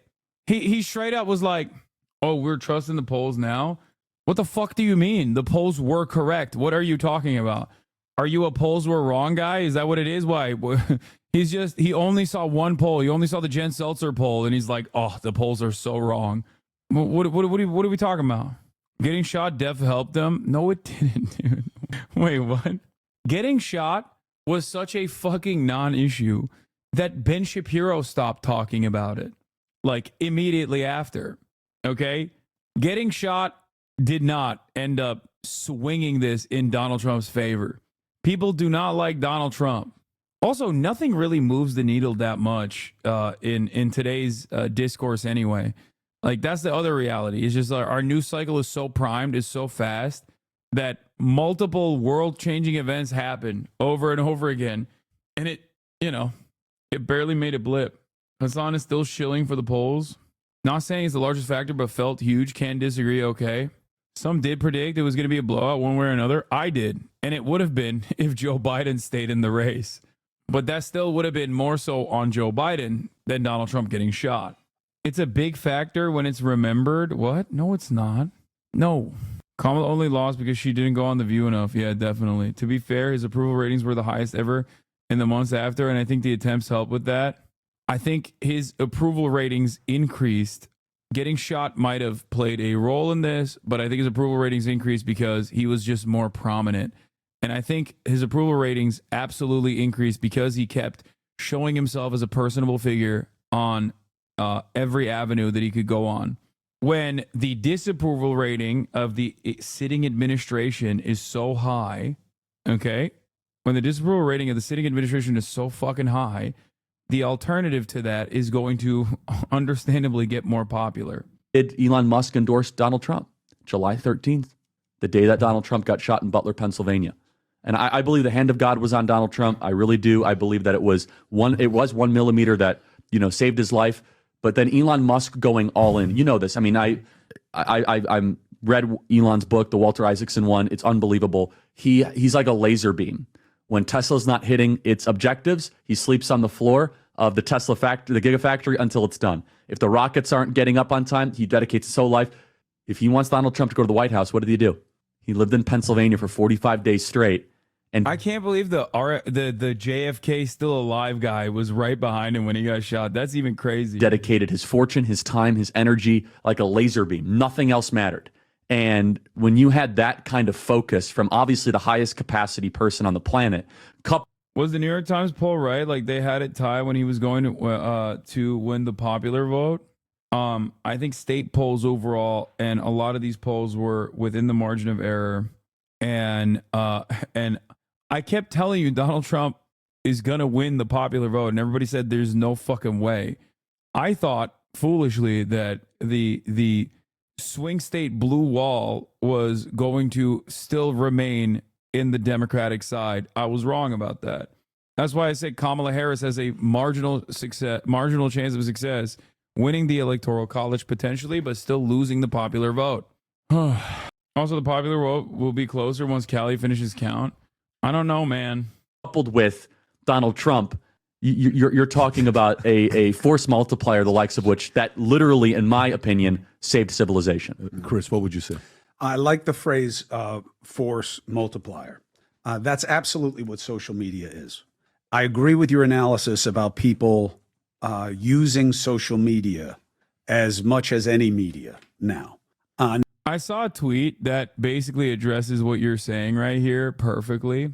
The Democrats' strategy this entire process since the Trump era has been there's no rules. A dog can't play basketball over and over again as the dog keeps dunking on them. And that's basically this. Fox News can lose $787 million for lying and get away with it. Trump can get away with sexual assault and election fraud. The January 6ers are going to get pardoned. The civil guardrails are completely gone. Yeah, that's it. There's nothing. And people don't care. People do not fucking care. You understand me? They do not care. Why should they care? Why should they fucking care when they've given up on these institutions defending them entirely? Yeah, this is it. This last decade has been the Democrats clinging on to the rule book going, but a dog can't play basketball while a dog fucking dunks on us over and over. And that was in fucking 2018. Now, there's a problem with that because social media is not as reliable on a lot of levels. Independent media depends on the outlet, what the vetting is, what the structure is. But yes, that was a big factor. The social media component of the dialogue is very important. Chris Wallace leaving CNN to go start a podcast and people saying, oh, this is a watershed moment. Well, no, it is. It depends what he does with his podcast. And by the way, he's probably not going to do very well. But I'm saying, right, because it could fade into, because what it has done very well, fringe and dissenting voices have done very well in that space. Fringe don't as a pejorative. Not as a pejorative. Yeah. People on the outside of the spectrum of thought. Correct. Yeah. Non-main party people. Yes. Okay. So what do I think? If I had to pick it, and I get why you mitigate it because it's more than this, but if I have to. Bro, I love this. I love this, dude. They were like, hey, guys, our medically brain dead guy was so deeply unpopular. What's the solution? Another medically brain dead guy. That's good, man. That's the method right there. Fuck it. Roll Jimmy Carter up there, dude. Fuck it. He's still alive. To pick a pivot point, it was the inflation narrative. Because what happened was the left got caught in a space of trying to convince you that you weren't paying more for things and that wasn't. He's right. This is right. I can't believe I'm saying this. Chris Cuomo's on the money on this. Really a problem. And that's a very tricky space. I would have a famous conservative come on every week named Bill O'Reilly. And his analysis would begin and end with the gas pump in the grocery store. And I'd say, yeah, but what about this? He said, gas is higher than it was. Groceries are higher. Rent, mortgage, higher. There's your nut. That's your nut. And we haven't even included healthcare costs yet, which also went up. So when all of those things are worse now, and they're telling you that the guy where they were better is the problem, it doesn't compute. That's what I thought was a big pivot point. And of course, there are 100 other things that went into it. Jordan Peterson's right. There's never a single factor explanation for a complex situation. But we can pinpoint causes set in motion for sure. They couldn't get away from that reality. Thanksgiving's around the corner. Christmas. Whoa, this is a great take. I just threw 2 pennies at a homeless guy, making him objectively better off than he was before, and he got mad at me. He said he'd rather have nothing. When the data shows a 2-penny increase, I'm a moderate liberal, and I can't figure out why the data isn't resonating with him. Oh my God, what a banger. What a fucking banger. Holy shit. Oh, that's so perfect. That's so fucking perfect. Oh, wow. I'm trying to help you. It's perhaps because the homeless guy is an irredeemable, racist, white supremacist sexist. That's probably what it is. And he deserves, he deserves to be homeless. Actually, we should deport him. We should deport him. He's ungrateful. That's what liberals sound like, okay? Why does the homeless guy not care about $50,000 in tax cuts for startups? I don't understand it. Are you telling me, as a homeless guy, you don't care about the opportunity economy? CNN layoffs today and MSNBC being sold. Thoughts? The media is in a horrible state, and that is partially because they are so out of touch with normal people, and they just routinely present a false narrative over and over and over again. Okay? I mean, there is no better indication of how out of touch the fucking media is than the last week of content. The last week of content has been on every outlet, CNN, MSNBC, every single one. Okay? President-elect Donald J. Trump promised to appoint Hassan Piker as basketball czar. Okay, chill. Why'd you have to put my fucking shitty-ass performance? Your next defense secretary. As I told you, my 2019 resolution is to say things on air that I say off air. I don't think I've washed my hands for 10 years. Really, I don't really wash my hands ever. Help me! No, I inoculate myself. It's just not, germs are not a real thing. I can't see them, therefore they're not. That's not the guy, is it? No, that's not the guy. It's, I think, this guy. By the way, it's so funny that people are like being like, "Oh my God, no, he is." No, that's not the right guy. This guy on the right is not my. Wait, is that the guy? Wait, that's the guy with the crazy tattoo. Oh my God. This guy literally had a flannel on, putting a microphone to every fucking diner's face like last week. He's now the defense secretary? Dude, what the fuck? This is Trump's pick to lead the Department of Defense. I have a new rule. The more elite the university and advanced that a graduate is, the dumber they are. The less likely I am to trust them. If you went to the Ivy League, prove to Okay, I agree with this though. Okay, he's cooking here. me that you have any common sense at all. He's kind of cooking here. I'm not gonna lie. He cooked. Yes, and I sent one of my degrees back for a alma mater. Yeah, this is literally what Bill Clinton said when he was campaigning for Harrison, Michigan law. I think Israel would only be acting on the property it already owns. I think Israel has title deed to Judea and Samaria. This is verbatim what Bill Clinton said in Michigan. And then we're like, how did this happen? Why did the fucking stupid Arabs not vote for the guy that said this? There are certain words I refuse to use. There is no such thing as a West Bank. It's Judea and Samaria. There's no such thing as a settlement. You're a new ambassador to Israel, by the way. I know, dumbass. I know. I never for a moment said that the Republicans were going to be nicer, okay? I never did. The problem was Democrats were letting the Republicans portray themselves as nicer, okay? A lot of people say, bro, go to fucking Canada, but I think I'm going to go to Mexico, dude. I'm a Claudia Sheinbaum truther. China is overtaking Mexico at a rapid clip. I'm going to go down there and fucking drive my sweet-ass BYD Yangwang 9, you know? Their communities, their neighborhoods, their cities. I can't believe this is the fucking guy that they... Neocon Don, the Fox host with Trump's ear on military issues, urges him to bomb Iranian culture sites and rewrite the rules of war to be advantageous to us. 2019 resolution is to say things. I can't believe he doesn't wash his hands. Maybe the guy doesn't believe in germ theory, dude.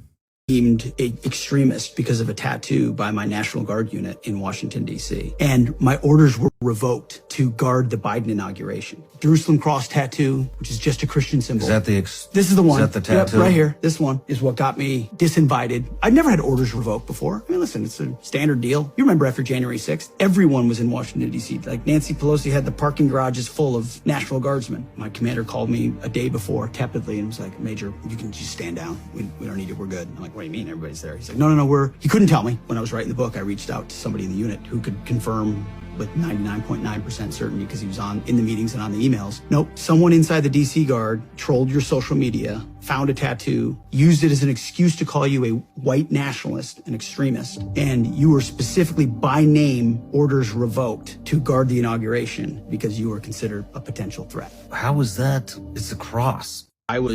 Damn. Counterpunch. Pete Hegseth's Mein Kampf. I spotted Pete Higgs' latest book, The War on Worries, Behind the Betrayal of the Men Who Keep Us Free, while I was shopping at my local Costco. Intrigued, I bought a copy, published by Fox News Books. is shot to the top of the New York Times bestseller list soon after publication. His name was the one I recognized as Fox's Talking Heads. The back flap of Heggs' book describes him as a husband, father, patriot, and Christian. He's a U.S. Army veteran. He was a guard at Guantanamo Bay and served in Iraq and Afghanistan. During his time in the National Guard, he was deployed in Washington, D.C. During the national uprisings against racism that followed the police murder of George Floyd, Heggs is also a former failed candidate for the Republican Party U.S. Senate from Minnesota, and he's led several veterans groups, including the Koch brothers-backed Veterans for Freedom. The War on Warriors, like Hitler's Mein Kampf or My Struggle, is a contrived, nightmarish vision of society where true patriots are persecuted by a twisted and evil political establishment motivated to sell out their country. He's also a shameless self-promoter and bloviates about his alleged martyrdom. To get a taste of Hegseth, here's the opening lines in the book. I joined the army because I wanted to serve my country. Extremism attacked on 9/11, and we went to war. And in 2021, I was deemed an extremist by that very same army. 20 years and the military I loved, I fought for, revered, spit me out. While I was writing this book, I separated from an army that didn't want me anymore. The feeling was mutual. I didn't want this army anymore either. So it's his own personal, because he got a fucking like Jerusalem cross tattoo. Okay. He got a Jerusalem cross, also, you know, an iron cross, I guess. Oh, he has a Deus Vult tattoo as well. Oh, he's just straight up. Oh, dude.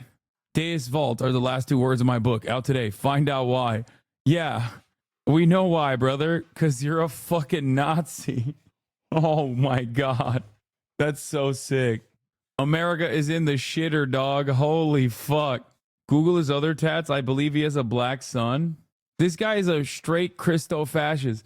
Which department is he in charge of? What do you mean? The Department of Defense. That's who. Pete Hegseth, the incoming Secretary of Defense, spoke ahead of Israel's invasion into Gaza. Israel's about to do real war. Israel will be stacking bodies because Netanyahu isn't messing around. He's clearly not a fan of the pro-Palestinian camp. Buckle up.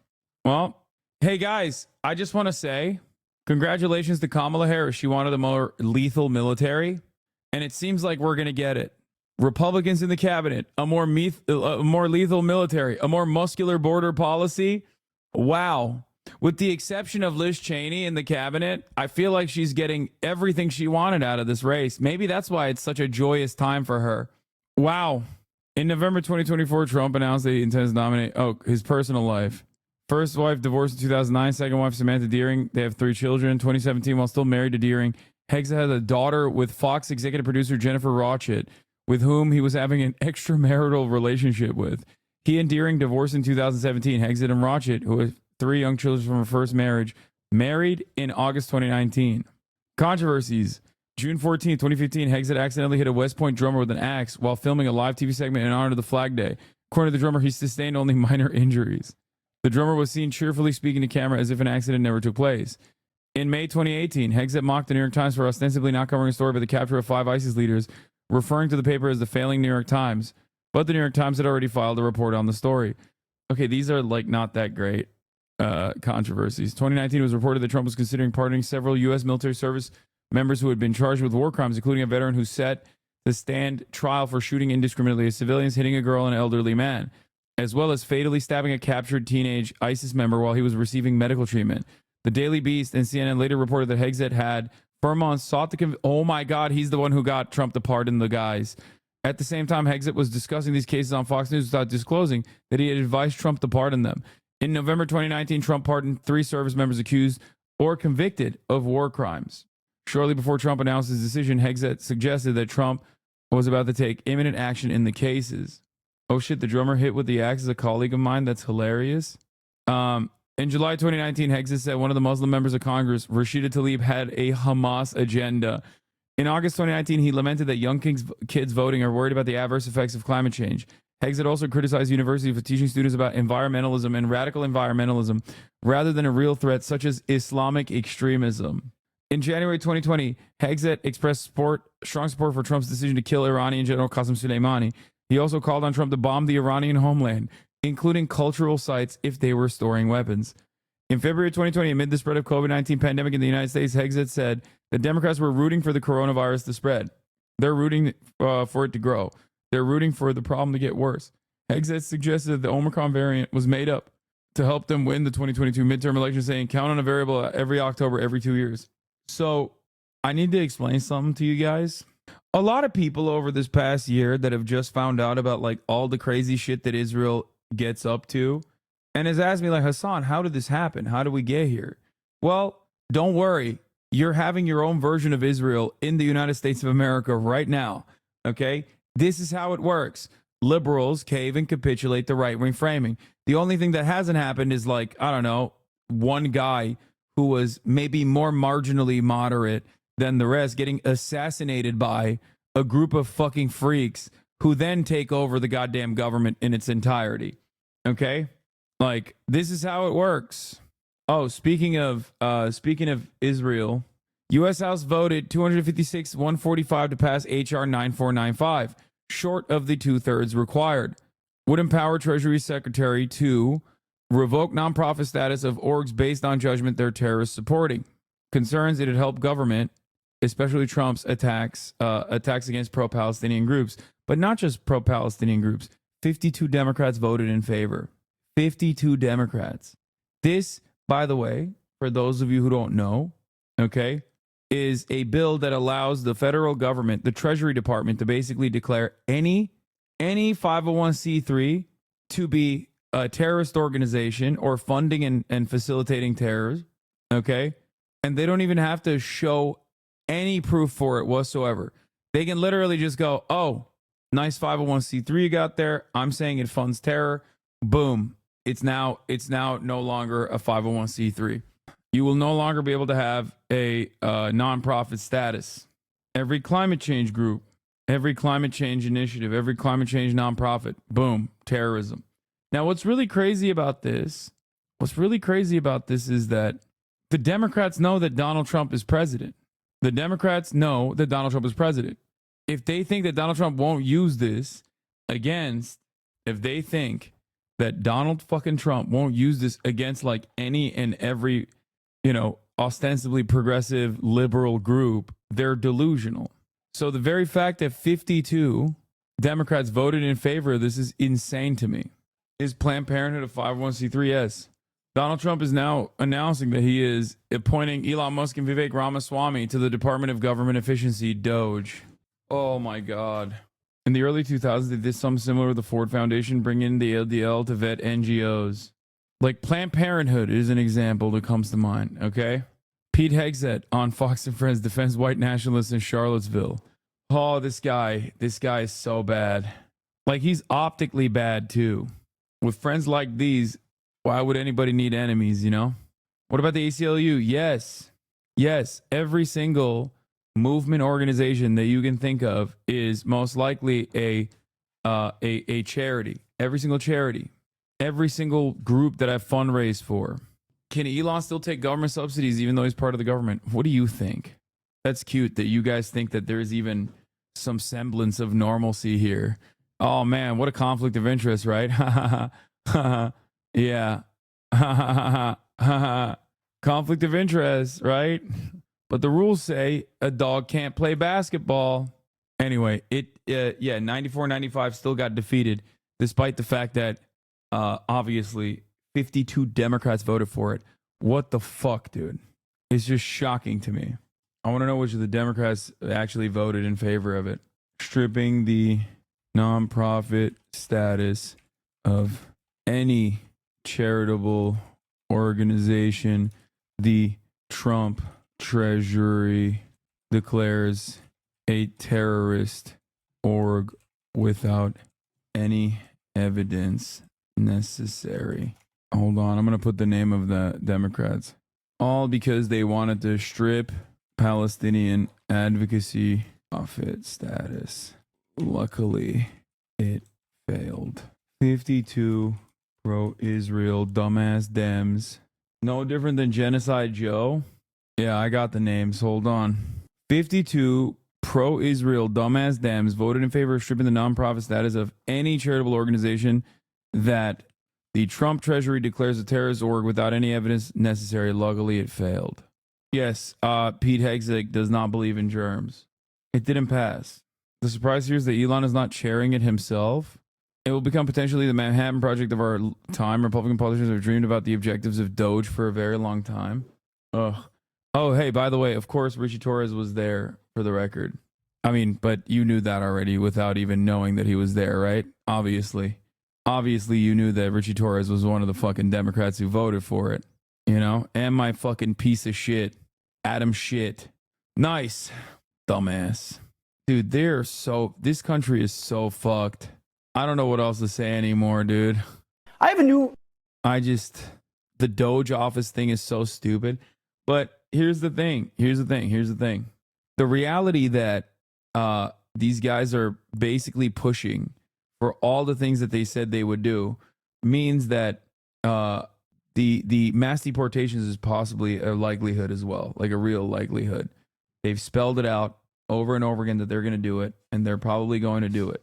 So now that Democrats have had a few days to reflect on their Election Day losses, we're joined by pollster and communications strategist Frank Luntz with his analysis. And Frank, I know that soon after in the final week of the campaign, you talked to voters about their...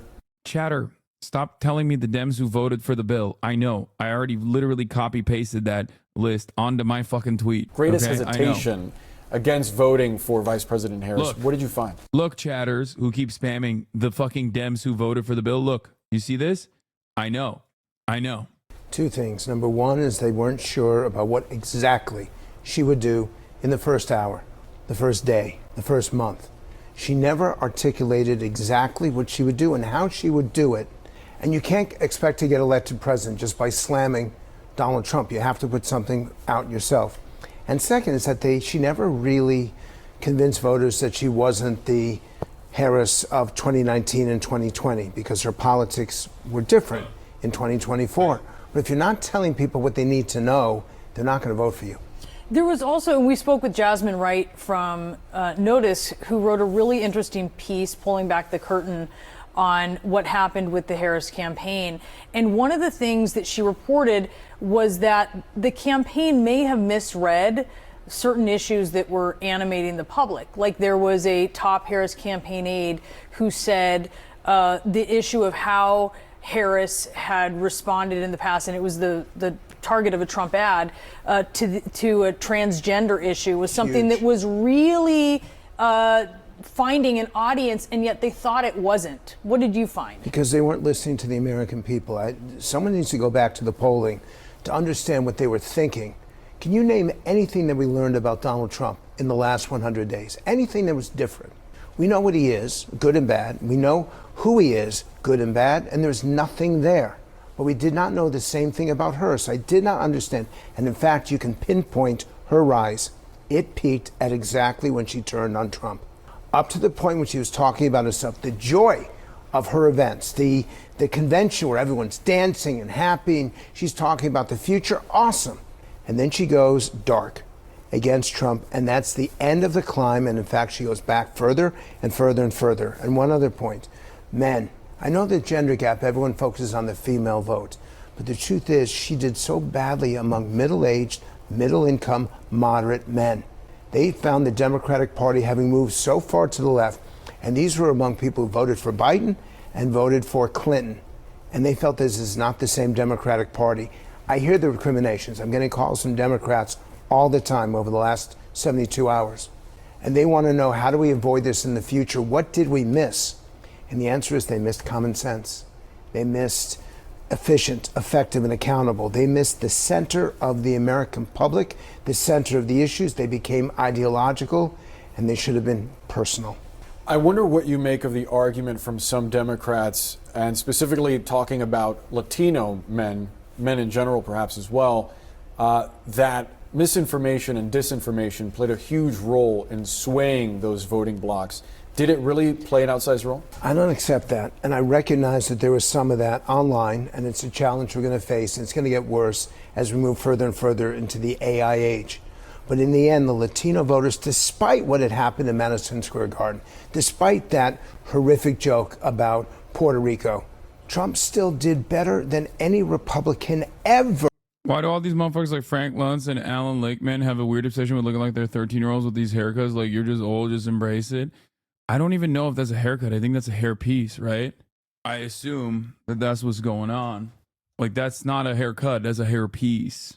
These motherfuckers are going to create so many leftists over the next months and years. I don't know, man.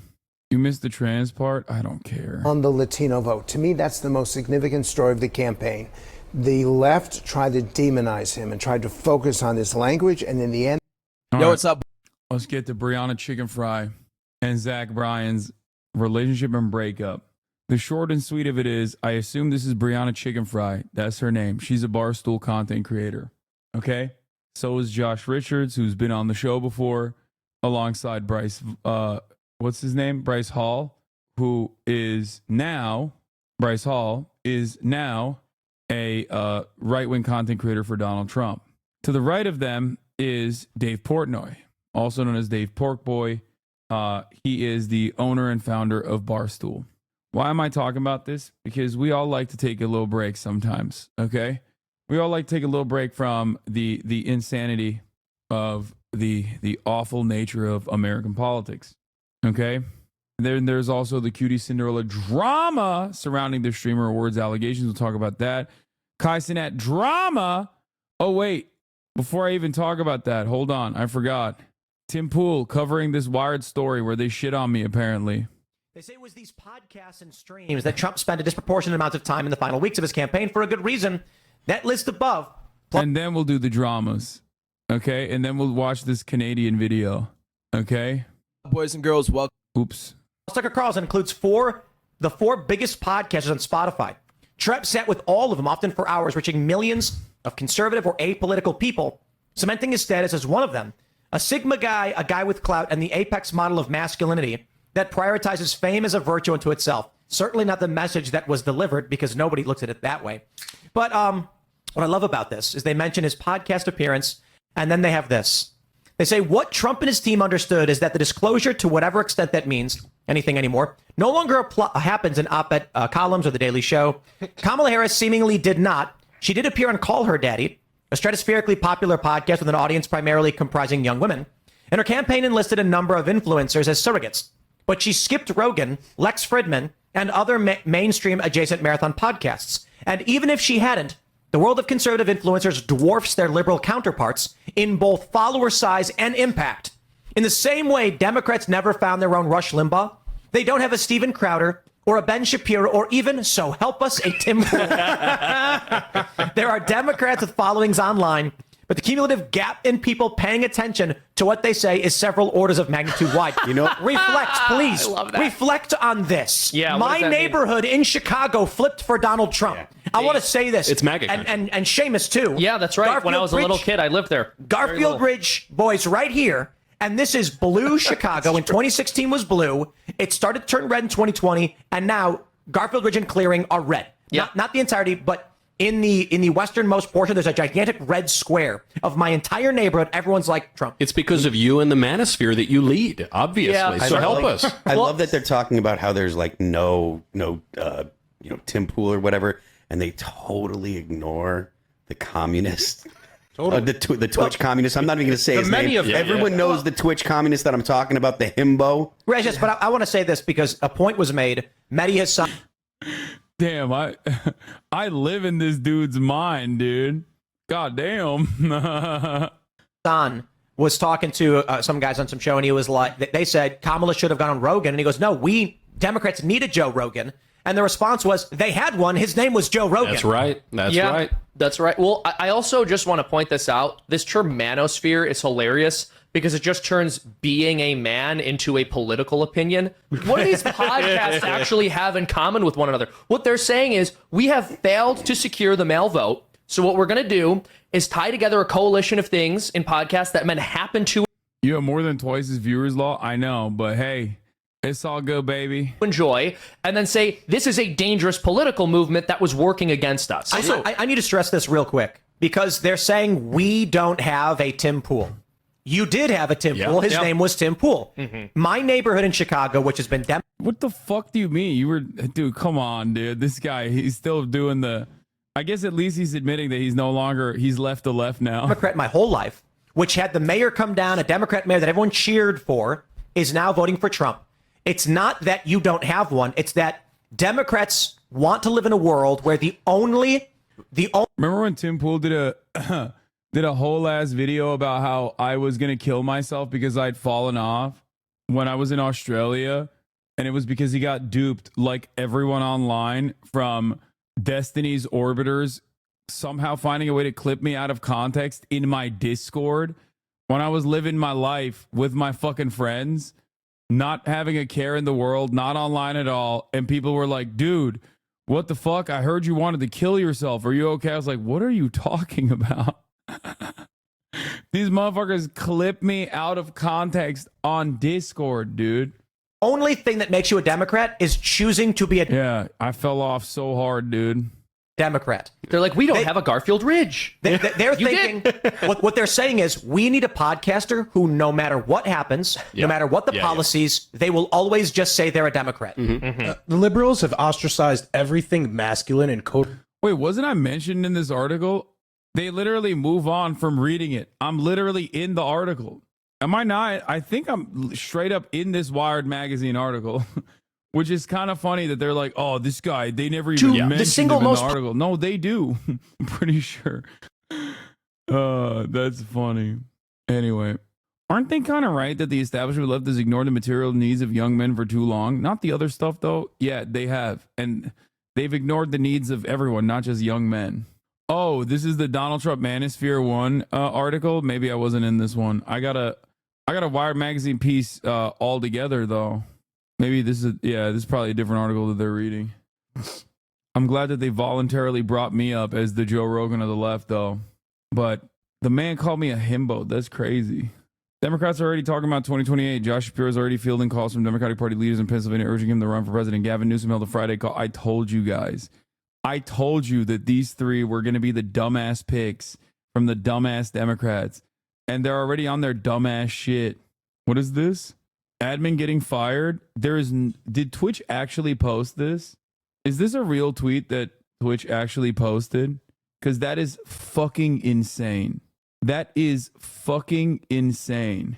It's sort of a Kai quote. No rap, no go to the league, stream like Kai Cenat. If I recall correctly, it was directly referencing something he said on stream, but yeah, it didn't play out of context. He says exactly that in the clip the screenshot is from. They should not have done that. Me looking for the community quote note to say this is cap, but there ain't none. It was quoting what he said in this clip. Knew was gonna break it fast, but 11 days and for everything to be already going how it's going, it's a blessing, bro. It's a blessing. Like literally, talking to every streamer out there. Yes, we have a new way that nobody gotta play basketball, nobody gotta rap, nobody gotta do shit. Everybody getting PCs, everybody could stream. Like, check, everybody from the Bronx, I'm talking to everybody from New York, y'all know how it is in New York. Streaming is... They should have just not said that and instead posted this clip. This is why you hire black people, honestly? No, 100%. How the fuck did nobody, not a single black soul touch this tweet before it was sent? That's a crazy tweet out of context. I mean, I don't know what to say. Wait, so they replaced the first post, the clip of him literally saying it, and people are still dunking on the new post? Just watch the clip. First of all, this is, you have to remember, this is being presented by a guy who is literally paid by Stake, personally, Stake.com, which is the crypto casino that funds Kick. So, of course, Twitch slander is the name of the game. Having said that, however, this is obviously a massive fucking mistake. All the white chat is being like, well, that's a 2 Chainz album. It's like, dude, what are you talking about? It doesn't matter that Kai Cenat personally said that. That's still a ginormously bad look. They posted it on LSF and it's somehow your fault already? Wait, what? No, I gotta see how this is my fault. Hold on. The mind of a fucking Redditor. So goddamn warped. Twitch delete their newest tweet. Some poor intern is crying. Kai said it himself he's gonna try to rap and go to college. We could just get a PC and start live streaming. They're just referring to his tweet. No, they didn't. Blame me. Okay, you guys are wrong. The Redact account trolling someone for deleting a tweet is kind of weird. The Redact account is owned by the guy going on a crusade against Twitch law. He's just milking this right now because it helps his movement. Wait, what's the account? Whose account is this? Redact Dev. What did Twitch mean by this? Notice how it was deleted? What is Redact? A free software that lets you mass delete your posts, tweets, and messages from 30 plus sites. Dan made it. Oh, this is Destiny's. That's funny, man. Okay. Yeah. I guess they stopped with like the Twitch's anti-Semitic stuff, and now they're saying Twitch is anti-white. That's the new method. They're saying Twitch is anti-conservative, anti-white, and anti-Semitic. They're trying to bring Republicans into the fray because they couldn't get enough motion with Richie Torres. So now they're going to try to get like Republicans on board. That was a meta already. Yeah. Well, now that it's a Donald Trump's America, maybe they will actually succeed in getting Republicans on board. They're going to need a lot of busy work. Remember though, they're liberals that love the Democratic Party. Don't you mean anti-black? No, they're hitting it from every avenue. They're saying it's anti-black. They're saying Twitch is anti-black. They're saying it's anti-conservative. They're saying it all. Whichever sticks. This is what Twitch gets for doing the stupid trivial stuff they cried about. They reap what they sowed. What do you mean? What does that even fucking mean? What the fuck are they supposed to do? They're just getting fucking mercilessly. Like, I'm mad because they caved to these guys. Okay? I'm mad. Like they caved to Hummusgate and shit. But you also have to understand, like, it's a great moment with Ryan House and this is supposed to be a fun stream. Man, shut the fuck up. Okay? Nothing fun is happening. Okay? Suck my dick. Stop crying. That is not fun enough for you. Okay? My bad. I'm sorry that, like, everything sucks. Okay? Guys, spit it out. She loves eating the plastic stuff inside of the toys. If we are doomed, shouldn't we just party into the void? Yes. I'm going to say this one more time. The streamer awards about bringing everyone together. They called, there was another Kai Cenat drama. Kai Cenat said that apparently Kick offered him $66 million or $60 million for a subathon to be half streamed. For the subathon to be half streamed on his on Kick, and then they would unveil that he's like joining Kick. Explain the drama first. And now Train is saying he didn't. Hold on. Where is that? That's on LSF, isn't it? Let's see. Let's go. What is Asmongold teases spoilers for Twitch's anti-Semitism finale? I'm going to look at that too. Where is the fucking Kai Cenat dethrones Iron Mouse and is now the #1 all-time Twitch streamer? Does anyone have the link for Kai saying that he got 60 million? Please stop. What? Right there, you scroll past it. Just send me the link. I don't want to fucking go back into this dumb shit. Oh, that's Train's response. I want to know what the original tweet was. Oh, here's the original tweet. The first Mafia-thon, Kit called me on the phone. Like, this is all live, going on live, and it was like, "Yo, we'll give you 60. I think it was like 60 million, or however much millions it was. I'm pretty sure it was 60." And they were like, if you stream half of the subathon on Kick, and then at the end of the subathon you reveal. No disrespect to you, bro. Why are we watching this bullshit? Because it's like the space that I'm in, and it's like related drama. You know what? Because I want to. How about that? What am I doing? Like, what the fuck am I doing? Why am I responding to people being like, why are you not diving into the intricacies of the federal government collapsing? Like, I did that for the past 6 hours, man. I want to fucking Brian kill me. Shut the fuck up. It's okay to, back away from that every now and then. Okay? Calm down. And it's not like, this isn't even like real drama. I'm just fucking memeing when I say it's drama. That you have to join Kick, right? But I hung up the phone and I realized this is real. I literally got down on my knees and I prayed and I asked God to, like, if this is the right decision and I want to follow my heart, let me just make the right decision here, and please let me regret it. And chat, I still feel like if I went, I wouldn't be here right now. Oh, wow. He's right. He made the right choice in my mind. I think he made the right decision not going to Kick. Like, no cap. Like, chat, I feel like he wouldn't have the same opportunities. I think he wouldn't be as... remember, there were a lot of instances where, like, people are talking about... There were a lot of instances where people were talking about how, like, fucking, what do you call it? People were talking about how, like, oh, Kai could go to Kick. And at the time, I remember talking about how, like, Kai is even above Twitch, really. Like, he has already penetrated mainstream popularity in a way that, like, many Twitch streamers have not been able to do. So for him, it would be taking an L. Like, yeah, sure, he'd get a lot of money, right? He would get a lot of money, but the reality is he would no longer be brand friendly. You're talking about someone with a Nike deal, right? It is like, for someone like Kai, he needs to be on like somewhat of a normal platform to be able to generate this kind of like positive media coverage. Like, you can't do that.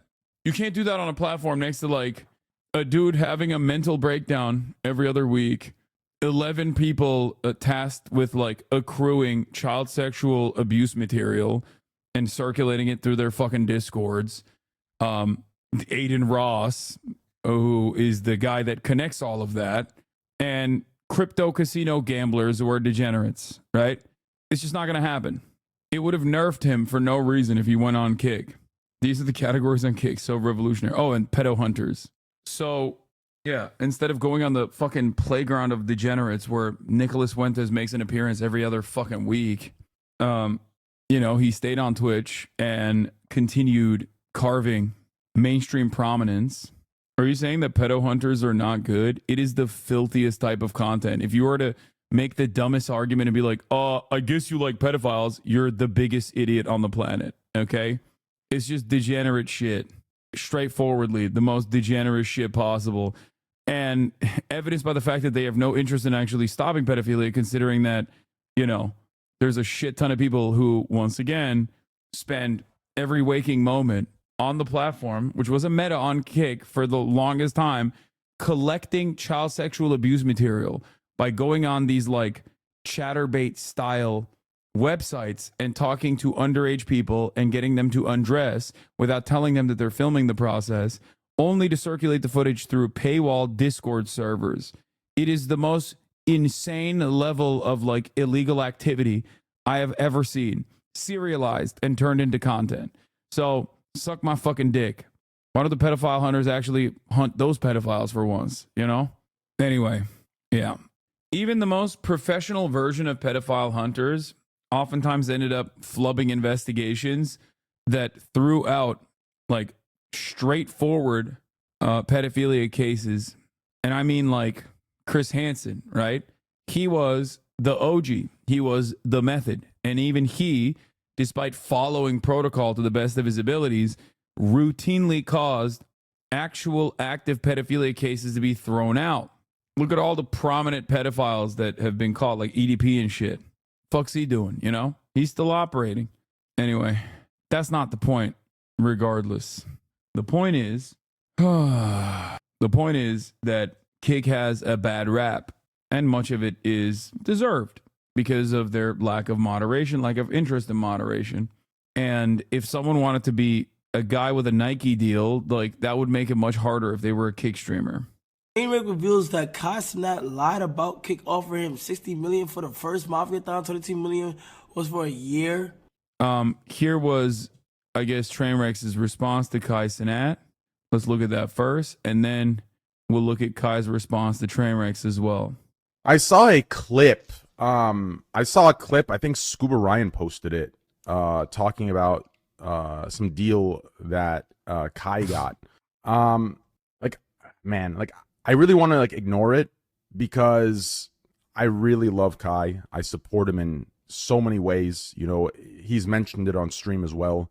And, I have his back always, right? I think Kai, I'm very happy it's Kai in the position he's in and not one of these, brand friendly, absolute pussy motherfuckers, right? Can't be talking about me, I suspect, when he's brand friendly. But I saw that it said like 60 mil for the subathon. Wait, I recognize this name. It's Silent Kev. Am I crazy? Never mind. They've never chatted in this channel. Just for the record, okay, I know the deal. And just for the sake of, everyone, I kind of just have to specify it. The deal, right? Yeah, by the way, Kai is literally brand friendly. Like, what? Kai has a McDonald's sponsorship. He's at a celebrity every fucking day of the week. The fuck do you mean he's not brand friendly? He is objectively more brand friendly than someone like myself. In Train's eyes, though, of course, I'm the brand friendly one. And the guy who's in fucking T-Mobile ads is not. He has his own goddamn burger, man. What are you talking about? It's not a bad thing to be brand friendly. He is literally a brand. It wasn't 60 mil for a subathon. It was 22 mil for a year, right? It was 22 mil for a year. And then the first 3 months would be non-exclusive. And then after that, the next 3 months would be exclusive. And the 22 was for a year, right? And obviously that was declined and a little bit more was asked for. But it was nowhere near 60 mil for just a... He means Ludwig. There's a lot of Ludwig hate recently for some reason. Critical support for Lud.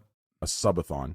I really hate getting into that kind of stuff. I hate it. But like when, you know, when people start throwing those numbers around, it like really fucks Kick over. It really fucks us over, right? Because then you have other creators looking at that saying, well, if that's that, then I deserve this, right? So, like, unfortunately, I really hate getting into that kind of shit, but unfortunately, that had to be clarified. I never said lie. There was most likely just miscommunication between his management, who do all his dealings on his behalf. Kai has no reason to lie. He's one of the good ones. In my opinion, it was absolutely miscommunication between managements. Which obviously that was declined and a little more was asked for, but it was nowhere close to 60 mil. First of all, oh my gosh. Hold on, let me see what Train said. I never said he lied. There was most likely a miscommunication between he and his management do all his dealings on his behalf. Kai has no reason to lie. He's one of the good ones, in my opinion. It was absolutely a miscommunication between managements. Chat, watch the clip. Down with the 5. They're fuckers, right? I saw a clip. I think Scuba Ryan posted it, talking about some deal that Kai got. I really want to ignore it because I really love Kai. I support him in so many ways. You know, he's mentioned it on stream as well. And, you know, I have his back always, right? I think Kai, I'm very happy it's Kai in the position he's in and not one of these, you know, brand-friendly, absolute pussy motherfuckers, right? But I saw that it said 60 mil for the subathon. Just for the record, okay? I know the deal, and, right? First of all, I had it was literally a 3.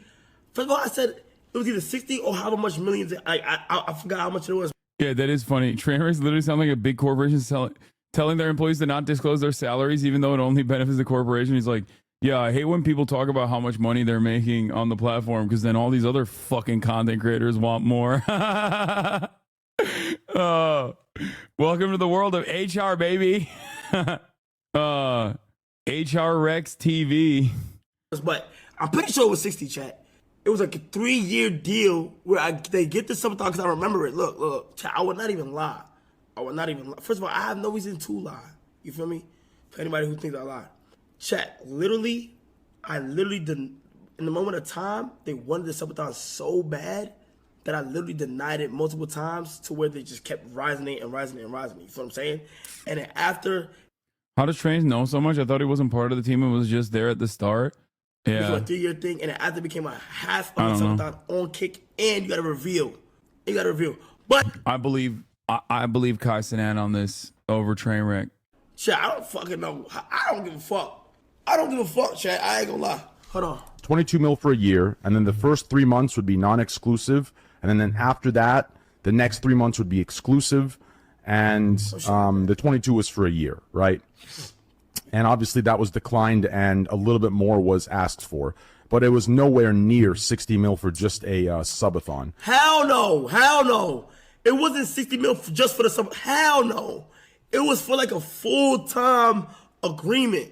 And they had and it was the max, with gambling and shit and all that in it. Yeah, I know for a fact that Kick will offer 2 different contracts. One, they'll be let's say, let me just throw out a random number out there in the wild.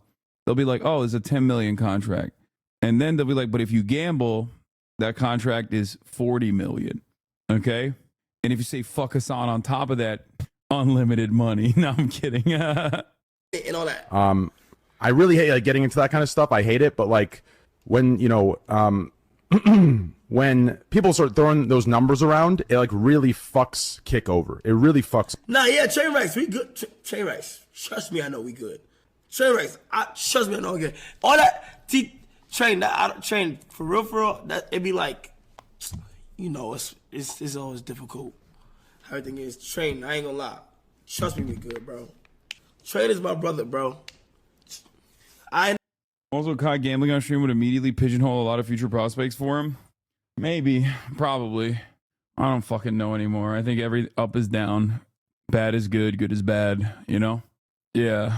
This might be the first confirmed leak of gambling in the contract. Come on, dude. Everybody knew that was happening. What are you talking about? It really fucked Felix over, I think. I mean, I think he's fine. I think that he isolated himself further from everyone and just like ran directly into the throes of like the Aiden Ross people. But when you get $100 million, like, yeah, I mean, he got the bag, so who cares? You know what I mean? That's it. What would happen if they don't ban for a month? I'm going to. Empty threat. We're going to get to that.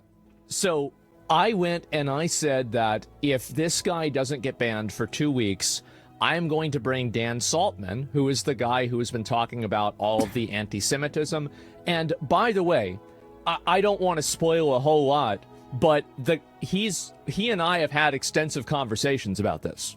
Damn, dude. Uh-oh. Uh-oh. Oh, no. Maybe not extensive, but we've talked for a bit about this. All of the information that's going to come out has not come out. And in fact, some of the most damaging information has not come out yet. I'm not going to talk about any spoilers or anything like that, but that's what's going on.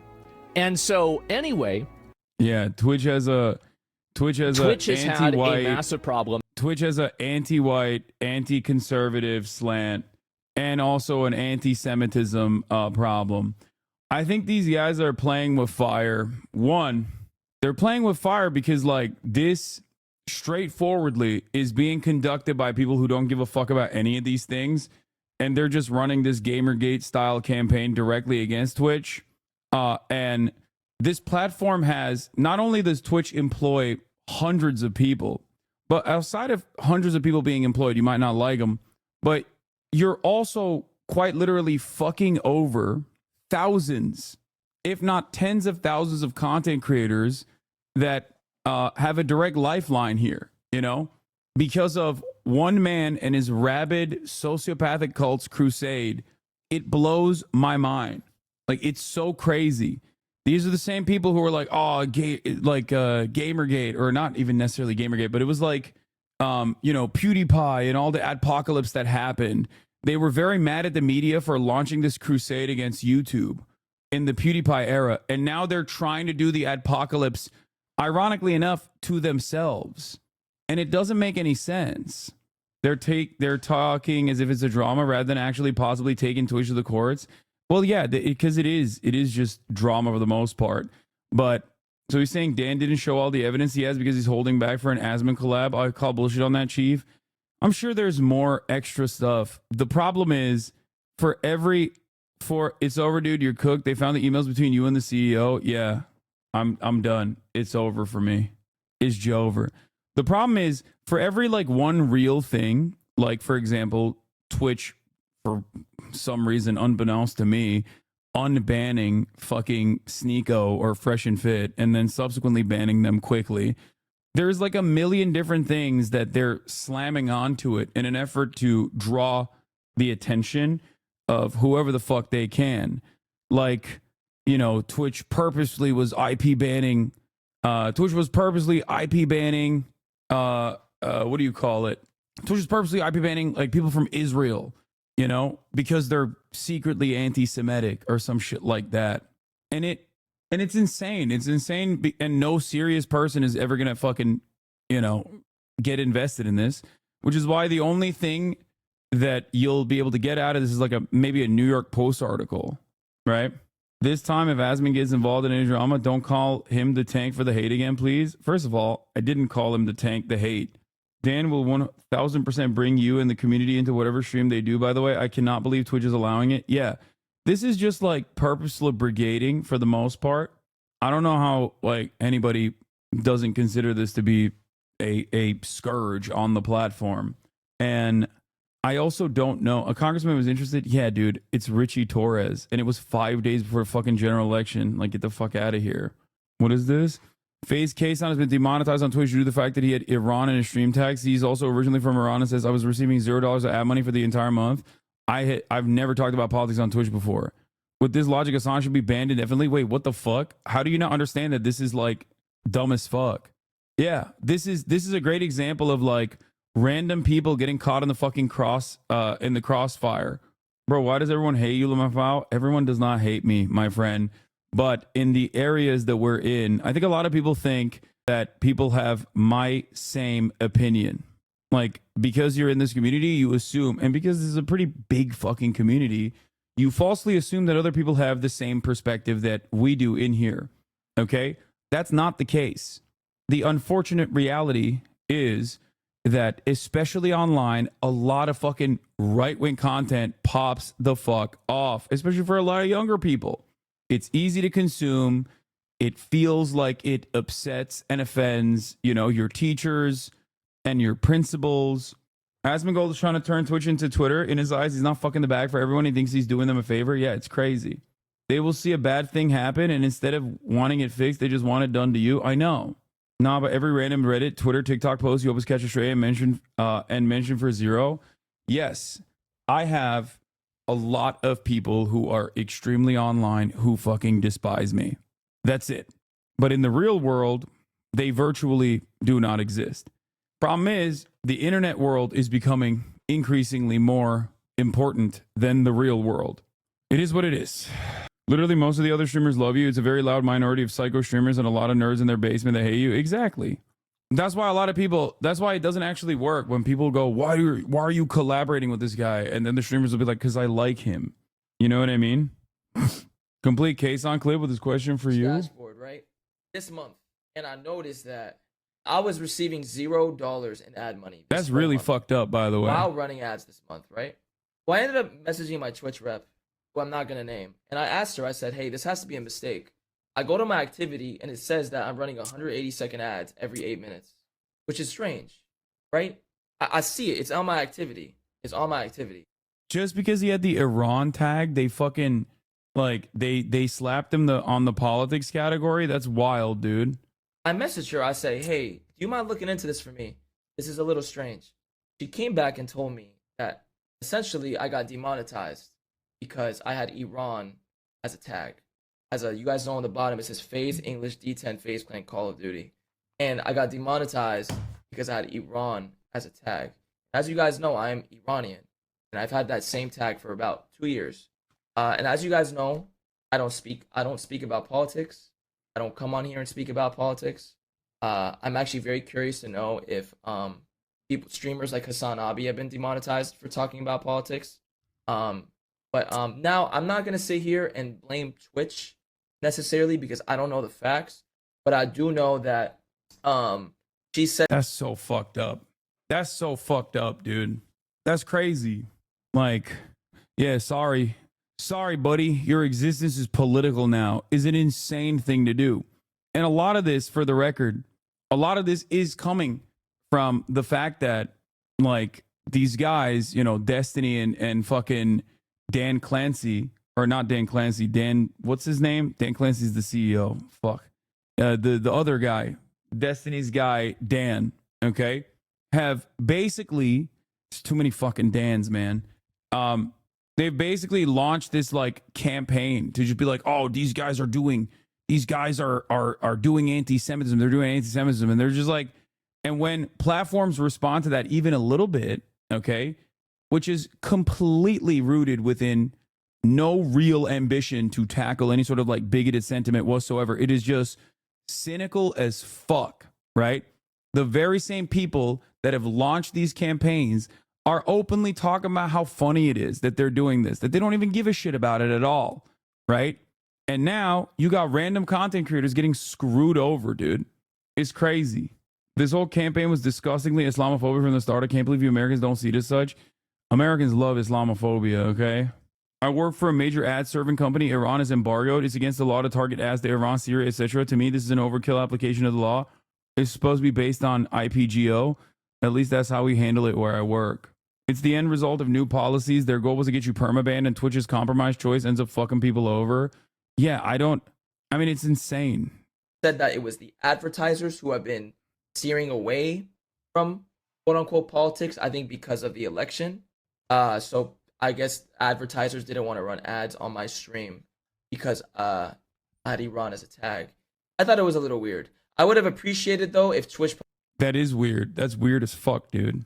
That's so messed up. probably reached out beforehand and told me, hey, it's politics season, it's election season. If you want to make money on ads, you should probably take this out. I didn't receive any message.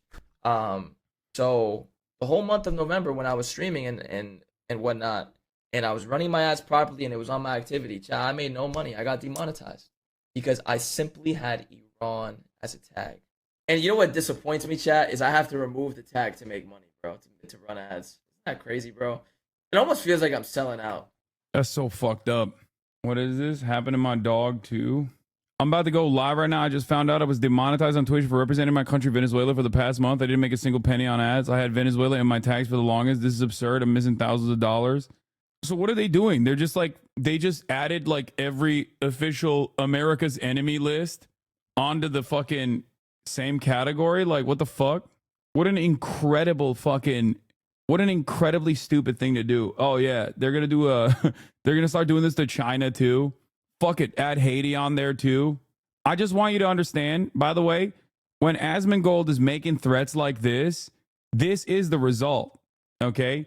When you partner up with cynical fucking assholes who just simply want to see the fucking world burn, and they force platforms who are terrified of offending anyone, okay, even if their purpose is utterly and so clearly to troll, okay, platforms that turn around and capitulate and cave against that sort of thing are gonna hurt other content creators, you know?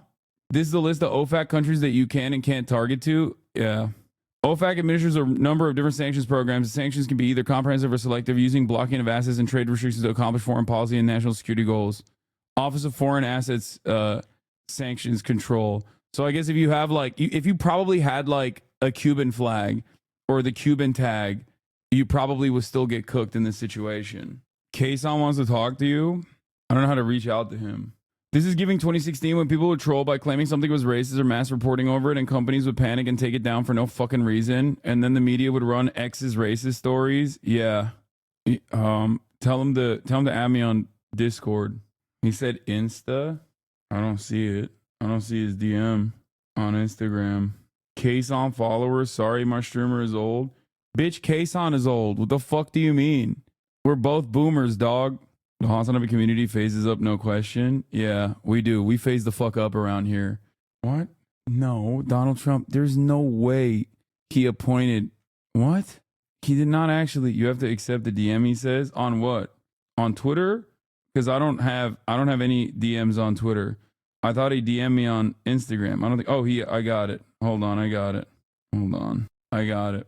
This is a joke, dude. There's no fucking way. Y'all are crazy.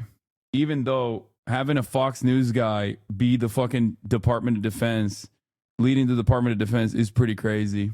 I know, yes, Doge. I know, Department of Government Efficiency. Okay, I know. Oh, it's such an epic meme, dude. Doge to the moon. Epic meme, dude. Epic meme. Straight up. I'm gonna call Kason. All right. According to Bill Ackman, Yale is Hamas. Yeah, these guys are fucking nuts. Hold on. Yo, what's up? Can you hear me? Yeah, 1 second. Let me turn my cam on. 1 second. I'm a little slow. Kason, how old are you? I'm about to be 30. 29. Okay, all right, thank God. All right, you're a fucking boomer too. All right, good. Wait, how old are you? I'm 33. Oh yeah, no, you're way older than me. Bro, you're 30. It's over. I'm just saying. I'm not 30 yet. I'm not 30 yet. Hold on. It's over. Boom. It's over. Boom. Bro, what is this Nick Merckx camera angle, dude? Oh, there you are. Okay. Okay, boom. How you doing, bro? You good? I'm doing all right. I mean, I'm doing as best as I can be doing, all things considered, you know? Yeah. It is what it is. So I heard you got demonetized because you had the Iran tag on your channel. I wanted to talk to you, bro, because obviously I know you've been streaming up for a long time, and you've obviously you're you're very opinionated when it comes to politics, of course. Mhm. So as I don't know if you know much about me, but I'm Iranian, but I was born and raised in LA in the US. But my parents are from Iran, born and raised, and I visited there before. And literally I have had an Iran tag under my Twitch for a very long time. It's since I started streaming a few years ago.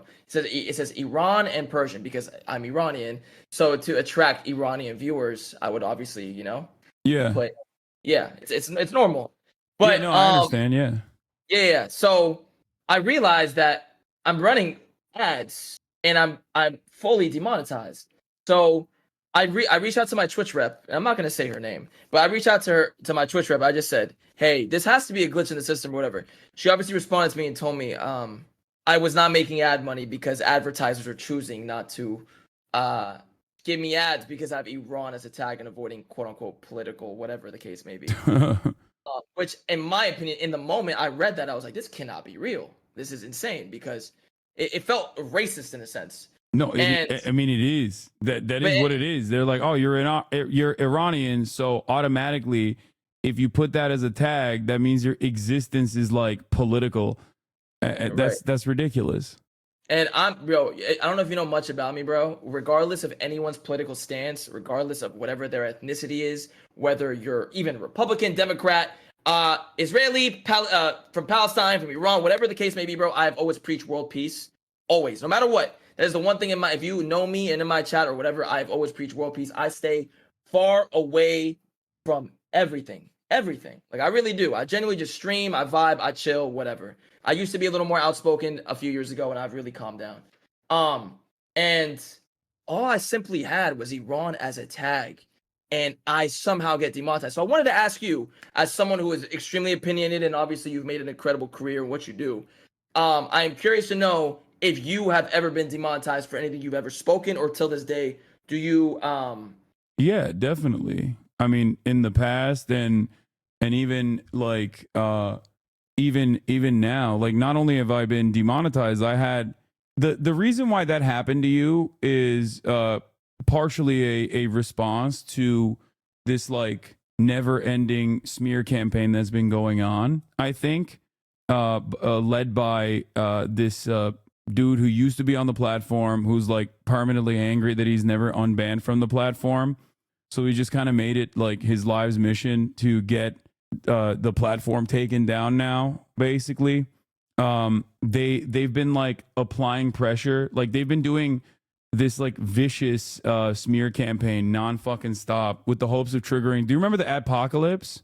No, what was that? Like during the PewDiePie era on YouTube, like all the advertisers pulled out because the media was like, what the fuck? This guy's like saying, this guy is, the PewDiePie, the largest YouTuber, is like, saying a whole bunch of stuff online.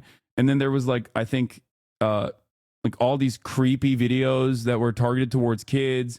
And then people started writing articles about it. And advertisers started getting worried and they pulled out, right? They pulled out and so many content creators like lost a shit ton of revenue. It was known as like the adpocalypse, basically. Okay. And at the time people were very mad. I think Logan Paul with the Suicide Forest contributed to it too, if I'm not mistaken. It was a long ass time ago. I don't fully remember all the details, but basically, at the time, like everyone was really mad at mainstream media for covering YouTube as a competitor in this like really negative fashion. Right.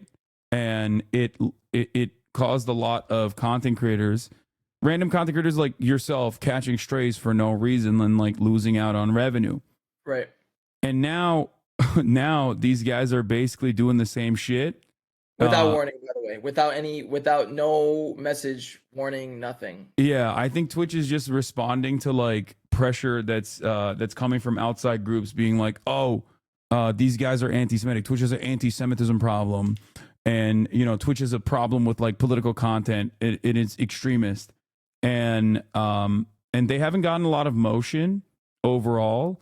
But I think platforms are very careful whenever stuff like that happens, and they get very worried whenever stuff like that happens, and they turn around and take action immediately. They're like, oh shit, we gotta nip this in the bud.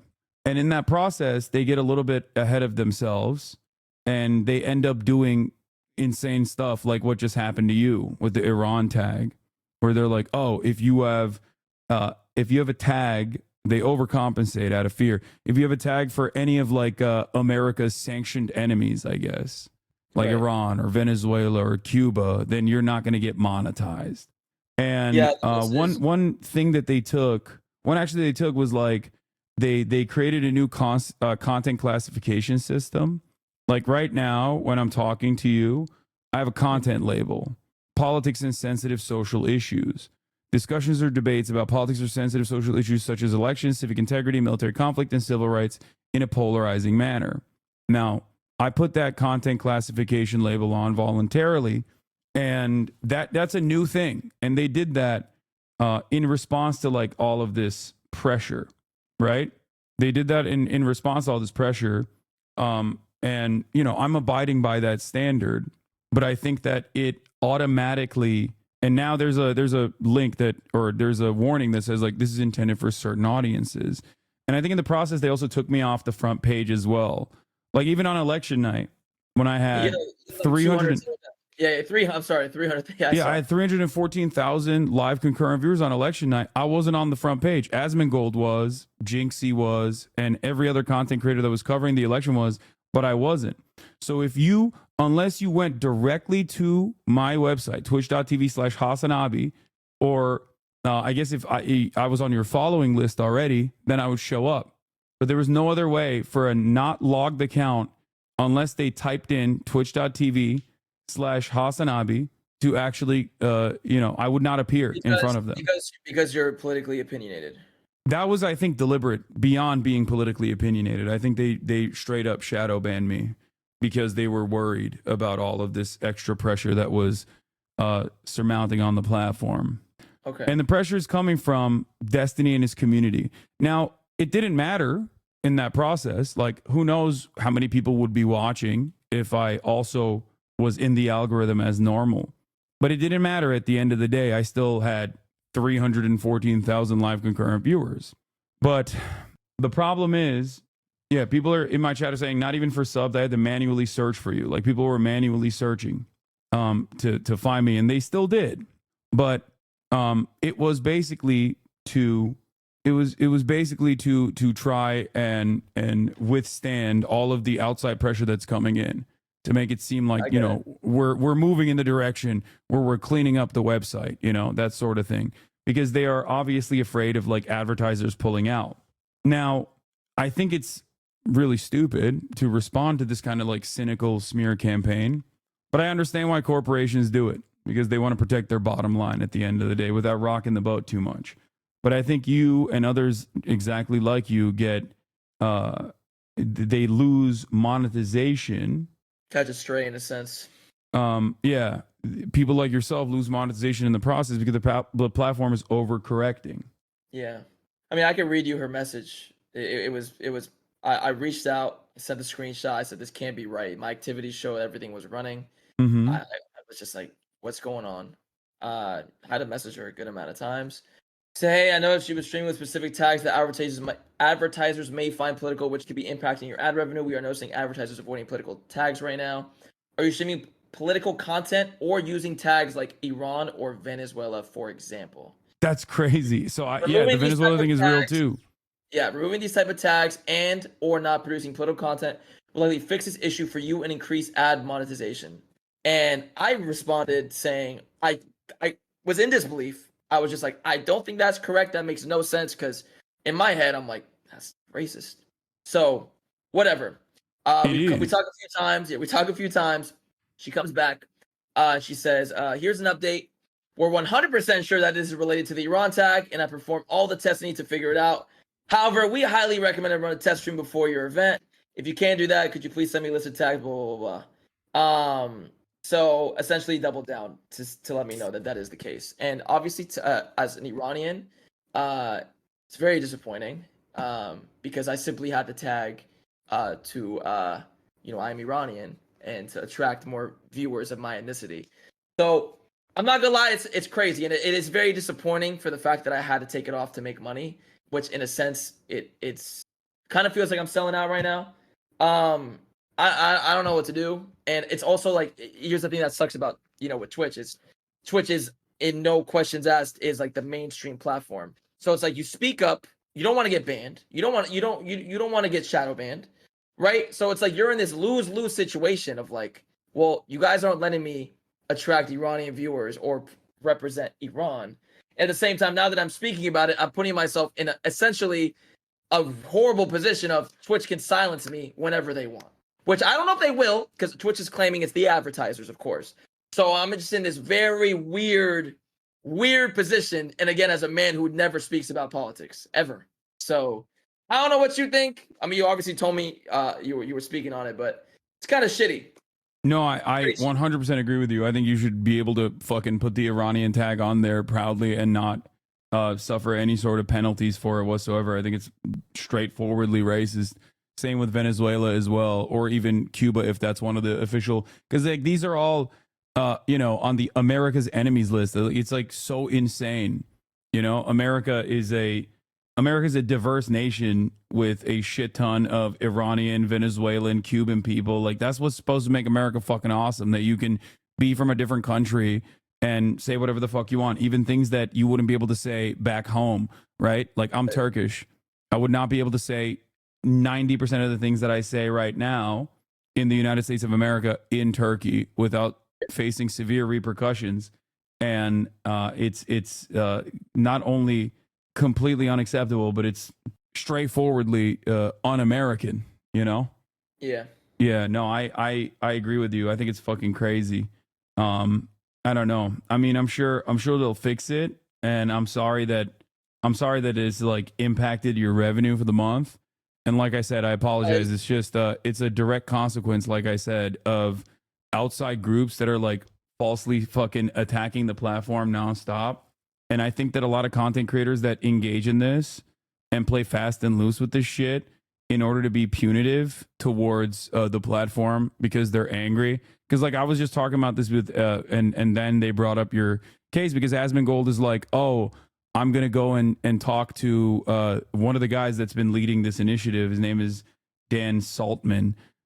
He streams on Twitch too. He's like a streamer on Twitch. He's Destiny's podcast co-host. Like they've been attacking the platform viciously, trying to get like coverage and trying to get motion on the story that like Twitch is an anti-Semitic platform. They have like they're breeding. It's a hotbed for extremism, and they're breeding like extremist radical politics or whatever. And they're taking like clips out of context, and they're trying to blast it in the media, and it's not really working, and it hasn't really worked at all in their favor. But in the process, people are like losing revenue, right? And at least I can't tell what a person's motivations are beyond what I've seen them openly say. And I mean, they work with the ADL, the Anti-Defamation League, to try to get like a bunch of content creators banned for doing a tier list, which they did successfully ban them. They've been banned for a month. And yeah, now a lot of content creators, big and small, are suffering from the impact of like one community's cynical attempts to not only try to get me deplatformed. They like went to a fucking congressperson and he wrote a letter to Twitch. Like it's to that degree. It's pretty insane.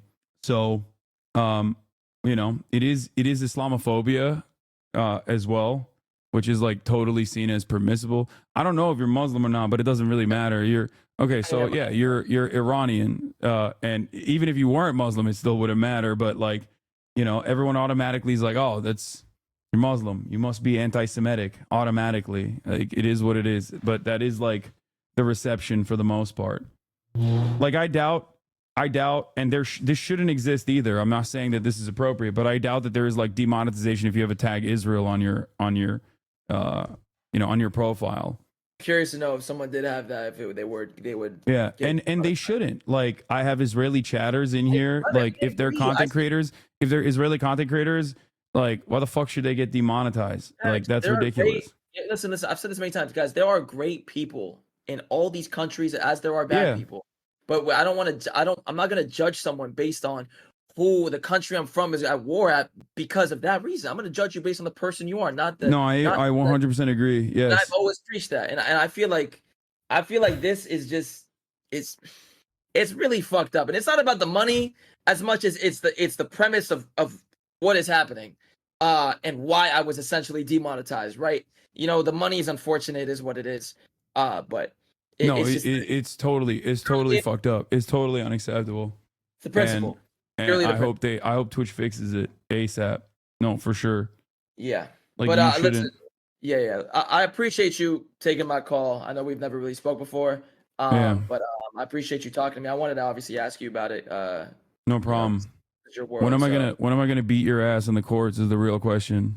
I mean, if we're doing 3 dribbles basketball, I'll play you. But you're like 6'5". And I weigh like 140 pounds. You might have at least 3 dribble basketball. You know I got a fucking clean jumper. Okay, I've seen you play. Whenever you're in LA, right? I am. I'm just saying, 3 dribble. I'll still cook you. All right, we can set it up, man. We're locked in now. So let me know, man. Whenever you want. 100%. Now that I got you dialed in, I got your Discord. You can't run away like fucking like Mark Phillips. Okay, let me just say right now, RDC's very own constantly ducking me. Okay, I even went and did his creator basketball league and everything, but it's all good. You're beating Marcus ass. Yeah. Well, yeah, we'll see. I've heard that you're good, so we'll see. We'll see what happens on the court. But I'm down whenever. And Rage too. Rage ducks me too. Rage has no knees, so Rage is not playing anyone. I know. He's got to. There's plenty who are ducking me, but I'm glad that you're brave enough. Yeah, but you're cool. I'm sorry. I feel like I misjudged you in the past, but that I'm gonna openly apologize for. So no, I mean it's all good. Listen, I don't fault people for misjudging me. There's a lot of fucking. I speak for 8 hours a day on a lot of hot button issues. And, I have a lot of people who sit in my chat and specifically wait for me to say something that they can clip out of context and be like, look at this guy. He's a real piece of shit. That's what it was. I think you were getting clipped out of context a lot. And I would see that out of context. I'd be like, what the fuck? No, that's what I mean. No, 100%. It is what it is. I don't even fault people at this point for it because it's like, I would fucking hate who people present me as. If I didn't know, most people have 9 to 5s. They don't fucking give a shit. They're just clicking on Twitch or clicking on Twitter and they see like a 17-second clip and they're like, well, I made up my mind about this guy. Fuck this guy. And I don't fault people for that at all. I get it. So it's all good. Don't worry about it. Yeah, I think there was one clip I seen a long time ago about one of my friends who I think maybe you jumped the gun on. His name's Zuma. I don't know if you heard of him. He's a great human being. I don't know who that is. It was a long time ago over some no pixel shit. I don't know what it was, but he's a great guy. You probably don't even exactly. You don't even. No, remember. I haven't. Yeah, I have no idea. Damn, brother, I haven't played no pixel roleplay in almost a decade at this point. Years ago. But listen, man, I appreciate RP drama runs deep. I think this was years and years ago. But listen, it was great talking to you, bro. I appreciate you taking the call. And whenever you want to do this baseball shit, I'm around. I'll hit you up. All right. All right, bro. Peace, right, brother. So take it easy, bro. All right. Murat, your food is here. The good thing for you to know is that there's Ukrainian, Russian, and many cultures of music streamers who I talk to all the time about hot button issues who express their situation with art by sharing their music over streams. Yeah. Notice how much more normal it is when you have a normal conversation with people instead of fucking jumping down their throat. Chatters. I think this perfectly illustrates why you being normal in the streaming space is important, like we talked about earlier today. Chatters who will cry about phase collabs, but it's necessary to build these relationships, have this conversation. Exactly. Most people are not like the way you think they are because you saw a clip of them and it rubbed you the wrong fucking way. And I think a lot of people basically do that. A lot of people do that to me, but also oh my God, Kaya, your farts are literally unpredictable and also unacceptable. Look at this fat ass just laying there, just farting away, dude. Not even moving, not a care in the world, just farting up a storm. You know what's really funny? That's one thing I've always talked about, and it kind of goes unnoticed, but like FaZe has always been so insanely diverse. Did you ask the vet about it? No, I did not. Like they always have been. I mean, guys, I've talked about this early on, but like one of the OG FaZe guys, okay? One of the OG FaZe guys is a man by the name of FaZe Apex, okay? He's OG, straight up, one of the old guard of FaZe. And FaZe Apex was the person connecting me to Norm Finkelstein, okay? which sounds like a fucking meme, but it's not a meme. It's true. Yeah. FaZe Apex, he's Palestinian, and he was the guy who was linking me with FaZe Finkelstein. Wait, is it OG FaZe Watcher? I need you to explain how. Wait, what do you mean? FaZe Apex brother was adopted from Gaza. Here is the Dan guy admitting that he's doing it for fun. Yeah, I know. We already covered this. You know, it's sad because I've dedicated the last like 2 weeks of my life basically to Steve. It's so fun. It's so fun that so many people are like losing revenue. You know what I mean? Tens of thousands of creators and their fucking lifeline. You know, it's so fun. Steve's cause. What? Which one? You're talking about the Twitch thing? Yeah, destroying Twitch. I thought that was more your thing than. Why the fuck do I care about Twitch? I'm not banned there. I thought you cared because they were like anti-Semitic and being weird. Nah, it's just fun. Oh, okay. I care. I thought you cared, bro. I mean, like, I care that I want to win. I care that it would be fucking awesome and funny if I won. It would be awesome and funny. It would be fucking hysterical. Yeah, his friend is literally helping him maintain a facade of plausible deniability. He's like, I care. Oh, come on, you care, right? And he's like, nah, I don't give a fuck. It'd be great to win, to troll a CEO out of a job. If a company, imagine if we trolled a CEO out of his job. And then that's why it's like, it's a dangerous game that Asmongold is playing, being like, oh yeah, I'm going to have these fucking guys on my stream to finally take down Twitch once and for all. You know what I mean? It's crazy. You know, they're saying this clip is a joke. I know, dude. I know. It's not the only clip. There's other clips where he's openly fucking stated when they originally were like talking about the mass letter writing campaign that they were conducting. These guys have been unimaginably anti-Semitic a million times over. This guy has been a fucking 4chan troll. I mean, Destiny himself is like the edgiest person on the planet. He gets in his own way on a regular basis. He can't fucking stop himself from saying something insane every 3 minutes. You know? It's just crazy. Brianna Chicken Fries interview sponsored by Raising Cane's is crazy. This has 3.4 million views since November 7th. I'm sorry, I don't care what you think of Brie Chicken or Barstool. Never listened to or ones of either before the tour. But I worked for Zach Bryan on his tour this year, and he was the worst. Huge fucking immature baby man. 0 out of 10. Terrible guy to work for.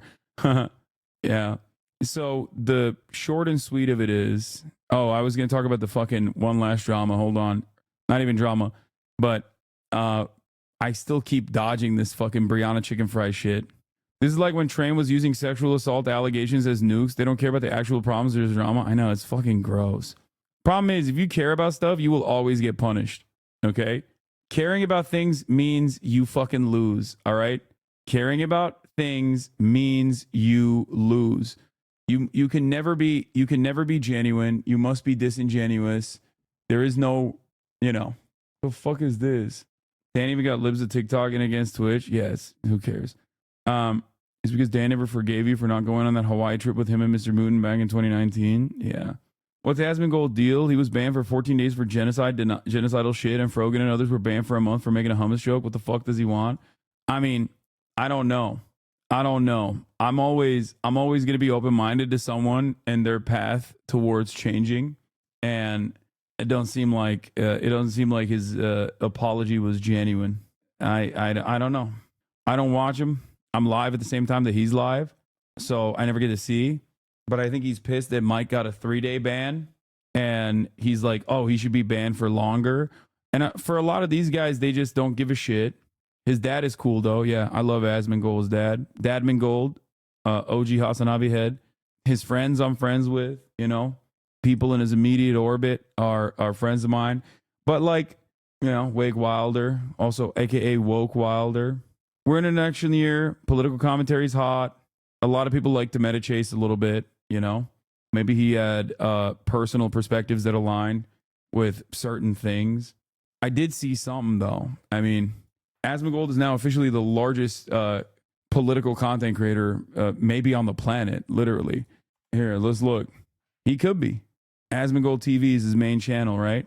4 hours ago, 600,000 views. Trump guy does not fuck around, you know?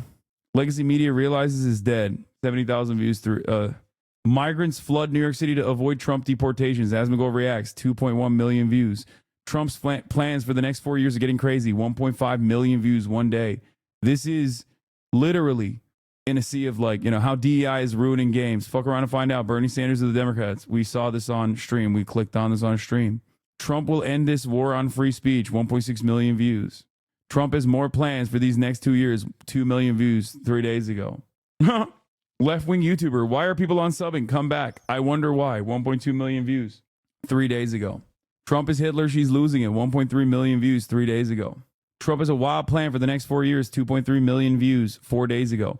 It is now officially overtaken his content on Dragon Age, The Veil Guard, or even the likes of the West is forcing Japan to censor all anime, or how DEI is ruining games even. Right-wing political content makes you relevant. I don't think Asmon gives a shit about money. I will openly state that. I think he cares about, being top of mind. He cares about being relevant. He cares about winning. It's like I definitely don't think he cares about money. You will never convince me that he gives a shit about money. The man only lives to stream. And I get that as someone who also lives to stream. You get this, people leave when gaming treatment is you. No, that's not true. He's just playing to his audience. His white boy basement dweller audience wants something to justify their sad existence. So blaming immigrants and women and people of color is exactly what I want to hear. I mean, yeah. But this is what I mean when I say that there's an organic audience out there, right? And I think a lot of people lean into this kind of stuff when the algorithm gives you that sweet, sweet taste, even if you don't personally believe it. And then maybe you do start believing it. You see what I mean? Asmongold now is officially a much larger content creator in the political arena than myself and Ben Shapiro and Steven Crowder and Tim Pool combined. Think about that. Now tell me once again that it is not a cushier gig to ultimately be on the right, center right, or on the right. All right? I mean, these numbers don't lie. Ball don't lie. These numbers don't lie, chat. In the last week, he's gotten 10 million views. In the last 5 days, he's gotten 10 million views. Most of it is not over video games or woke and ruined, or anime has been ruined by woke. It's directly political commentary. The Trump's guy does not fuck around. Thomas Homan, things of that nature. What? So why are quote unquote liberals working with him to take down Twitch? Because a lot of people are mercenaries and don't give a fuck. Okay? That's it. What is this? Yeah. I mean, dude. Ball don't fucking lie, dude. Kaya. Ball don't lie. Kaya, please. This is organic. The inorganic aspect of this stems from maybe the algorithm boost that you get when you start doing right-wing shit. Okay? When you start doing overtly right-wing content. But it's usually organic. You have organically right-wing positions. You don't really examine them, right? But you get a big boost. You get a big bump when you go right-wing like this. There's a reason why there's no singular case, at least that I know of, where a motherfucker's been canceled and was like, I'm a leftist now. You know what I mean? Quote unquote canceled. There's no instance where someone's been like, numbers are looking a little dry right now. I'm going to fucking start talking about socialism. iDubbbz? Are you fucking kidding me? iDubbbz has been absolutely demolished by his own fan base for organically moving to the middle, moving to the left. His own fan base despises him now. He got so much fucking hate. AKA Jimmy Dore. No, Jimmy Dore is a great example of someone who went right wing. That's the funniest part about this process is that, and I think it was Liv Agar who pointed this out with the Chapo stuff, right? And I'm another person who has regularly been hit with this shit, right? Where is it? So many people constantly would say I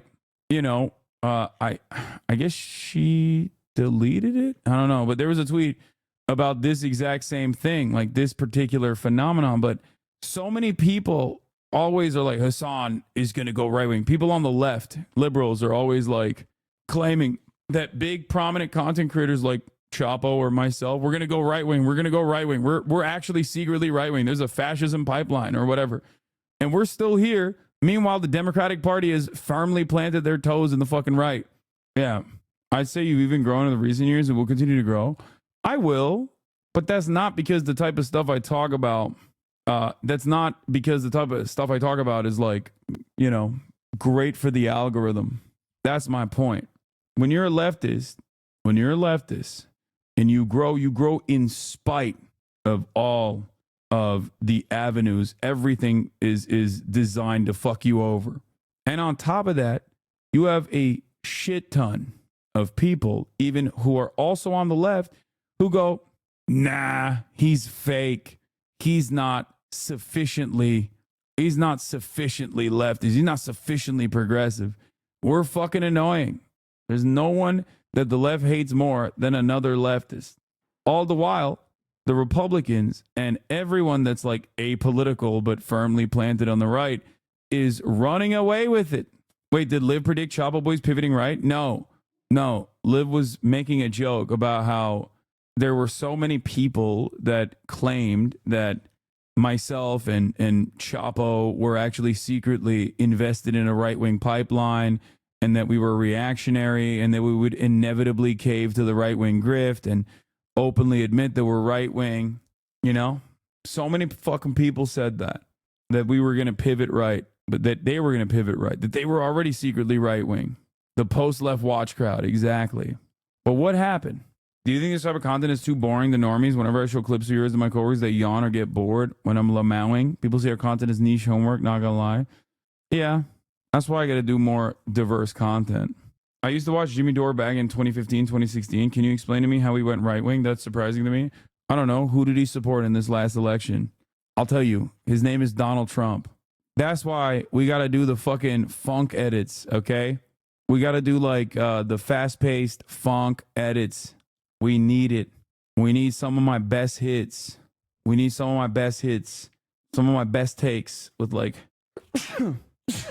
some funk music pronto. Yeah. Worst outcome of this election is now I kind of respect the sign. I looked at this yesterday. There were so many people. I've seen many right-wing 18 to 22-year-olds saying the left doesn't speak to me or address me, but just make me a villain because of my grandparents or whatever. I obviously don't agree, but what do you say to that? Yeah, dude, if you're 18 years old, you're a villain. That's what I say. I'm like, yeah, you're a villain, dude. What the fuck is this? Why do I click on this dumb shit, dude? I swear to God. Who are these DEIs ruining everything guys gonna blame when Trump is president and liberal media stays the same? No, they're gonna run the same route. They're gonna left bash. I'm just letting you guys know. Because when the Democrats and Republicans align, they're just gonna keep fucking yelling at the left. That's the only appropriate venue where everyone can unite, you know? What is this? There's a Chapo clip where they talk with Sam Cedar about what kind of right-wing grifters they would base their personalities around. Right. And becoming a YouTuber. Because, like, this is what we were thinking. If we did it, I'm convinced that we could have a huge percentage of their market share in about 3 to 4 months. Just by being able to, like, just by talk being- to yeah. people. If I could actually, like, just empty out on this table how much brain power and plotting I've spent contemplating that over the past 10 years.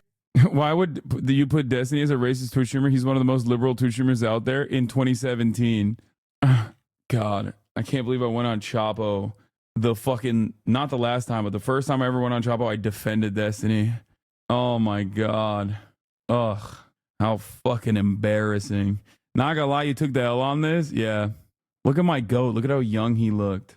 Does this count as a fonk edit of you? Probably not. One fonk edit already? Thanks, man. Take a day off. I'm a real sucker for someone who presents themselves as like earnest and is like change their perspective. You know what I mean? That is my biggest weakness. When I got a dude who's like, you know what? Properties on the left are myself and Chapo Trap House. So what the fuck do you mean? It's very obvious that people still are like, no, we like to have fun. You can be a progressive person and you can be a leftist and still have fucking fun. There's obviously always going to be a lot of smarmy people who are just like, who will come up with the most insane take. Laughter is bourgeois decadence. Okay?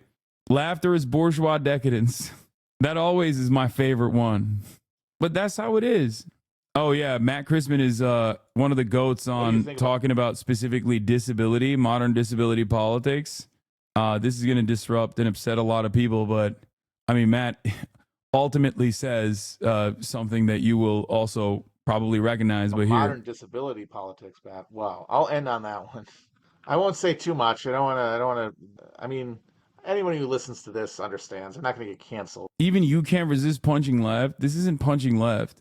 Like, I will always ride for you no matter what the fuck happens. I will always ride for you, okay?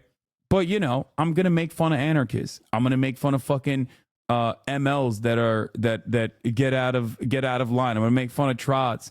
It's just how it is, okay? Shut the fuck up. But if you're a rad lib, I'm definitely going to make fun of you, all right? I just don't want to insult people. But I do think that a lot of disability politics is people desperately seeking a subaltern status. And I say that as somebody who is, I'm sorry, way more disabled than many of the people who I see make it the fulcrum of their political identity. And, you know, like they pitch it as like, well, I have to be the defender, you know, because of how of the trauma that my life has been trying to be disabled in this country. It's like, not really. And you can't argue that you're part of a community because due to the incredible variety of what it counts to be disabled, I mean, my God, by certain definitions, you could say everybody is fucking disabled in one way or another, that there is no community to speak for. I sure as shit don't feel like I'm part of some community. And yeah, it's like, it does feel like it's an online phenomenon more than any expression of the real experience of people. Like, yeah, obviously, you know, capitalism is at war with anybody who is not able to fit as a cog within it. That's true.